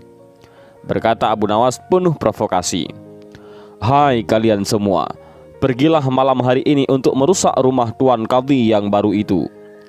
"Hah? Merusak rumah Tuan Qadhi?" tanya para santri yang merasa keheranan. "Apa? Kalian jangan ragu. Laksanakan saja perintah gurumu ini," tegas Abu Nawas yang menghapus keraguan para santrinya itu. "Barang siapa yang mencegahmu, jangan kau pedulikan. Terus hancurkan saja rumah Tuan Qadhi yang baru itu. Siapa yang bertanya, katakan saja aku yang menyuruh merusak. Barang siapa yang hendak melempar kalian, maka pukullah mereka dan lemparilah dengan batu," ujar Abu Nawas yang berapi-api. Setelah berkata demikian, para santri bergerak ke rumah Tuan Qadhi itu. Laksana demonstran, mereka berteriak-teriak sembari menghancurkan rumah Tuan Qadhi yang baru itu. Orang-orang kampung merasa heran melihat kelakuan mereka. Ada yang berusaha mencegah perbuatan mereka, namun karena jumlah murid-murid Abu Nawas terlalu banyak, maka orang-orang kampung tak bisa berbuat apa-apa. Melihat demo anarkis ini, Tuan Qadhi tergopoh-gopoh keluar rumah. "Mengapa ini kamu lakukan? Apa salah saya? Siapa yang menyuruh kalian merusak rumahku?" Pekik Tuan Qadhi dengan suara parau yang bertubi-tubi. Murid-murid Abu Nawas pun menjawab, "Guru kami, Tuan Abu Nawas yang menyuruh kami." Setelah menjawab begitu, mereka bukannya berhenti, malah terus menghancurkan rumah Tuan Qadhi hingga rumah itu roboh dan rata dengan tanah. Tuan Qadhi hanya bisa marah-marah karena tidak ada orang yang berani membelanya. "Dasar Abu Nawas provokator, orang gila. Besok pagi aku akan melaporkannya kepada Baginda," ancam Tuan Qadhi itu. Dan benar saja, esok harinya Tuan Qadhi mengadukan kejadian itu sehingga Baginda memanggil Abu Nawas. "Hai Abu Nawas, apa sebabnya engkau merusak rumah Qadhi?" tanya Baginda begitu Abu Nawas datang menghadap. "Wahai tuanku, sebabnya ialah pada suatu malam hamba bermimpi bahwasanya Tuan Qadhi menyuruh hamba merusak rumahnya, sebab rumah itu tidak cocok baginya. Ia menginginkan rumah yang lebih bagus lagi. Ya, karena mimpi itu maka hamba merusak rumah Tuan Qadhi," jawab Abu Nawas dengan wajahnya yang serius. "Bolehkah hanya karena mimpi sebuah perintah dilakukan?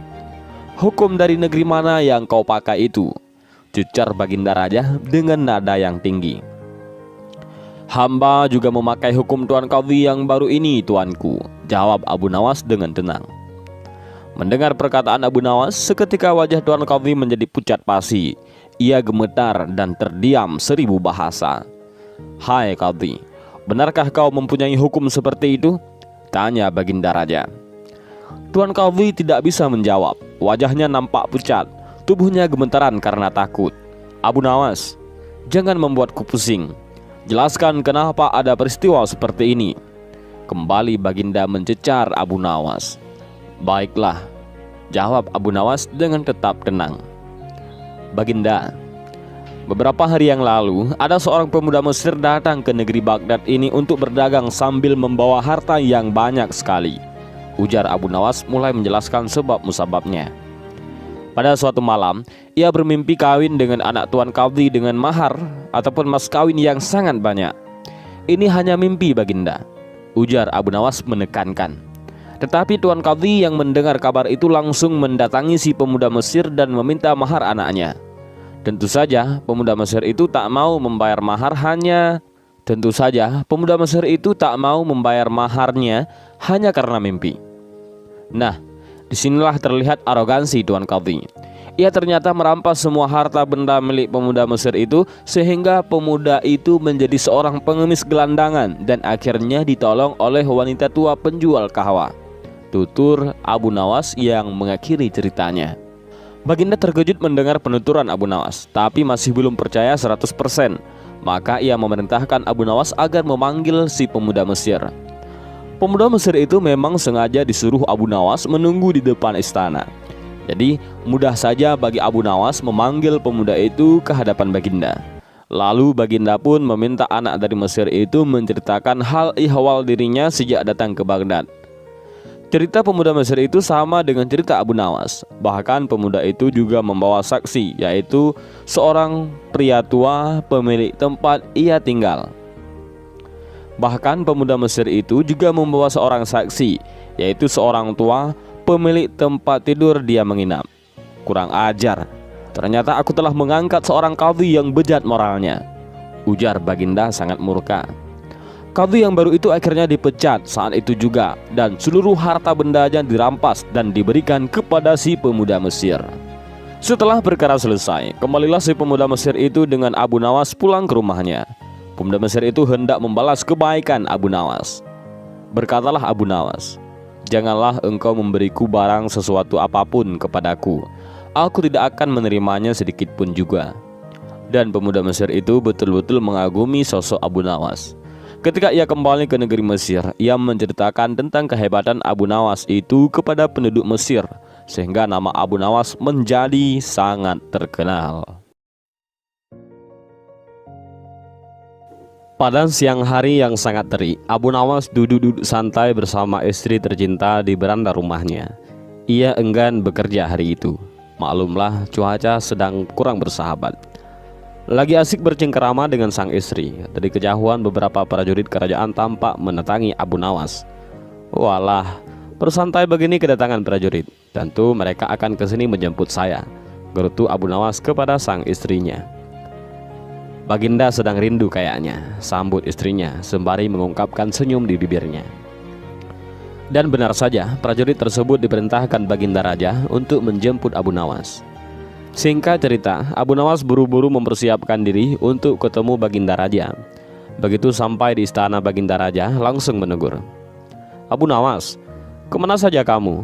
Saat ini aku benar-benar butuh bantuanmu," kata Baginda Raja. Selanjutnya Baginda Raja pun mulai bercerita. Raja telah mendapat laporan bahwa di wilayahnya ada seorang saudagar kaya raya yang menolak membayar zakat. Saudagar tersebut bernama Tuan Kabul. Mengapa Baginda tidak memanggil saja dia ke istana, lalu masukkan saja ke penjara? Ujar Abu Nawas setelah sejenak berpikir. Sebenarnya bisa saja aku berbuat demikian, namun apa tidak ada cara lainnya yang lebih baik dan halus? Soalnya sangat disayangkan kalau aku menghukum, kata Baginda Raja seakan menyembunyikan sesuatu. Bagaimanapun juga, dia dulu adalah orang yang paling rajin membayar zakat. Tapi entah kenapa semakin dia kaya raya, malah makin malas membayar zakat. Lanjut Baginda. Secara pribadi, Abu Nawas lebih senang jika Tuan Kabul dihukum penjara. Dengan begitu semua permasalahan menjadi beres. Keinginan Abu Nawas itu bukan tanpa sebab. Dia tahu dan semua orang juga sudah tahu bahwa Tuan Kabul sangatlah kikir dan bakil. Abu Nawas amat benci Tuan Kabul karena Baginda tak mau menjebloskan ke dalam penjara. Maka mau tidak mau Abu Nawas ikut memikirkan jalan keluarnya.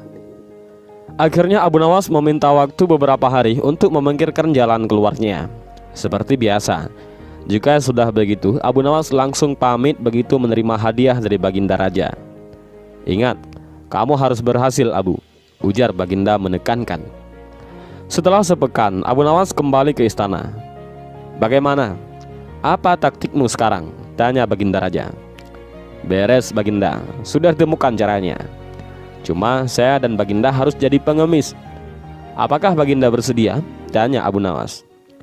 Pada mulanya, Baginda Raja agak kaget dengan ide Abu Nawas karena ada rasa keinginan kuat untuk menyadarkan Tuan Kabul. Akhirnya Raja pun bersedia. Dengan memakai pakaian layaknya pengemis, Abu Nawas dan Baginda Raja pergi meluncur ke rumah Tuan Kabul. Kebetulan pada saat itu Tuan Kabul berada di rumah. Abu Nawas segera saja mengucapkan salam dan menyapa Tuan Kabul. Apakah Tuan mempunyai uang receh? Kata Abu Nawas. Tidak ada, jawab Tuan Kabul. Kalau begitu apakah Tuan punya pecahan roti kering sekedar untuk menganjal perut kami? Tanya Abu Nawas. Tidak ada, kata Tuan Kabul. Kalau begitu kami meminta segelas air saja. Adakah Tuan? Tanya Abu Nawas. Sudah aku bilang dari tadi aku tidak punya apa-apa, kata Tuan Kabul yang mulai emosi. Abu Nawas dan Baginda senyum-senyum saja. Justru inilah yang ditunggu-tunggu Abu Nawas, sifat emosi yang dimunculkan Tuan Kabul. Kalau Tuan tidak punya apa-apa, mengapa Tuan tidak jadi pengemis seperti kami saja? Sambut Abu Nawas. Mendadak wajah Tuan Kabul terlihat murung. Rupanya ia teringat akan masa lalunya yang terbilang miskin dan tak punya apa-apa. Rasa marah, tersinggung dan terhina bercampur aduk dirasakan oleh Tuan Kabul. Namun belum sempat Tuan Kabul sadar siapa yang berdiri di depannya, Raja mulai angkat bicara. Bagaimana Kabul? Apakah memilih menjadi orang kaya atau orang yang tak punya? Kata Raja. Kalau mau kaya, bayarlah zakat. Kalau tidak mau kaya, mengemis saja kayak orang ini, kata Raja sambil menunjuk ke Abu Nawas. Tuan Kabul terkejut bukan kepalang begitu tahu dengan siapa ia bicara. Ia pun mohon ampun dan berjanji akan membayar zakat dengan tertib. Ampun Baginda, zakat tentu akan kami bayar, ujarnya. Abu Nawas selanjutnya membaca Al-Quran tentang ancaman orang yang enggan membayar zakat, tanpa harus menjebloskan Tuan Kabul ke penjara. Dan misi Abu Nawas dan Baginda Raja pun sukses.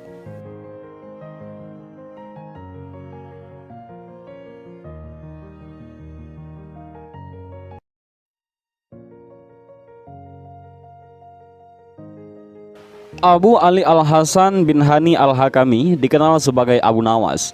Ia adalah seorang pujangga Arab, dilahirkan di kota Ahvaz, Persia. Darah Arab dan Persia mengalir di tubuhnya. Abu Nawas dianggap sebagai salah satu penyair terbesar sastra Arab klasik. Ia digambarkan sosok yang bijaksana sekaligus kocak. Beliau juga dianggap sebagai sufi. Dan cerita berikut ini dinukil dari kisah 1001 Malam. Pada suatu hari, melihat ayam betinanya bertelur, Baginda tersenyum. Beliau memanggil pengawal agar mengumumkan kepada rakyat bahwa kerajaan mengadakan sayembara untuk umum. Sayembara itu berupa pertanyaan yang mudah tapi memerlukan jawaban yang tepat dan masuk akal. Barang siapa yang bisa menjawab pertanyaan itu akan mendapat imbalan yang amat menggiurkan, 1 pendi penuh dengan emas. Tetapi bila tidak bisa menjawab, maka hukuman yang menjadi akibatnya. Banyak rakyat yang ingin mengikuti sayembara itu, terutama orang-orang miskin. Beberapa dari mereka sampai meneteskan air liur. Mengingat beratnya hukuman yang akan dijatuhkan, maka tak mengherankan bila pesertanya hanya 4 orang. Dan salah satu dari para peserta yang amat sedikit itu adalah Abu Nawas. Aturan main sayembara itu ada 2. Pertama, jawaban harus masuk akal. Kedua, peserta harus mampu menjawab sanggahan dari Baginda sendiri. Pada hari yang telah ditetapkan, para peserta sudah siap di depan panggung. Baginda duduk di atas panggung. Beliau memanggil peserta pertama. Peserta pertama maju dengan tubuh gemetar. Baginda bertanya, "Manakah yang lebih dahulu, telur atau ayam?" "Telur," jawab peserta pertama. "Apa alasannya?" tanya Baginda. "Bila ayam lebih dahulu, itu tidak mungkin karena ayam berasal dari telur," kata peserta pertama menjelaskan. "Kalau begitu siapa yang mengerami telur?" tanya Baginda. Peserta pertama pucat pasi, wajahnya mendadak berubah putih seperti kertas. Ia tidak bisa menjawab. Tanpa ampun dimasukkan ke dalam penjara. Kemudian peserta kedua maju. Ia berkata, "Paduka yang mulia, sebenarnya telur dan ayam tercipta dalam waktu yang bersamaan." "Bagaimana bisa bersamaan?" tanya Baginda. "Bila ayam lebih dahulu, itu tidak mungkin karena ayam berasal dari telur. Bila telur lebih dahulu, itu juga tidak mungkin karena telur tidak bisa menetes tanpa dierami," kata peserta kedua dengan mantap. "Bukankah ayam betina bisa bertelur tanpa ayam jantan?" sanggah Baginda memojokkan. Dan peserta kedua pun bingung. Ia pun dijebloskan ke dalam penjara. Lalu giliran peserta ketiga. Ia berkata, "Tuanku yang mulia, sebenarnya ayam tercipta lebih dahulu daripada telur. Sebutkan alasanmu," kata Baginda. "Menurut hamba, yang pertama tercipta adalah ayam betina," kata peserta ketiga meyakinkan. "Lalu bagaimana ayam betina bisa beranak pinak seperti sekarang, sedangkan ayam jantan tidak ada?" tanya Baginda memancing. "Ayam betina bisa bertelur tanpa ayam jantan. Telur diirami sendiri, lalu menetes dan menurunkan anak ayam jantan. Kemudian menjadi ayam jantan dewasa dan mengawini induknya sendiri." Peserta ketiga berusaha menjelaskan. "Bagaimana bila ayam betina mati sebelum ayam jantan yang sudah dewasa sempat mengawininya?" Peserta ketiga pun tidak bisa menjawab sanggahan Baginda. Ia pun dimasukkan ke dalam penjara. Dan kini tiba giliran Abu Nawas. Ia berkata, "Yang pasti adalah telur dulu, baru ayam." "Coba terangkan secara logis," kata Baginda ingin tahu. "Ayam bisa mengenal telur, sebaliknya telur tidak mengenal ayam," kata Abu Nawas singkat. Agak lama Baginda Raja merenung. Kali ini Baginda tidak bisa menyenggah alasan Abu Nawas itu. Dan Abu Nawas pun menang, mendapatkan hadiah dari Baginda dan tidak dijebloskan ke dalam penjara. Suatu hari, Raja Harun ar-Rasyid merasa geram dengan sikap Abu Nawas. Beberapa kali memang sudah Abu Nawas membuat dirinya malu di depan para pejabat kerajaan. Muncul rasa dendam di hatinya. Akhirnya sang raja hendak membuat jebakan untuk Abu Nawas. Seperti biasa, jika Abu Nawas gagal, maka akan mendapatkan hukuman. Raja Harun ar-Rasyid pun akhirnya memanggil Abu Nawas untuk menghadap dirinya. Sang raja pun lalu memberikan pertanyaan. "Wahai Abu Nawas, di depan mejaku itu ada sepanggang daging ayam yang lezat dan enak dilahap. Tolong segera diambilkan," perintah sang raja. Abu Nawas merasa bingung dengan perintah itu, karena tak biasanya ia disuruh mengambilkan makanan raja. "Mungkin raja ingin menjebakku. Aku harus waspada," kata Abu Nawas dalam hatinya. Abu Nawas akhirnya menuruti perintah itu. Ia pun mengambil ayam panggang sang raja, kemudian memberikannya kepada raja. Namun sang raja belum langsung menerimanya. Ia bertanya lagi, "Abu Nawas, di tangan kamu ada sepotong ayam yang sangat lezat. Silahkan dinikmati." Raja pun memberikan perintah lagi kepada Abu Nawas. Baru saja Abu Nawas hendak menyantap ayam panggang tersebut, tiba-tiba raja berkata lagi, "Tapi ingat Abu Nawas, dengarkan dulu petunjuknya. Jika kamu memotong paha ayam itu, maka akan kupotong pahamu.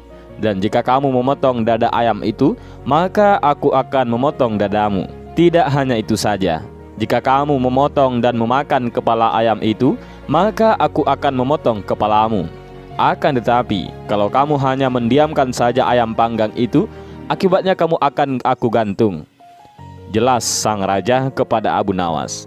Abu Nawas pun merasa bingung dengan petunjuk yang dititahkan sang raja itu. Dalam kebingungannya, ia semakin yakin jika hal itu hanyalah akal-akalan sang raja demi untuk menghukumnya. Tak cuma Abu Nawas saja yang tegang, melainkan semua pejabat kerajaan yang hadir di istana tampak tegang pula. 10 menit lamanya, Abu Nawas hanya membolak-balikkan ayam panggang itu. Kemudian Abu Nawas mulai mendekatkan ayam panggang itu tepat di indera penciumannya. Para hadirin yang datang atas undangan raja mulai bingung dan tidak mengerti apa yang dilakukan oleh Abu Nawas. Kemudian terlihat Abu Nawas mencium bagian pantat ayam bakar yang kelihatan sangat lezat itu. Jika saya harus memotong paha ayam ini, maka baginda akan memotong tanganku. Jika saya harus memotong paha ayam ini, maka baginda akan memotong pahaku. Jika saya harus memotong dada ayam ini, maka baginda akan memotong dadaku. Jika saya harus memakan dan memotong kepala ayam ini, baginda akan memotong kepalaku. Tapi coba lihat, yang saya lakukan adalah mencium pantat ayam ini, kata Abu Nawas. Apa maksudmu, wahai Abu Nawas? Tanya baginda raja. Maksud saya adalah kalau saya melakukan demikian, maka baginda juga akan membalasnya demikian, layaknya ayam ini. Nah, saya hanya mencium pantat ayam panggang ini saja, maka baginda juga harus mencium pantat ayam panggang ini pula. Jelas Abu Nawas. Sontak saja penjelasan Abu Nawas itu membuat para pejabat yang hadir menahan tawa, tapi ragu-ragu karena takut dihukum sang raja.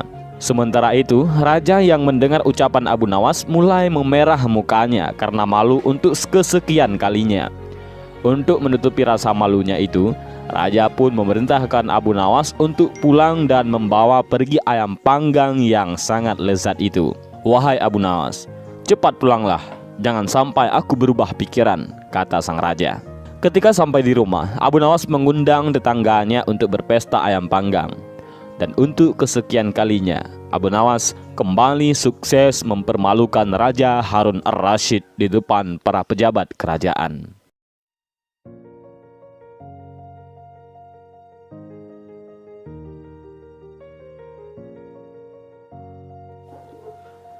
Jauh sebelum Abu Nawas menjadi staf khusus Khalifah Harun ar-Rasyid, kehidupan ekonominya boleh dibilang masuk kategori keluarga prasejahtera. Abu Nawas ini bisa makan sedikit enak bila ada rezeki nomplok, macam dapat bantuan langsung tunai, tetapi hadiah langsung dari baginda. Itu pun biasanya sebahagian ia bagi-bagikan kepada orang-orang miskin. Lantaran sudah biasa hidup pas-pasan, Abu Nawas tidak pernah mengeluh. Hanya saja, hal yang demikian tentu saja berbeda dengan sang istri. Belahan hati Abu Nawas ini sering mengeluh. Apakah hidup kita akan terus begini? Miskin? Keluh istri Abu Nawas. Tetapi aku mengabdi kepada Allah saja, jawab Abu Nawas santai. Kalau begitu, mintalah upah kepada Allah, spontan istrinya menyahut. Dasar Abu Nawas. Merespon omongan istrinya, ia pun langsung ke perkarangan, bersujud dan berteriak keras-keras. Ya Allah, berilah hamba upah 100 keping perak. Ucapan itu dilakukan berulang-ulang. Sudah pasti sang tetangga pun mendengar teriakan itu. Ia ingin mempermainkan Abu Nawas. Ia melemparkan 100 keping perak ke kepala Abu Nawas. Sang tetangga menjadi terkejut karena begitu uang itu mengenai kepalanya, Abu Nawas langsung membawa lari uang itu ke dalam rumah dengan gembira sambil berteriak, "Hai, aku ternyata memang wali Allah. Ini upahku dari Allah." Sang istri tak kalah senangnya begitu suaminya menyerahkan uang itu. Tak lama muncul sang tetangga yang menyerbu rumah Abu Nawas. Ia meminta kembali uang yang baru dilemparkannya. Abu Nawas menjawab, "Aku mohon kepada Allah dan uang yang jatuh itu pasti jawaban dari Allah." Tetangganya marah. Ia mengajak Abu Nawas untuk menghadap hakim. Abu Nawas berkelit, "Aku tidak pantas ke pengadilan dalam keadaan begini. Aku tidak punya kuda dan pakaian yang bagus. Pasti hakim berprasangka buruk pada orang miskin." "Maksudmu?" Tanya sang tetangga yang tak mengerti. Pinjamkan aku jubah dan kuda, jawab Abu Nawas. Demi uangnya kembali, sang tetangga meminjamkan jubah dan kudanya. Tak lama kemudian mereka menghadap hakim. Tetangga Abu Nawas segera mengadukan kasusnya itu kepada hakim. Ia bercerita secara detail kejadiannya. Bagaimana pembelaanmu? Tanya hakim kepada Abu Nawas. Tetangga saya ini gila, Tuan, jawab Abu Nawas. Apa buktinya? Tanya hakim. Tuan hakim bisa memeriksanya langsung. Ia pikir segala yang ada di dunia ini miliknya. Coba tanyakan, misalnya tentang jubah saya dan kuda saya. Tentu semua diakui sebagai miliknya, apalagi uang saya. Dengan kaget, sang tetangga berteriak, tetapi itu semua memang milikku. Dan bagi sang hakim, bukti-bukti sudah cukup. Perkara putus, Abu Nawas menang dan bebas.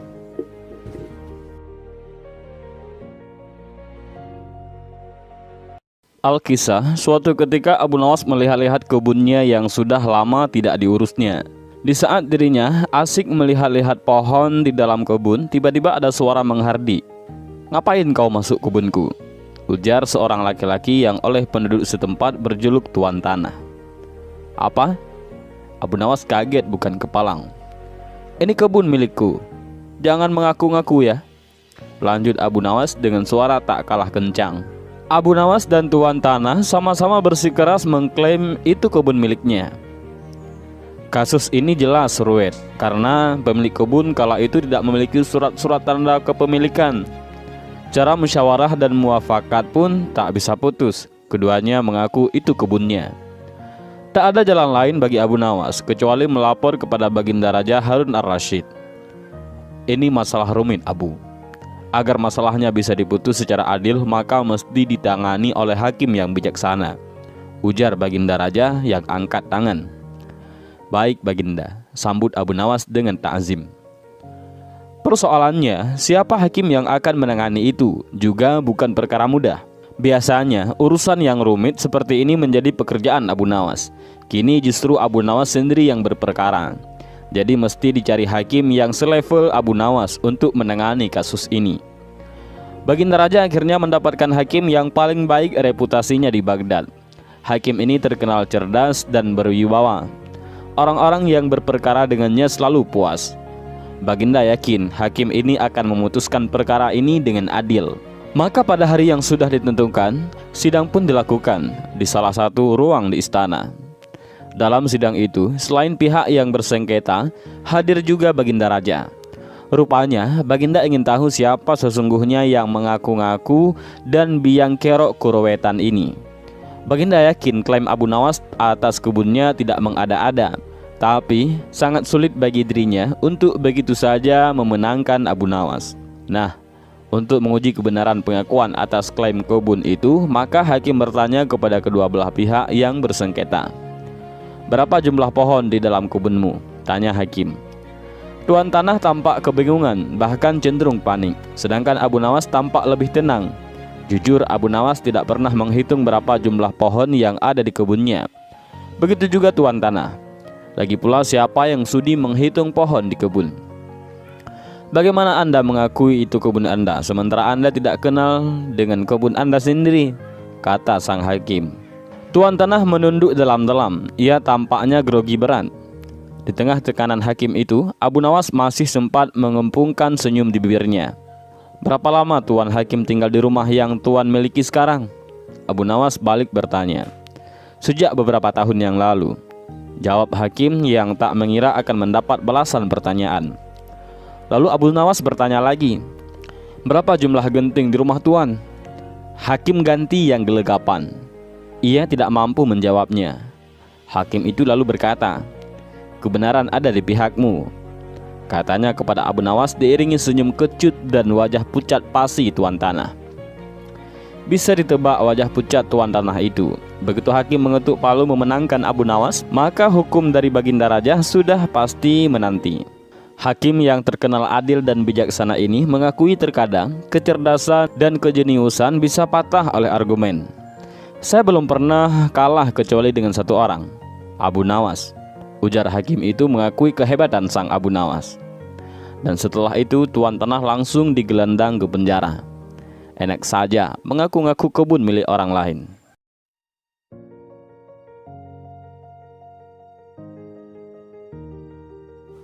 Abu Nawas adalah pejangga Arab dan merupakan salah satu penyair terbesar sastra Arab klasik. Penyair ulung sekaligus tokoh sufi ini mempunyai nama lengkap Abu Ali Al-Hasan bin Hani Al-Hakami dan hidup pada zaman Khalifah Harun Ar-Rasyid di Baghdad. Raja Harun Ar-Rasyid lagi-lagi memberikan misi mustahil kepada Abu Nawas. Ia tak bosan-bosannya mengetes kecerdikan Abu Nawas. Kali ini ia meminta sesuatu yang tak wajar, yakni pergi ke bulan untuk menyelidikinya. Padahal zaman itu jelas-jelas belum ada teknologi canggih dan mutakhir seperti Apollo. Sekarang saja hanya orang tertentu yang bisa datang ke bulan, apalagi zaman dulu. Jadi jelas jika misi itu hanya untuk menguji Abu Nawas saja. Pergi ke bulan? Tanya Abu Nawas. Iya Abu Nawas, saya tahu engkau adalah seorang pria yang pintar. Kau harus dapat pergi ke bulan, kata sang raja. Oke, saya akan pergi ke sana besok sore yang mulia, jawab Abu Nawas dengan cepat. Raja pun terkejut. Ia tak menyangka bahwa Abu Nawas mengiyakan tantangannya itu. Lalu Raja Harun Ar-Rasyid bertanya, dari mana kamu akan pergi? Dari rumahku yang mulia, jawab Abu Nawas. Baiklah, saya akan pergi ke sana untuk melihat engkau pergi ke bulan besok malam, kata sang raja. Malam itu, raja berikut para menterinya pergi ke rumah Abu Nawas. Bulan purnama bersinar dengan terang. Bintang-bintang menyebar berkilauan di seluruh penjuru langit. Ketika raja dan para menterinya tiba di sana, Abu Nawas sudah tak ada di rumah. Mereka hanya bertemu dengan istrinya. Di mana Abu Nawas? Tanya raja. Dia baru berangkat ke bulan yang mulia. Dia berkata kalau akan kembali segera, jawab istri Abu Nawas. Bagaimana cara Abu Nawas pergi ke bulan? Tanya salah satu menteri penasaran. Dia memanjat pohon palem di sebelah sana dan akan kembali melalui pohon palem itu juga, jawab sang istri Abu Nawas itu. Raja dan menteri kemudian menghampiri pohon palem yang ditunjukkan istrinya. Terlihat bayangan seseorang yang sedang turun dari pohon itu. Apakah itu kau Abu Nawas? Tanya raja. Iya, ini saya Abu Nawas, wahai baginda, jawab Abu Nawas. Apakah kau menyelidiki bulan dari pohon palem itu? Tanya raja. Ya, saya melakukan penyelidikan ketika bulan mencapai tanah. Pohon hanya sekedar tangga lewat untuk saya pergi ke bulan, jawab Abu Nawas. Raja Harun Ar-Rasyid pun tersenyum dengan perkataan Abu Nawas itu. Ia kemudian menanyakan apa yang dilihatnya di sana. Tanah dan gunung-gunung. Tidak ada tumbuhan di sana, jawab Abu Nawas. Karena masih tak percaya, Raja Harun Ar-Rasyid pun meminta saksi yang bisa menjelaskan jika memang Abu Nawas pergi ke bulan. Dan tahu apa jawaban Abu Nawas? Ia bahkan mengatakan tak cuma bisa memberikan 3 atau 5 saksi, ia bisa memberikan 10 hingga ribuan kesaksian. Siapa mereka yang bersaksi? Tanya sang raja. Nawas kemudian mengarahkan jarinya ke langit. Bintang-bintang adalah saksiku. Jika Anda tidak mempercayaiku, Anda dapat menanyakan langsung kepada mereka, kata Abu Nawas dengan nada yakin. Mendengar jawaban itu, raja hanya tertawa. Mengapa kau tak menunggu kami menyaksikan kau pergi ke bulan? Tanya raja. Anda terlambat yang mulia. Saya hanya dapat pergi ke bulan pada waktu tertentu saja.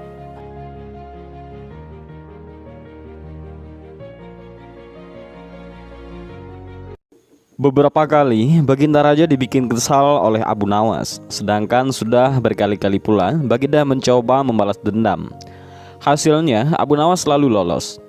Ini orang sangat cerdas, cerdik dan licin, gumam Baginda dalam hatinya.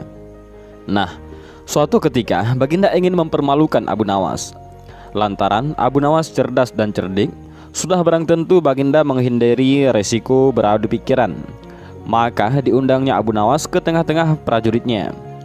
Dunia prajurit, dunia otot dan ketangkasan, bukan dunia pikir. Ayo Abu Nawas, ujar Baginda sangat bersahabat. Di hadapan para prajuritku, tunjukkanlah kemampuanmu memanah. Panahlah sekali saja. Kalau panahmu dapat mengenai sasaran, hadiah besar menantimu. Tapi kalau engkau gagal, engkau harus merangkak jalan pulang ke rumahmu. Tantang Baginda yang membuat Abu Nawas pucat pasi. Abu Nawas tetap saja berpikir keras agar lolos dari jebakan maut Baginda Raja. Ia menyadari posisinya sedang dalam bahaya. Jalan merangkak? Jangan sampai dah, gumam Abu Nawas. Abu Nawas dengan berat hati mengambil busur dan tempat anak panah. Otaknya terus berputar. Gawat, pikir Abu Nawas. Abu Nawas sadar, panahannya pasti tak akan tepat sasaran. Sedikit-sedikit ia memang bisa memanah, namun dianggap piawai masih jauh. Akhirnya, dengan memantapkan hati, Abu Nawas membidik sasaran. Ia pun mulai memanah. Anak panah melesat jauh dari sasaran. Segera setelah itu, ia berteriak. Demikianlah gaya Tuan Wazir memanah. Segera dicabutnya sebuah anak panah lagi. Ia membidik dan memanah lagi. Masih juga panah meleset dari sasaran. Abu Nawas berteriak lagi. Demikianlah gaya Tuan Wali Kota memanah. Baginda menjadi tidak sabar. Ia berteriak, "Hai Abu Nawas, mana gaya memanahmu?" "Tenang Baginda, gaya hamba tentu lebih baik," ujar Abu Nawas tetap sok berkonsentrasi. Selanjutnya Abu Nawas segera mencabut sebuah anak panah lagi. Ia membidik dan memanah lagi, meleset lagi, bahkan makin jauh dari sasaran. Ia berteriak lebih keras lagi. "Ini gaya Tuan Lurah memanah." "Alah, gayamu mana?" Baginda makin tak sabar. Abu Nawas nyaris putus asa, tapi tetap menunjukkan wajah lucunya. "Tenang Baginda, tenang," ucapnya seraya mengambil anak panah lagi. Ini adalah untuk yang keempat kalinya. Abu Nawas mencabut anak panah. Beruntung bagi Abu Nawas, kali ini anak panah melesat dan secara kebetulan anak panah itu menyentuh sasaran. Ia pun lantas berteriak kencang. Dan yang ini adalah gaya Abu Nawas memanah. Untuk itu, kita tunggu hadiah dari Paduka Raja. Dan akhirnya, tawa Baginda pun meledak. Dengan tetap tertawa, Baginda menyerahkan hadiah untuk Abu Nawas. Pada suatu hari, Raja Harun ar-Rasyid dan para pengawalnya berangkat berburu. Abu Nawas dan seorang menteri ikut dalam rombongan itu. Hubungan Abu Nawas dengan menteri itu kurang akrab, bahkan bisa dibilang sedikit musuhan. Soalnya, menteri itu sering iri terhadap kedekatan Abu Nawas dengan Baginda Raja. Abu Nawas menyebut menteri itu dengan nama Abu Jahil.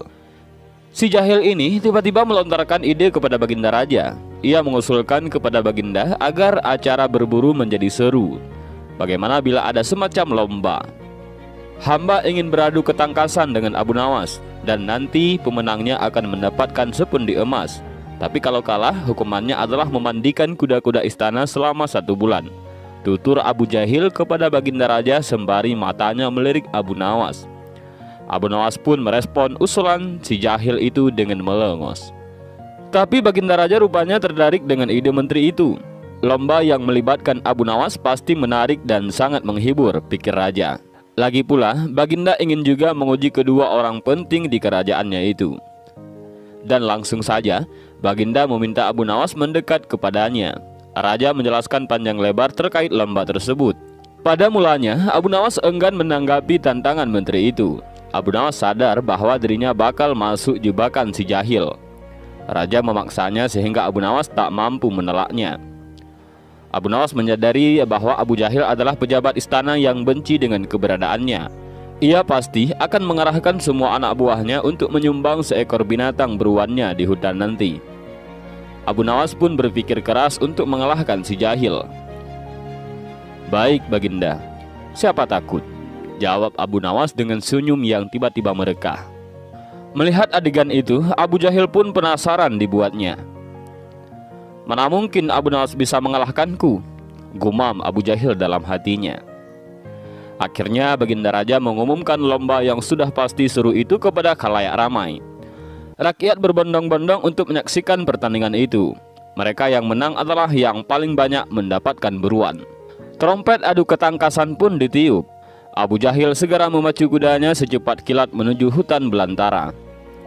Anehnya, Abu Nawas justru sebaliknya. Ia menaiki keledai yang berjalan santai. Para penonton berteriak-teriak menyemangati. Menjelang sore tampaklah kuda Abu Jahil memasuki gerbang istana. Ia mendapat sambutan yang meriah dan tepuk tangan dari rakyat yang menyaksikan.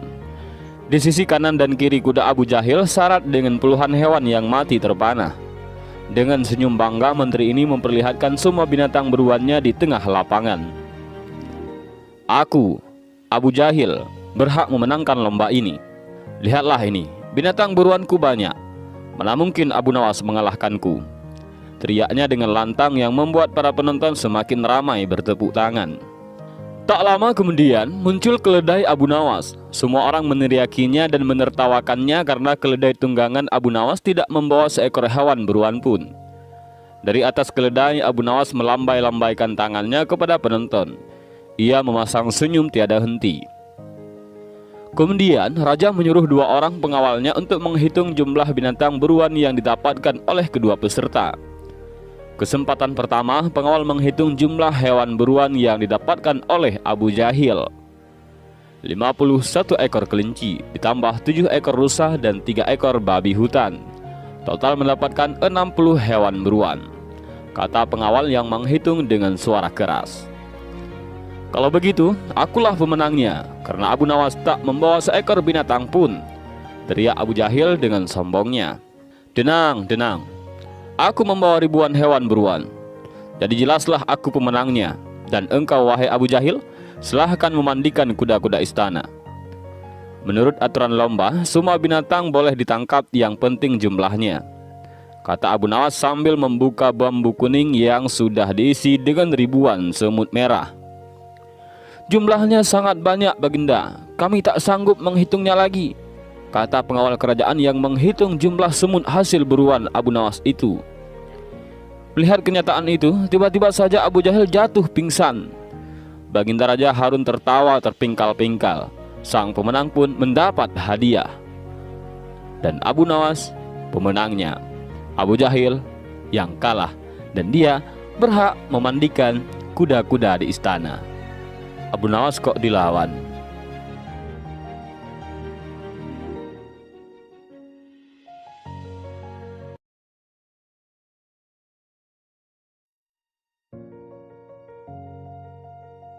Abu Nawas adalah seorang sufi yang bernama lengkap Abu Ali Al-Hasan bin Ahani Al-Hakami.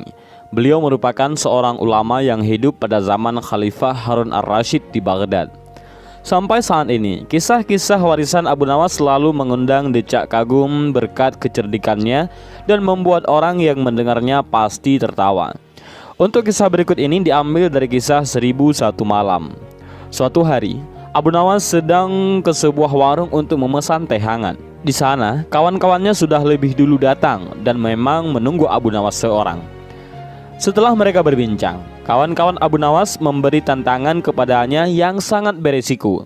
Abu Nawas diminta untuk memantati Raja Harun Ar-Rasyid, di mana hal itu pasti akan membuat Raja sangat marah. Wahai Abu Nawas, kami tahu engkau selalu lepas dari perangkap-perangkap yang dirancang Baginda Raja. Tapi kali ini kami yakin pasti engkau akan dihukum Raja bila engkau berani melakukan tantangan dari kami, kata kawannya itu. Apa yang harus aku takutkan? Tidak ada sesuatu pun yang harus ditakuti kecuali Allah Subhanahu wa Ta'ala, jawab Abu Nawas. Engkau tahu kan, selama ini belum pernah ada seorang pun di negeri ini yang berani memantati Raja Harun Ar-Rasyid, lanjut kawannya itu. Memang benar, tindakan itu jelas melecehkan Raja, jawab Abu Nawas. Kalau begitu, beranikah engkau memantati Raja tapi harus pula membuatnya tertawa? Tantang kawannya. Tentu aku berani, karena aku hanya takut kepada Allah. Lalu apa hadiah yang bisa aku dapat jika aku melakukannya? Tanya Abu Nawas. 100 keping uang emas, tegas kawan-kawan Abu Nawas. Setelah itu, Abu Nawas mencari cara dan berpikir bagaimana agar ia bisa memantati Raja tetapi juga membuatnya tertawa. Selang beberapa hari, Raja Harun Ar-Rasyid membuat suatu jamuan yang mengundang berbagai macam tamu, termasuk diantaranya adalah Abu Nawas. Di saat itulah, kawan-kawan Abu Nawas menantikan kedatangan dan bersiap melihat kekalahan Abu Nawas. Ketika para tamu undangan sudah hadir, Abu Nawas belum juga terlihat oleh kawan-kawannya, bahkan saat acara sudah dimulai. Usut punya usut, Abu Nawas datang terlambat dan duduk di barisan belakang tanpa alas karpet seperti halnya tamu undangan lain. Setelah acara selesai, Raja Harun ar-Rasyid baru sadar bahwa Abu Nawas duduk tidak di atas karpet tetapi di lantai. Baginda Raja yang heran lantas bertanya, "Wahai Abu Nawas, mengapa engkau duduk di atas karpet?" "Yang mulia, hamba haturkan terima kasih atas perhatian Baginda. Tapi hamba sudah merasa cukup bahagia duduk di sini," jawab Abu Nawas. "Jangan begitu, majulah dan duduk di atas karpet, nanti pakaianmu kotor," lanjut sang raja. "Ampun yang mulia, tapi sebenarnya hamba ini sudah duduk di atas karpet." Jawaban Abu Nawas itu pun semakin membuat Baginda Raja bingung. "Karpet yang mana yang engkau maksud wahai Abu Nawas? Sejak tadi aku belum melihat engkau membawa karpet," tanya Baginda yang masih kebingungan. "Baiklah yang mulia, jika engkau ingin tahu maka aku akan menunjukkan karpet itu," jawab Abu Nawas. Setelah Abu Nawas mendekati Baginda Raja, ia pun langsung menungging dan memantati Raja sambil menunjukkan potongan karpet kecil yang menempel di pantatnya. Raja Harun ar-Rasyid yang menyaksikan karpet kecil itu pun di pantat Abu Nawas tak kuasa menahan tawanya. Kawan-kawan Abu Nawas yang juga melihat kejadian itu akhirnya harus merelakan ratusan keping uang emas untuk diserahkan kepada Abu Nawas. Dan begitulah Abu Nawas, dengan tingkah laku lucunya dan juga dengan kecerdikan yang ia miliki, sehingga cerita-cerita tentang Abu Nawas masih diperdengarkan sampai sekarang. Abu Nawas adalah penyair Arab dan merupakan salah satu penyair terbesar sastra Arab klasik. Penyair ulun sekaligus tokoh sufi ini mempunyai nama lengkap Abu Ali Al-Hasan bin Hani Al-Hakami dan hidup pada zaman Khalifah Harun ar-Rasyid di Baghdad. Dan cerita berikut ini dinukil dari kisah 1001 Malam. Strategi maling, Abu Nawas kena tipu. Tanpa pikir panjang, Abu Nawas memutuskan untuk menjual keledai kesayangannya. Keledai ini merupakan kendaraan Abu Nawas satu-satunya. Sebenarnya ia tidak tega untuk menjualnya, tetapi keluarga Abu Nawas amat membutuhkan uang dan istrinya pun setuju. Keesokan harinya Abu Nawas membawa keledai itu ke pasar. Abu Nawas tidak tahu kalau ada sekelompok pencuri yang terdiri dari 4 orang telah mengetahui keadaan dan rencana Abu Nawas. Mereka sepakat akan memperdaya Abu Nawas. Rencana pun mulai mereka susun. Ketika Abu Nawas beristirahat di bawah pohon, salah seorang mendekat dan berkata, "Apakah engkau akan menjual kambingmu?" Tentu saja Abu Nawas terperanjat mendengar pertanyaan yang begitu tiba-tiba. "Ini bukan kambing," jawab Abu Nawas. "Kalau bukan kambing, lalu apa?" tanya pencuri itu selanjutnya. "Keledai," kata Abu Nawas. "Kalau engkau yakin itu keledai, jual saja ke pasar dan tanyakan pada mereka," kata komplotan pencuri itu sambil berlalu. Abu Nawas tidak terpengaruh. Kemudian ia meneruskan perjalanannya. Ketika Abu Nawas sedang menunggang keledai, pencuri kedua menghampirinya dan berkata, "Mengapa kau menunggang kambing?" "Ini bukan kambing, tapi keledai." "Kalau itu keledai, aku tidak bertanya seperti itu. Dasar orang aneh, kambing kok dikatakan keledai?" "Kalau ini kambing, aku tidak akan menungganginya," jawab Abu Nawas tanpa ragu. "Kalau engkau tidak percaya, pergilah ke pasar dan tanyakan pada orang-orang di sana," kata pencuri kedua sambil berlalu. Abu Nawas belum terpengaruh dan ia tetap berjalan menuju pasar. Pencuri ketiga datang menghampiri Abu Nawas. "Hai Abu Nawas, akan kau bawa kemana kambing itu?" Kali ini Abu Nawas tidak segera menjawab. Ia mulai ragu. Sudah 3 orang mengatakan kalau hewan yang dibawanya adalah kambing. Pencuri ketiga tidak menyia-nyiakan kesempatan. Ia makin merecoki otak Abu Nawas. "Sudahlah, biarpun kau bersikeras hewan itu adalah keledai, yang nyatanya itu adalah kambing. Kambing itu." Abu Nawas berhenti sejenak untuk beristirahat di bawah pohon. Pencuri keempat melaksanakan strategi busuknya. Ia duduk di samping Abu Nawas dan mengajak tokoh cerdik ini untuk berbincang-bincang. "Bagus sekali kambingmu ini." Pencuri keempat membuka percakapan. "Kau juga yakin ini kambing?" tanya Abu Nawas. "Loh, ya jelas sekali kalau hewan ini adalah kambing. Kalau boleh aku ingin membelinya.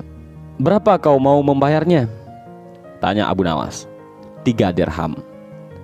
Abu Nawas setuju. Setelah menerima uang dari pencuri keempat, kemudian Abu Nawas langsung pulang. Setibanya di rumah, Abu Nawas dimarahi istrinya. "Jadi keledai itu hanya engkau jual 3 dirham lantaran mereka mengatakan bahwa keledai itu kambing?" Abu Nawas tidak bisa menjawab. ia hanya mendengarkan ocehan istrinya dengan setia sambil menahan rasa dongkol. Kali ini, ia baru menyadari kalau sudah diperdaya oleh kelompotan pencuri yang menggoyahkan akal sehatnya. Abu Nawas merencanakan sesuatu. Ia pergi ke hutan mencari sebatang kayu untuk dijadikan sebuah tongkat yang nantinya bisa menghasilkan uang. Rencana Abu Nawas ternyata berjalan lancar. Hampir semua orang membicarakan keajaiban tongkat Abu Nawas. Berita ini juga terdengar oleh para pencuri yang telah menipu Abu Nawas. Mereka langsung tertarik. Bahkan mereka melihat sendiri ketika Abu Nawas membeli barang atau makan tanpa membayar, tetapi hanya dengan mengacungkan tongkatnya. Mereka berpikir kalau tongkat itu bisa dibeli, maka tentu mereka akan kaya karena hanya dengan mengacungkan tongkat itu, mereka akan mendapatkan apa yang mereka inginkan. Akhirnya mereka mendekati Abu Nawas dan berkata, "Apakah tongkatmu akan dijual?" "Tidak," jawab Abu Nawas dengan cuek.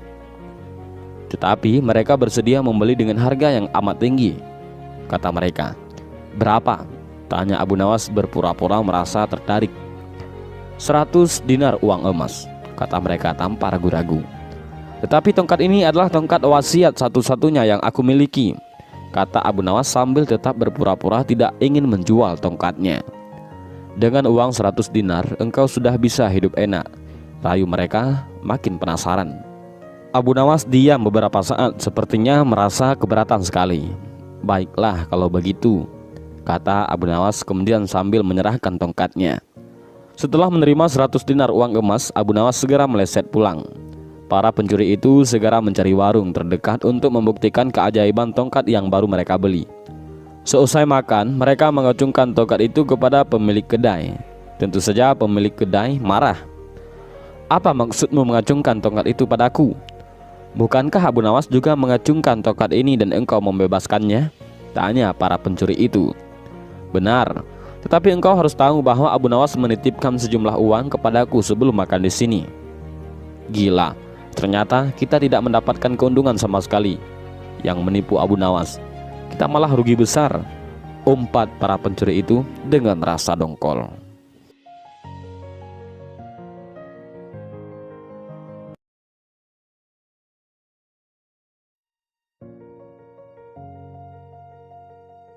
Baginda Raja mendadak rindu dan ingin bertemu dengan Abu Nawas. Soalnya sudah beberapa hari ini Abu Nawas tak menampakkan batang hidungnya. Sudah beberapa kali lewat utusannya Baginda memanggil Abu Nawas, namun sang Abu Nawas itu belum juga menampakkan dirinya pada Raja. Pada hari itu rindu Baginda Raja tak tertahankan. Ia ingin Abu Nawas menghibur hatinya yang galau. Setelah lama berpikir mencari cara agar Abu Nawas mau datang ke istana, Baginda Raja pun akhirnya menemukan ide yang super jahil. Raja kemudian memanggil 3 orang prajurit dan menyuruh mereka pergi ke rumah Abu Nawas. "Pengawal, pergilah ke rumah Abu Nawas, beraklah di tempat tidurnya. Kalau kalian berhasil, maka masing-masing akan aku berikan uang 1000 dirham." Titah Baginda Raja kepada 3 prajuritnya. Kendati terasa aneh, tanpa pikir panjang, ketiga utusan Baginda tersebut langsung menerima perintah Raja. "Daulat Paduka," jawab ketiga prajurit tersebut secara bersamaan. Mereka pun langsung berangkat menuju rumah Abu Nawas sesuai titah Baginda Raja. Sementara itu, ada seorang pejabat tinggi kerajaan yang memperhatikan perintah sang raja kepada 3 prajurit tersebut. Pejabat itu memberanikan diri untuk bertanya kepada raja. "Maaf Paduka, bukankah tugas yang diberikan itu tampak aneh dan menghina?" ujar pejabat setingkat patih itu. "Memang benar, tapi itulah siasatku agar Abu Nawas segera hadir ke istana," jawab Baginda terkekeh. "Apakah gerangan rencana Baginda?" tanya pejabat itu lagi menunjukkan bahwa dirinya belum paham. "Nanti kamu akan segera mengetahuinya. Dan sekarang kamu ikutilah ketiga anak buahmu itu dan intailah mereka. Sampaikan kepada Abu Nawas bila dia berhasil menggagalkan tugas prajurit itu, maka ia akan aku berikan uang 3000 dirham dan sekaligus ia boleh memukul utusanku itu," kata Baginda Raja. Dengan perasaan yang masih bingung, pejabat itu segera melaksanakan perintah raja. Dia segera berkemas dan menuju ke rumah Abu Nawas. Para prajurit Baginda Raja Harun Ar-Rasyid yang sudah berangkat lebih dulu sudah tiba di rumah Abu Nawas. Ketiganya langsung mengetuk pintu rumah. Tak lama setelah itu, Abu Nawas pun membukakan pintu dan bertemu ketiga utusan Baginda Raja. "Kami diutus oleh Baginda Raja untuk buang air besar di tempat tidurmu. Karena ini perintah Raja, kamu tidak boleh menolak," kata salah seorang prajurit kepada Abu Nawas. Abu Nawas kaget bukan kepalang, tapi ia segera sadar permainan sedang dirancang Baginda Raja. "Oh, silahkan. Saya sama sekali tidak keberatan. Silahkan saja kalau kalian mampu melaksanakan perintah Raja," ucap Abu Nawas kemudian. Ia segera memutar otaknya. "Betul?" tanya prajurit Raja yang memastikan. "Iya, silahkan saja," jawab Abu Nawas enteng. Abu Nawas mengawasi orang-orang itu beranjak ke tempat tidurnya dengan perasaan geram yang sudah ia tahan. "Betul-betul kelewatan," gumam Abu Nawas dalam hatinya. Abu Nawas memutar otak untuk menggagalkan tindakan bodoh dan kurang ajar tiga prajurit itu. Setelah berpikir beberapa saat, Abu Nawas akhirnya menemukan cara untuk menggagalkan tugas para utusan tersebut.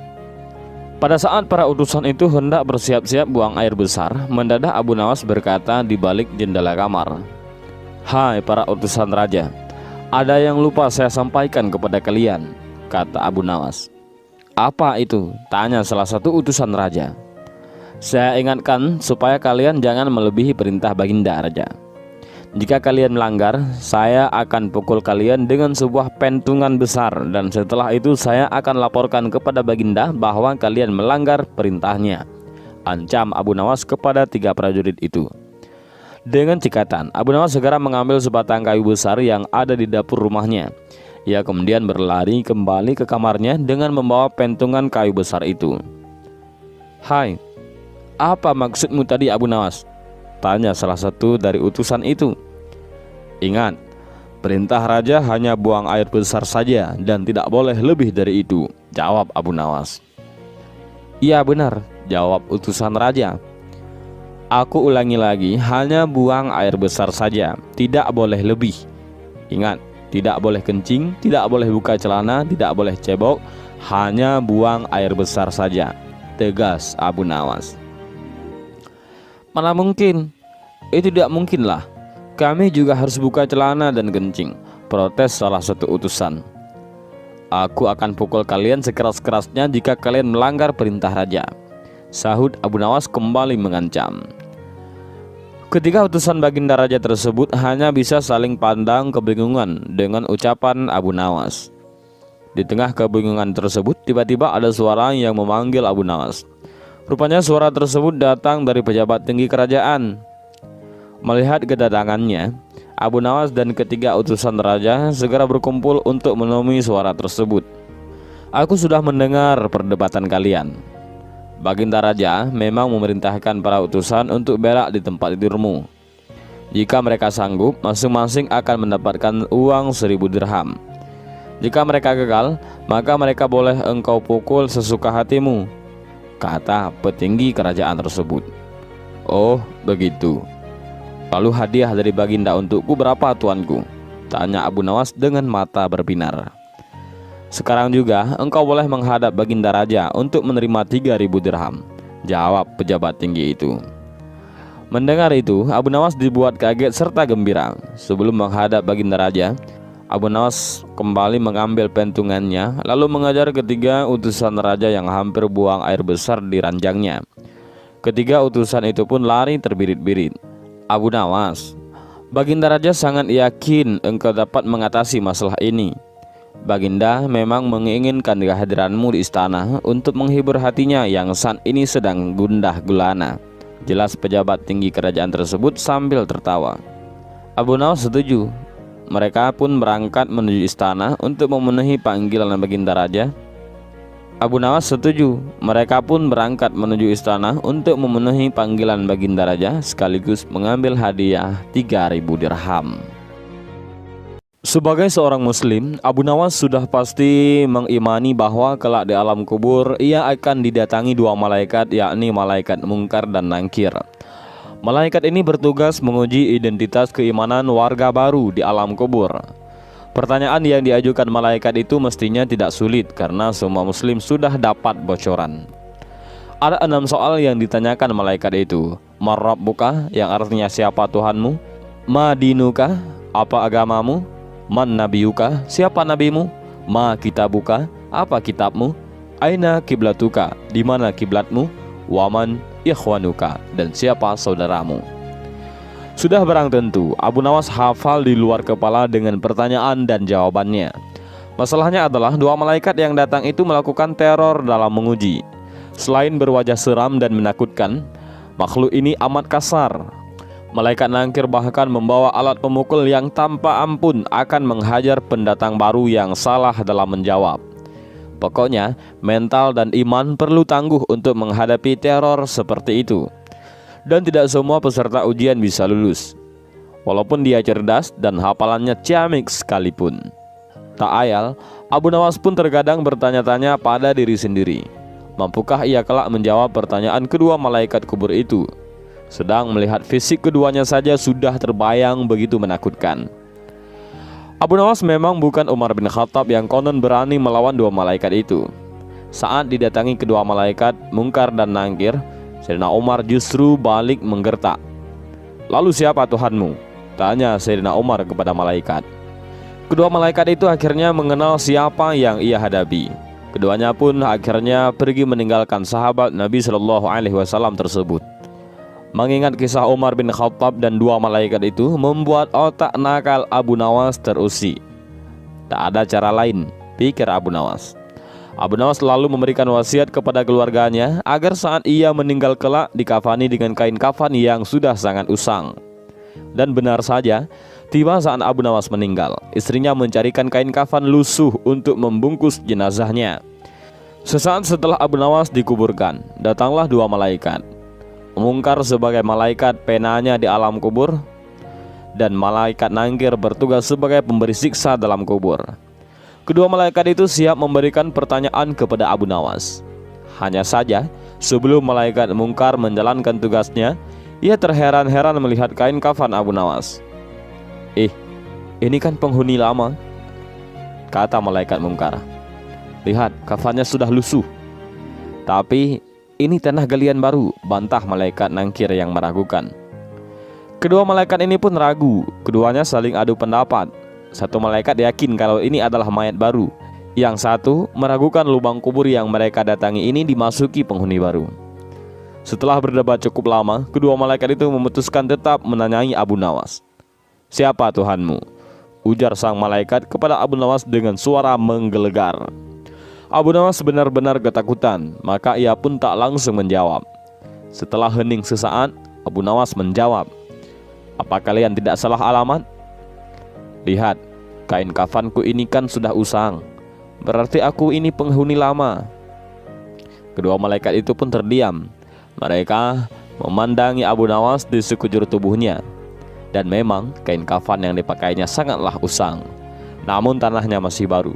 Keduanya bertanya-tanya apa mereka sedang dikebuli. Dan kisah seperti ini hanya ada dalam kisah 1001 malam. Saat itu, Baginda Raja meminta Abu Nawas untuk berburu beruang bersama dia dan rombongannya. Padahal Baginda sudah tahu betul bahwa Abu Nawas sangat takut dengan beruang. Namun pada masa itu, siapapun yang tidak dapat melaksanakan perintah Baginda Raja, maka ia akan mendapatkan hukuman. Maka Abu Nawas pun tidak dapat menolak permintaan Baginda Raja. Dalam perjalanan menuju hutan, tiba-tiba saja cuaca berubah menjadi mendung.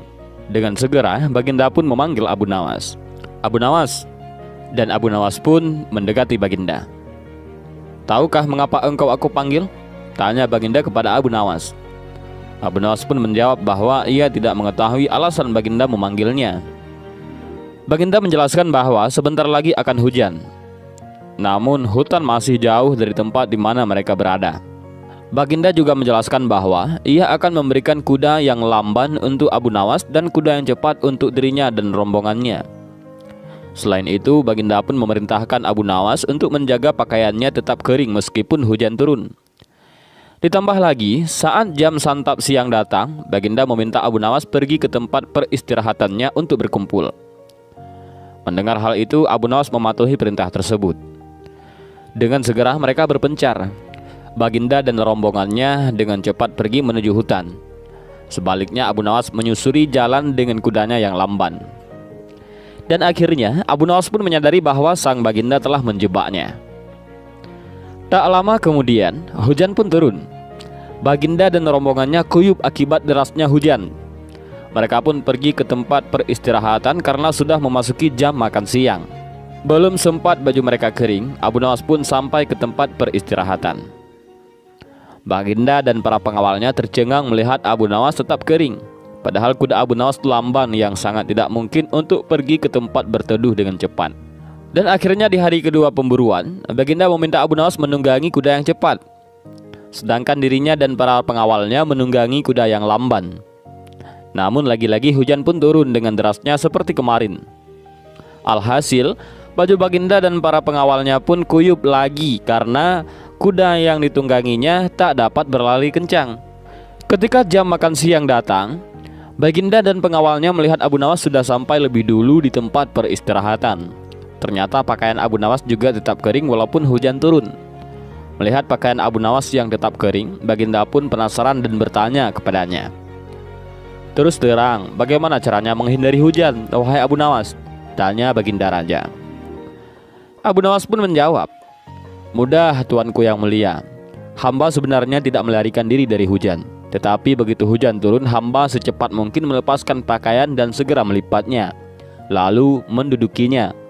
Ini hamba lakukan sampai hujan berhenti." Dan Baginda pun mengakui kecerdikan Abu Nawas.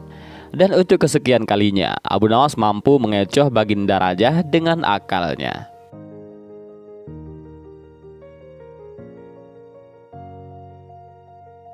Kecerdikan Abu Nawas saat menaklukkan tantangan berbahaya Raja Harun ar-Rasyid tidak perlu dipertanyakan lagi. Berkali-kali Baginda Raja dibuat heran dan terpukau dengan tingkah sufi nyeleneh ini. Suatu hari, Abu Nawas diundang ke istana untuk menghadap Baginda Raja. Raja Harun ar-Rasyid bertitah, "Wahai Abu Nawas, aku punya misi yang harus engkau taklukkan." "Misi apa itu yang mulia?" tanya Abu Nawas. "Begini, engkau tahu kan, negeri ini punya teluk yang sangat luas. Tapi sayang, tidak pernah ada satu orang pun yang sanggup menyeberangi teluk itu. Apakah engkau mau berenang ke sana?" titah Raja Harun ar-Rasyid.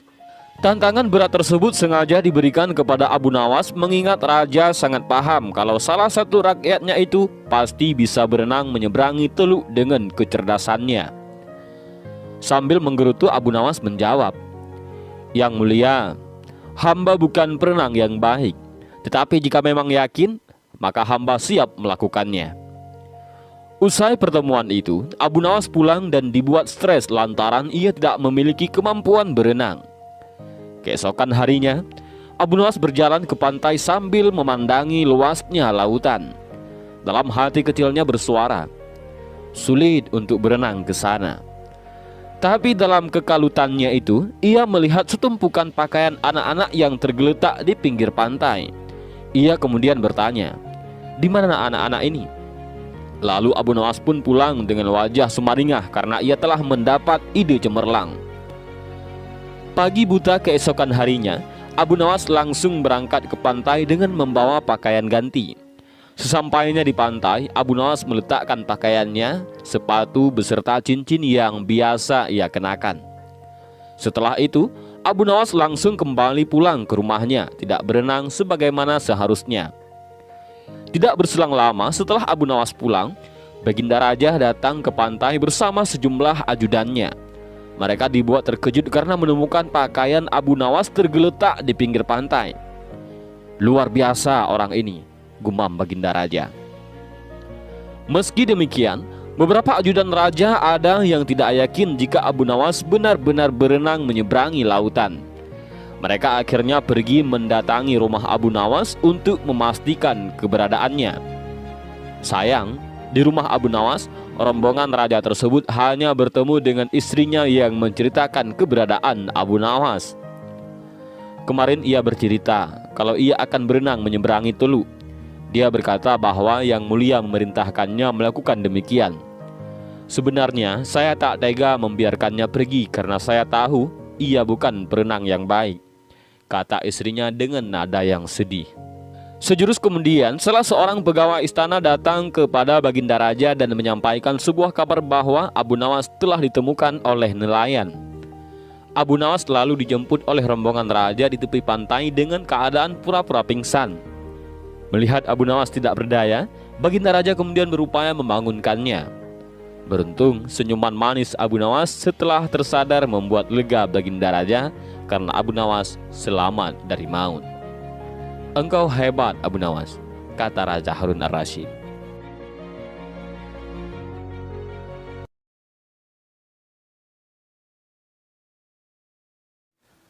Pada suatu hari, Abu Nawas datang ke istana tanpa diundang oleh Baginda Raja Harun ar-Rasyid. Kebetulan kamu datang, Abu. Saya memang sudah kangen denganmu, kata Baginda tanpa basa-basi. Abu Nawas menjadi senang bukan kepalang. Baginda makin bersahabat saja belakangan ini. Apa yang mesti hamba lakukan, Baginda? Tanya Abu Nawas. Tidak ada, jawab Baginda Raja. Sebentar, ujar Baginda Raja lalu beranjak dari tempat duduknya. Begitu kembali, Baginda sudah berganti pakaian lebih bersahaja, layaknya rakyat biasa. Saya kepingin ke rumahmu, kata Baginda Raja. Asiknya, Baginda tidak mau dikawal siapapun. Untuk apa Baginda ke rumah hamba? Tanya Abu Nawas yang merasa heran. Ia pantas kaget dan serba salah. Soalnya rumah Abu Nawas sedang berantakan, istrinya pun tidak ada di rumah. Lalu siapa nanti yang menyiapkan hidangan untuk Baginda? Abu Nawas jelas kebingungan. Pokoknya saya mau ke rumahmu, ujar Baginda Raja dengan suara ditekan. Karena Baginda memaksa, maka Abu Nawas pun mengalah. Mereka berdua pun berjalan kaki menuju rumah Abu Nawas yang jaraknya tak begitu jauh dari istana. Sesampai di rumah, Baginda tak menyangka rumah Abu Nawas sangatlah sederhana. Tak ada barang berharga di rumah itu. Kamu sendiri? Tanya Baginda Raja. Iya, Paduka. Istri hamba sedang menjenguk orang tuanya, lanjut Abu Nawas.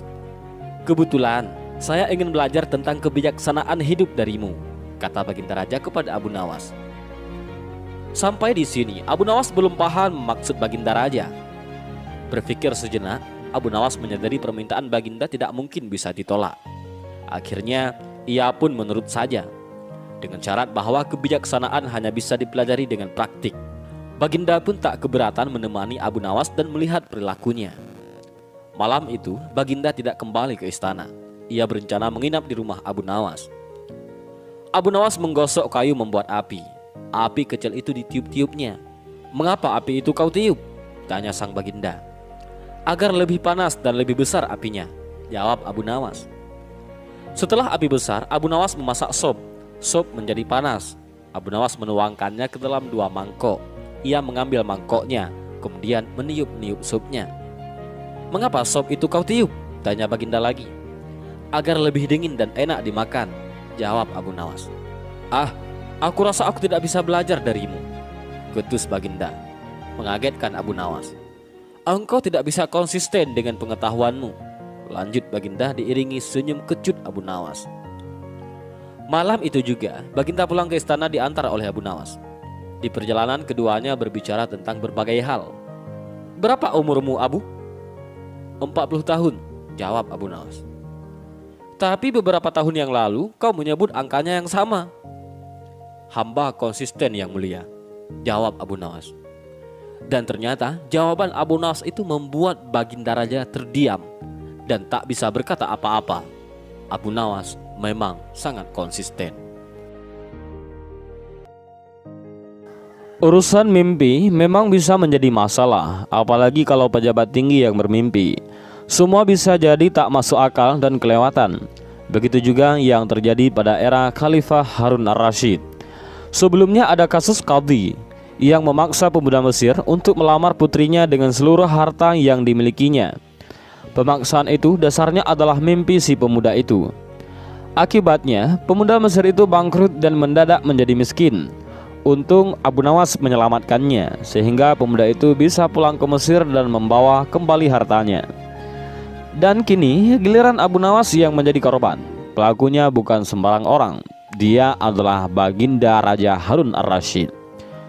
Lihatlah, Abu Nawas yang tidak berdaya, ia hanya bertunduk sedih mendengarkan penuturan istrinya.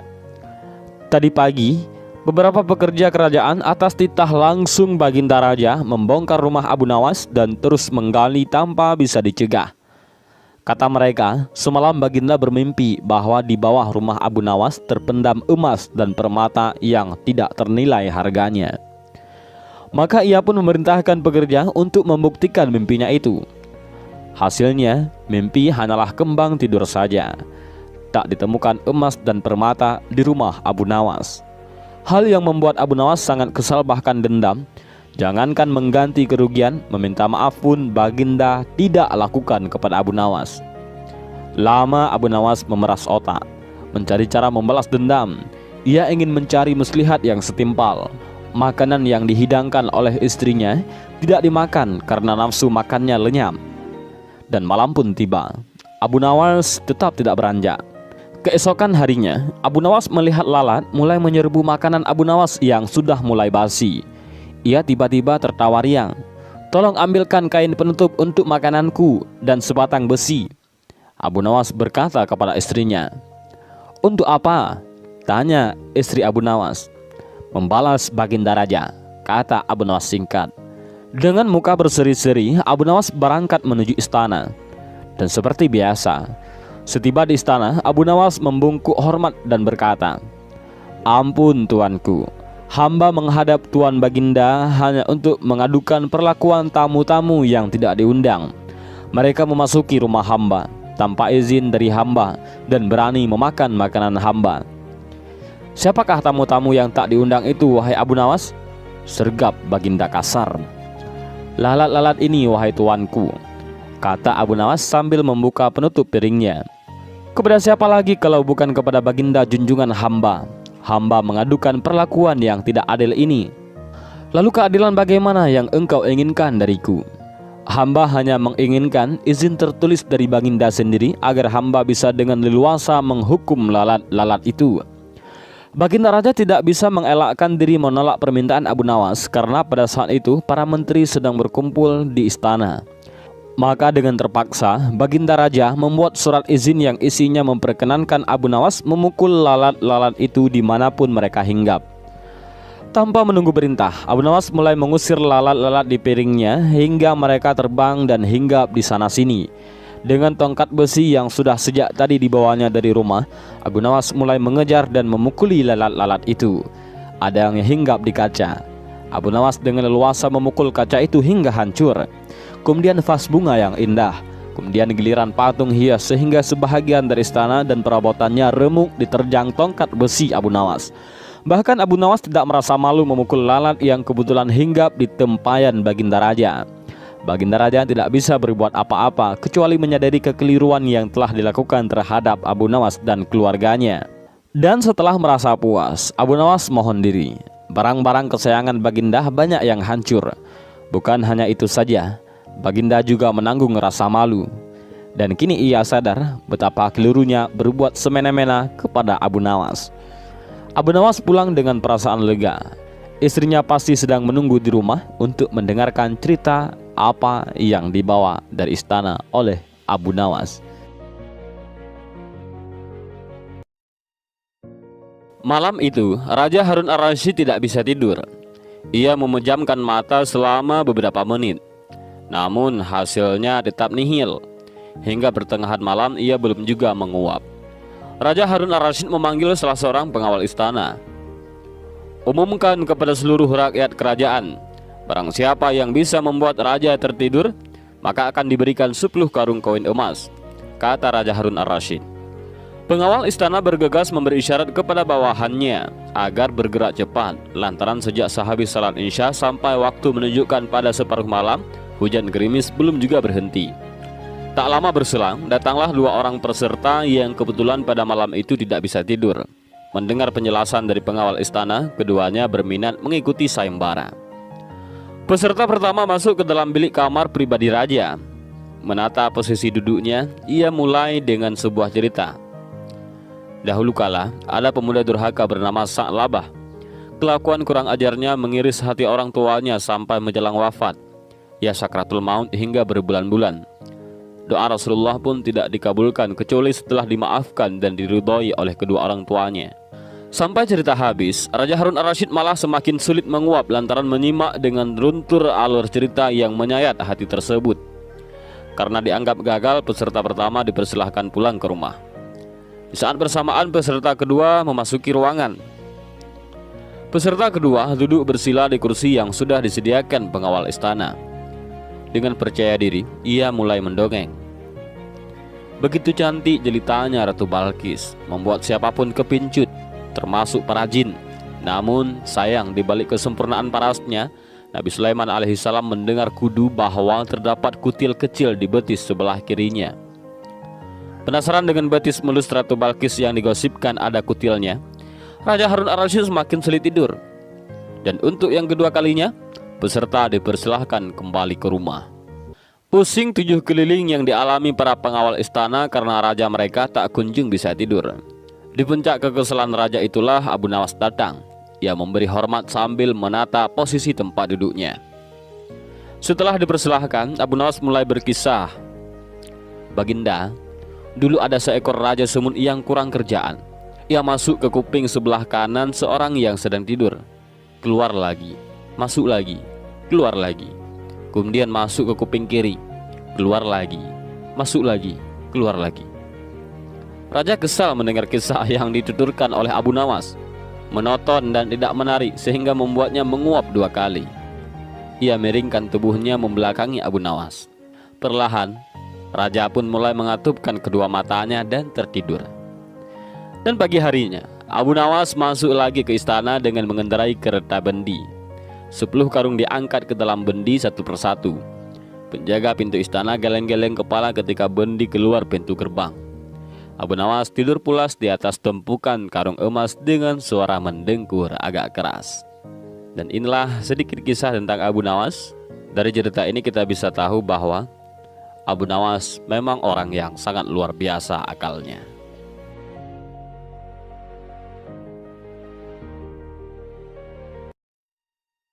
Sudah lama Abu Nawas tidak dipanggil ke istana untuk menghadap Baginda Raja.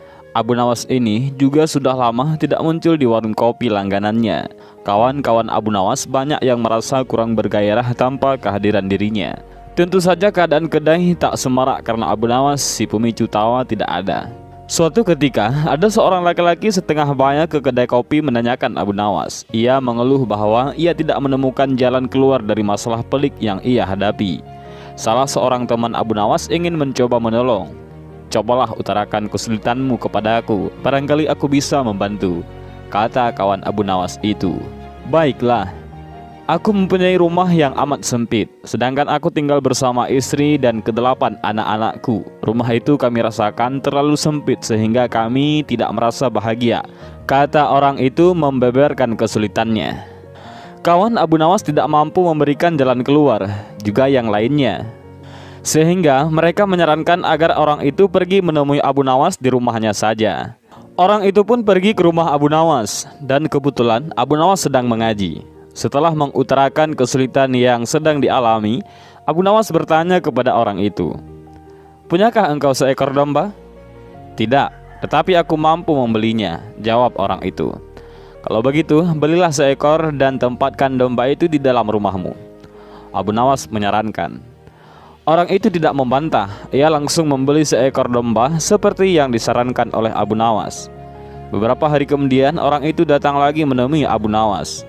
"Wahai Abu Nawas, aku telah melaksanakan saranmu, tetapi rumahku bertambah sesak. Aku dan keluargaku merasa segala sesuatu menjadi lebih buruk dibandingkan sebelum tinggal bersama seekor domba," kata orang itu mengeluh kepada Abu Nawas. "Kalau begitu, belilah lagi beberapa ekor unggas dan tempatkan juga mereka di dalam rumahmu," saran Abu Nawas. Orang itu tidak membantah, ia langsung membeli beberapa ekor unggas yang kemudian dimasukkan ke dalam rumahnya. Beberapa hari kemudian, orang itu datang lagi ke rumah Abu Nawas. "Wahai Abu Nawas, aku telah melaksanakan saran-saranmu dengan menambah penghuni rumahku dengan beberapa ekor unggas. Namun begitu aku dan keluargaku semakin tidak betah tinggal di rumah yang makin banyak penghuninya, kami bertambah merasa tersiksa," kata orang itu dengan wajah yang semakin muram. Kalau begitu, belilah seekor anak unta dan peliharalah di dalam rumahmu, kata Abu Nawas menyarankan kepada orang itu. Orang itu tidak membantah, ia langsung ke pasar hewan membeli seekor anak unta untuk dipelihara di dalam rumahnya. Beberapa hari kemudian, orang itu datang lagi menemui Abu Nawas. Ia berkata, "Wahai Abu Nawas, tahukah engkau bahwa keadaan di dalam rumahku sekarang hampir seperti neraka? Semuanya berubah menjadi lebih mengerikan daripada hari-hari sebelumnya. Wahai Abu Nawas, kami sudah tidak tahan tinggal serumah dengan binatang-binatang itu," kata orang itu yang sudah putus asa. "Baiklah, kalau kalian sudah merasa tidak tahan, maka juallah anak unta itu," kata Abu Nawas. Orang itu tidak membantah, ia langsung menjual anak unta yang baru dibelinya. Beberapa hari kemudian Abu Nawas pergi ke rumah orang itu. "Bagaimana keadaan kalian sekarang?" Abu Nawas bertanya. "Keadaannya sekarang lebih baik karena anak unta itu sudah tidak lagi tinggal di sini," kata orang itu tersenyum. "Baiklah, kalau begitu sekarang juallah unggas-unggasmu," kata Abu Nawas. Orang itu tidak membantah, ia langsung menjual unggas-unggasnya. Beberapa hari kemudian Abu Nawas mengunjungi orang itu lagi. "Bagaimana keadaan rumah kalian sekarang?" Abu Nawas bertanya. "Keadaan sekarang lebih menyenangkan karena unggas-unggas itu sudah tidak tinggal bersama kami," kata orang itu dengan wajahnya yang sangat ceria. "Baiklah, kalau begitu sekarang juallah domba itu," kata Abu Nawas. Orang itu juga tidak membantah. Dengan senang hati ia langsung menjual dombanya. Beberapa hari kemudian Abu Nawas bertamu ke rumah orang itu. Ia bertanya, "Bagaimana keadaan rumah kalian sekarang?" "Kami merasakan rumah kami bertambah luas karena binatang-binatang itu sudah tidak lagi tinggal bersama kami. Dan kami sekarang merasa lebih bahagia daripada dulu. Kami mengucapkan terima kasih yang tak terhingga kepadamu, wahai Abu Nawas," kata orang itu dengan wajah berseri-serinya. "Sebenarnya batas sempit dan luas itu tertancap dalam pikiranmu. Kalau engkau selalu bersyukur atas nikmat dari Tuhan, maka Tuhan akan mencabut kesempitan dalam hati dan pikiranmu," kata Abu Nawas menjelaskan. Dan sebelum Abu Nawas pulang, ia bertanya kepada orang itu, "Apakah engkau sering berdoa?" "Iya," jawab orang itu. "Dan ketahuilah bahwa doa seorang hamba tidak mesti diterima oleh Allah, karena manakala Allah membuka pintu pemahaman kepada engkau, ketika Dia tidak memberi engkau, maka ketiadaan pemberian itu merupakan pemberian yang sebenarnya," kata Abu Nawas. Pada suatu ketika, sang khalifah sedang murung karena semua menterinya tidak ada yang sanggup menemukan jawaban dari dua pertanyaan darinya. Bahkan para penasihat pun merasa tidak mampu memberikan penjelasan yang memuaskan sang khalifah. Padahal sang khalifah sangat ingin mengetahui jawabannya. Akhirnya para penasihat pun menyarankan agar Abu Nawas saja yang memecahkan dua teka-teki yang membingungkan itu. Tidak lama kemudian Abu Nawas pun dihadirkan di hadapan sang khalifah. Sang khalifah mengatakan bahwa akhir-akhir ini dirinya sulit tidur karena diganggu oleh keingintahuan menyingkap dua rahasia alam. "Wahai baginda, sebenarnya rahasia alam manakah yang Paduka maksudkan?" tanya Abu Nawas. "Aku memanggilmu untuk menemukan jawaban dari dua teka-teki yang selama ini menggoda pikiranku," kata sang khalifah. "Bolehkah hamba mengetahui dua teka-teki itu, wahai baginda?" pinta lagi Abu Nawas yang mulai was-was. "Yang pertama, di manakah sebenarnya batas jagat raya ciptaan Tuhan kita?" tanya sang khalifah. "Di dalam pikiran, wahai baginda," jawab Abu Nawas tanpa ragu-ragu. "Tuanku yang mulia, ketidakterbatasan itu ada karena adanya keterbatasan, dan keterbatasan itu ditanamkan oleh Tuhan di dalam otak manusia, dan karenanya manusia tidak akan pernah tahu di mana batas jagat raya ini.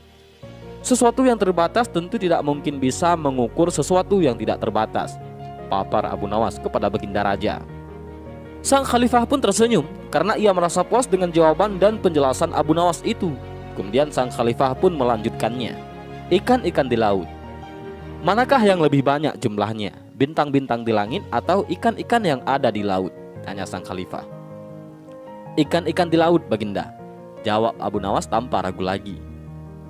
"Paduka yang mulia, kita semua tahu bahwa ikan-ikan itu setiap hari ditangkapi dengan jumlah yang besar. Namun begitu, jumlah mereka tetap banyak, seolah-olah tidak pernah berkurang. Sementara bintang-bintang itu tidak pernah rontok. namun jumlah mereka juga banyak, papar Abu Nawas untuk meyakinkan sang khalifah. Dan seketika itu, rasa penasaran sang khalifah pun sirna, tak berbekas. Kemudian, ia memberikan hadiah kepada Abu Nawas dengan uang yang cukup banyak.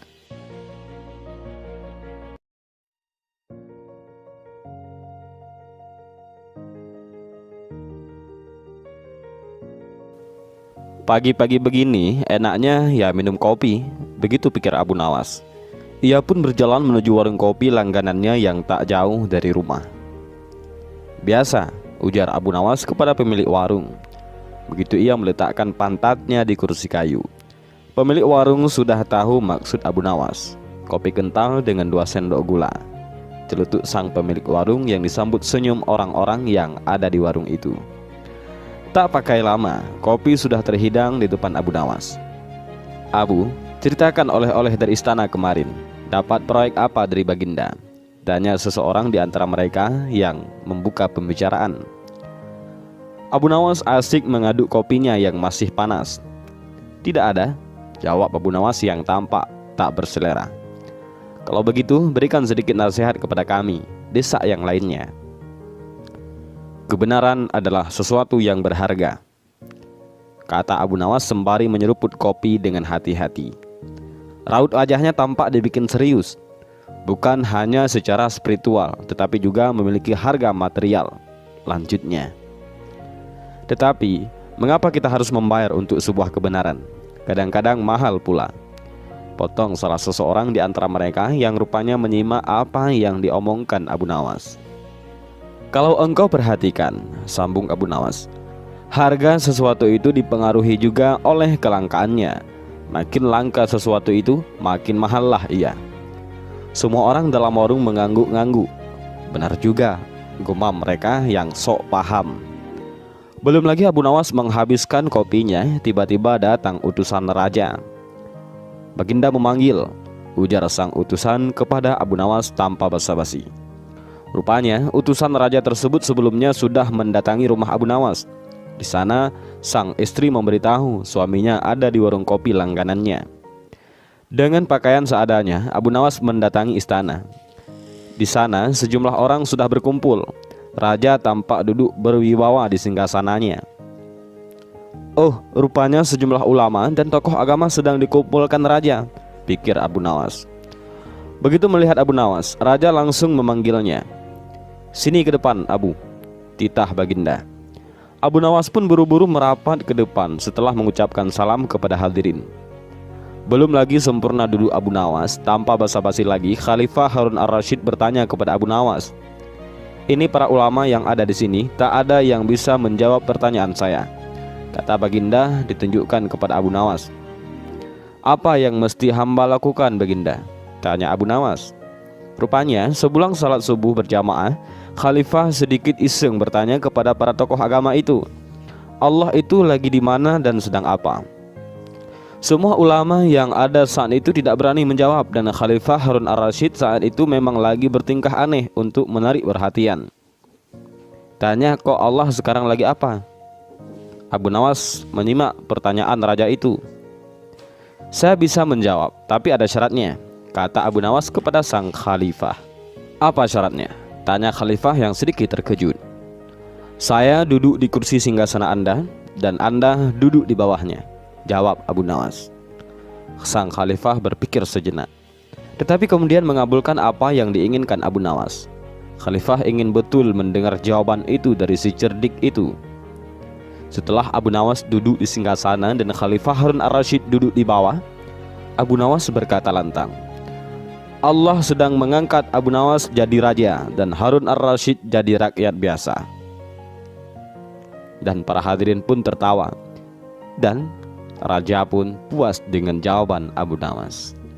Tetapi yang anehnya, raja tetap tidak marah kepada Abu Nawas, walaupun raja sudah menjadi rakyat biasa dan Abu Nawas sudah menjadi raja.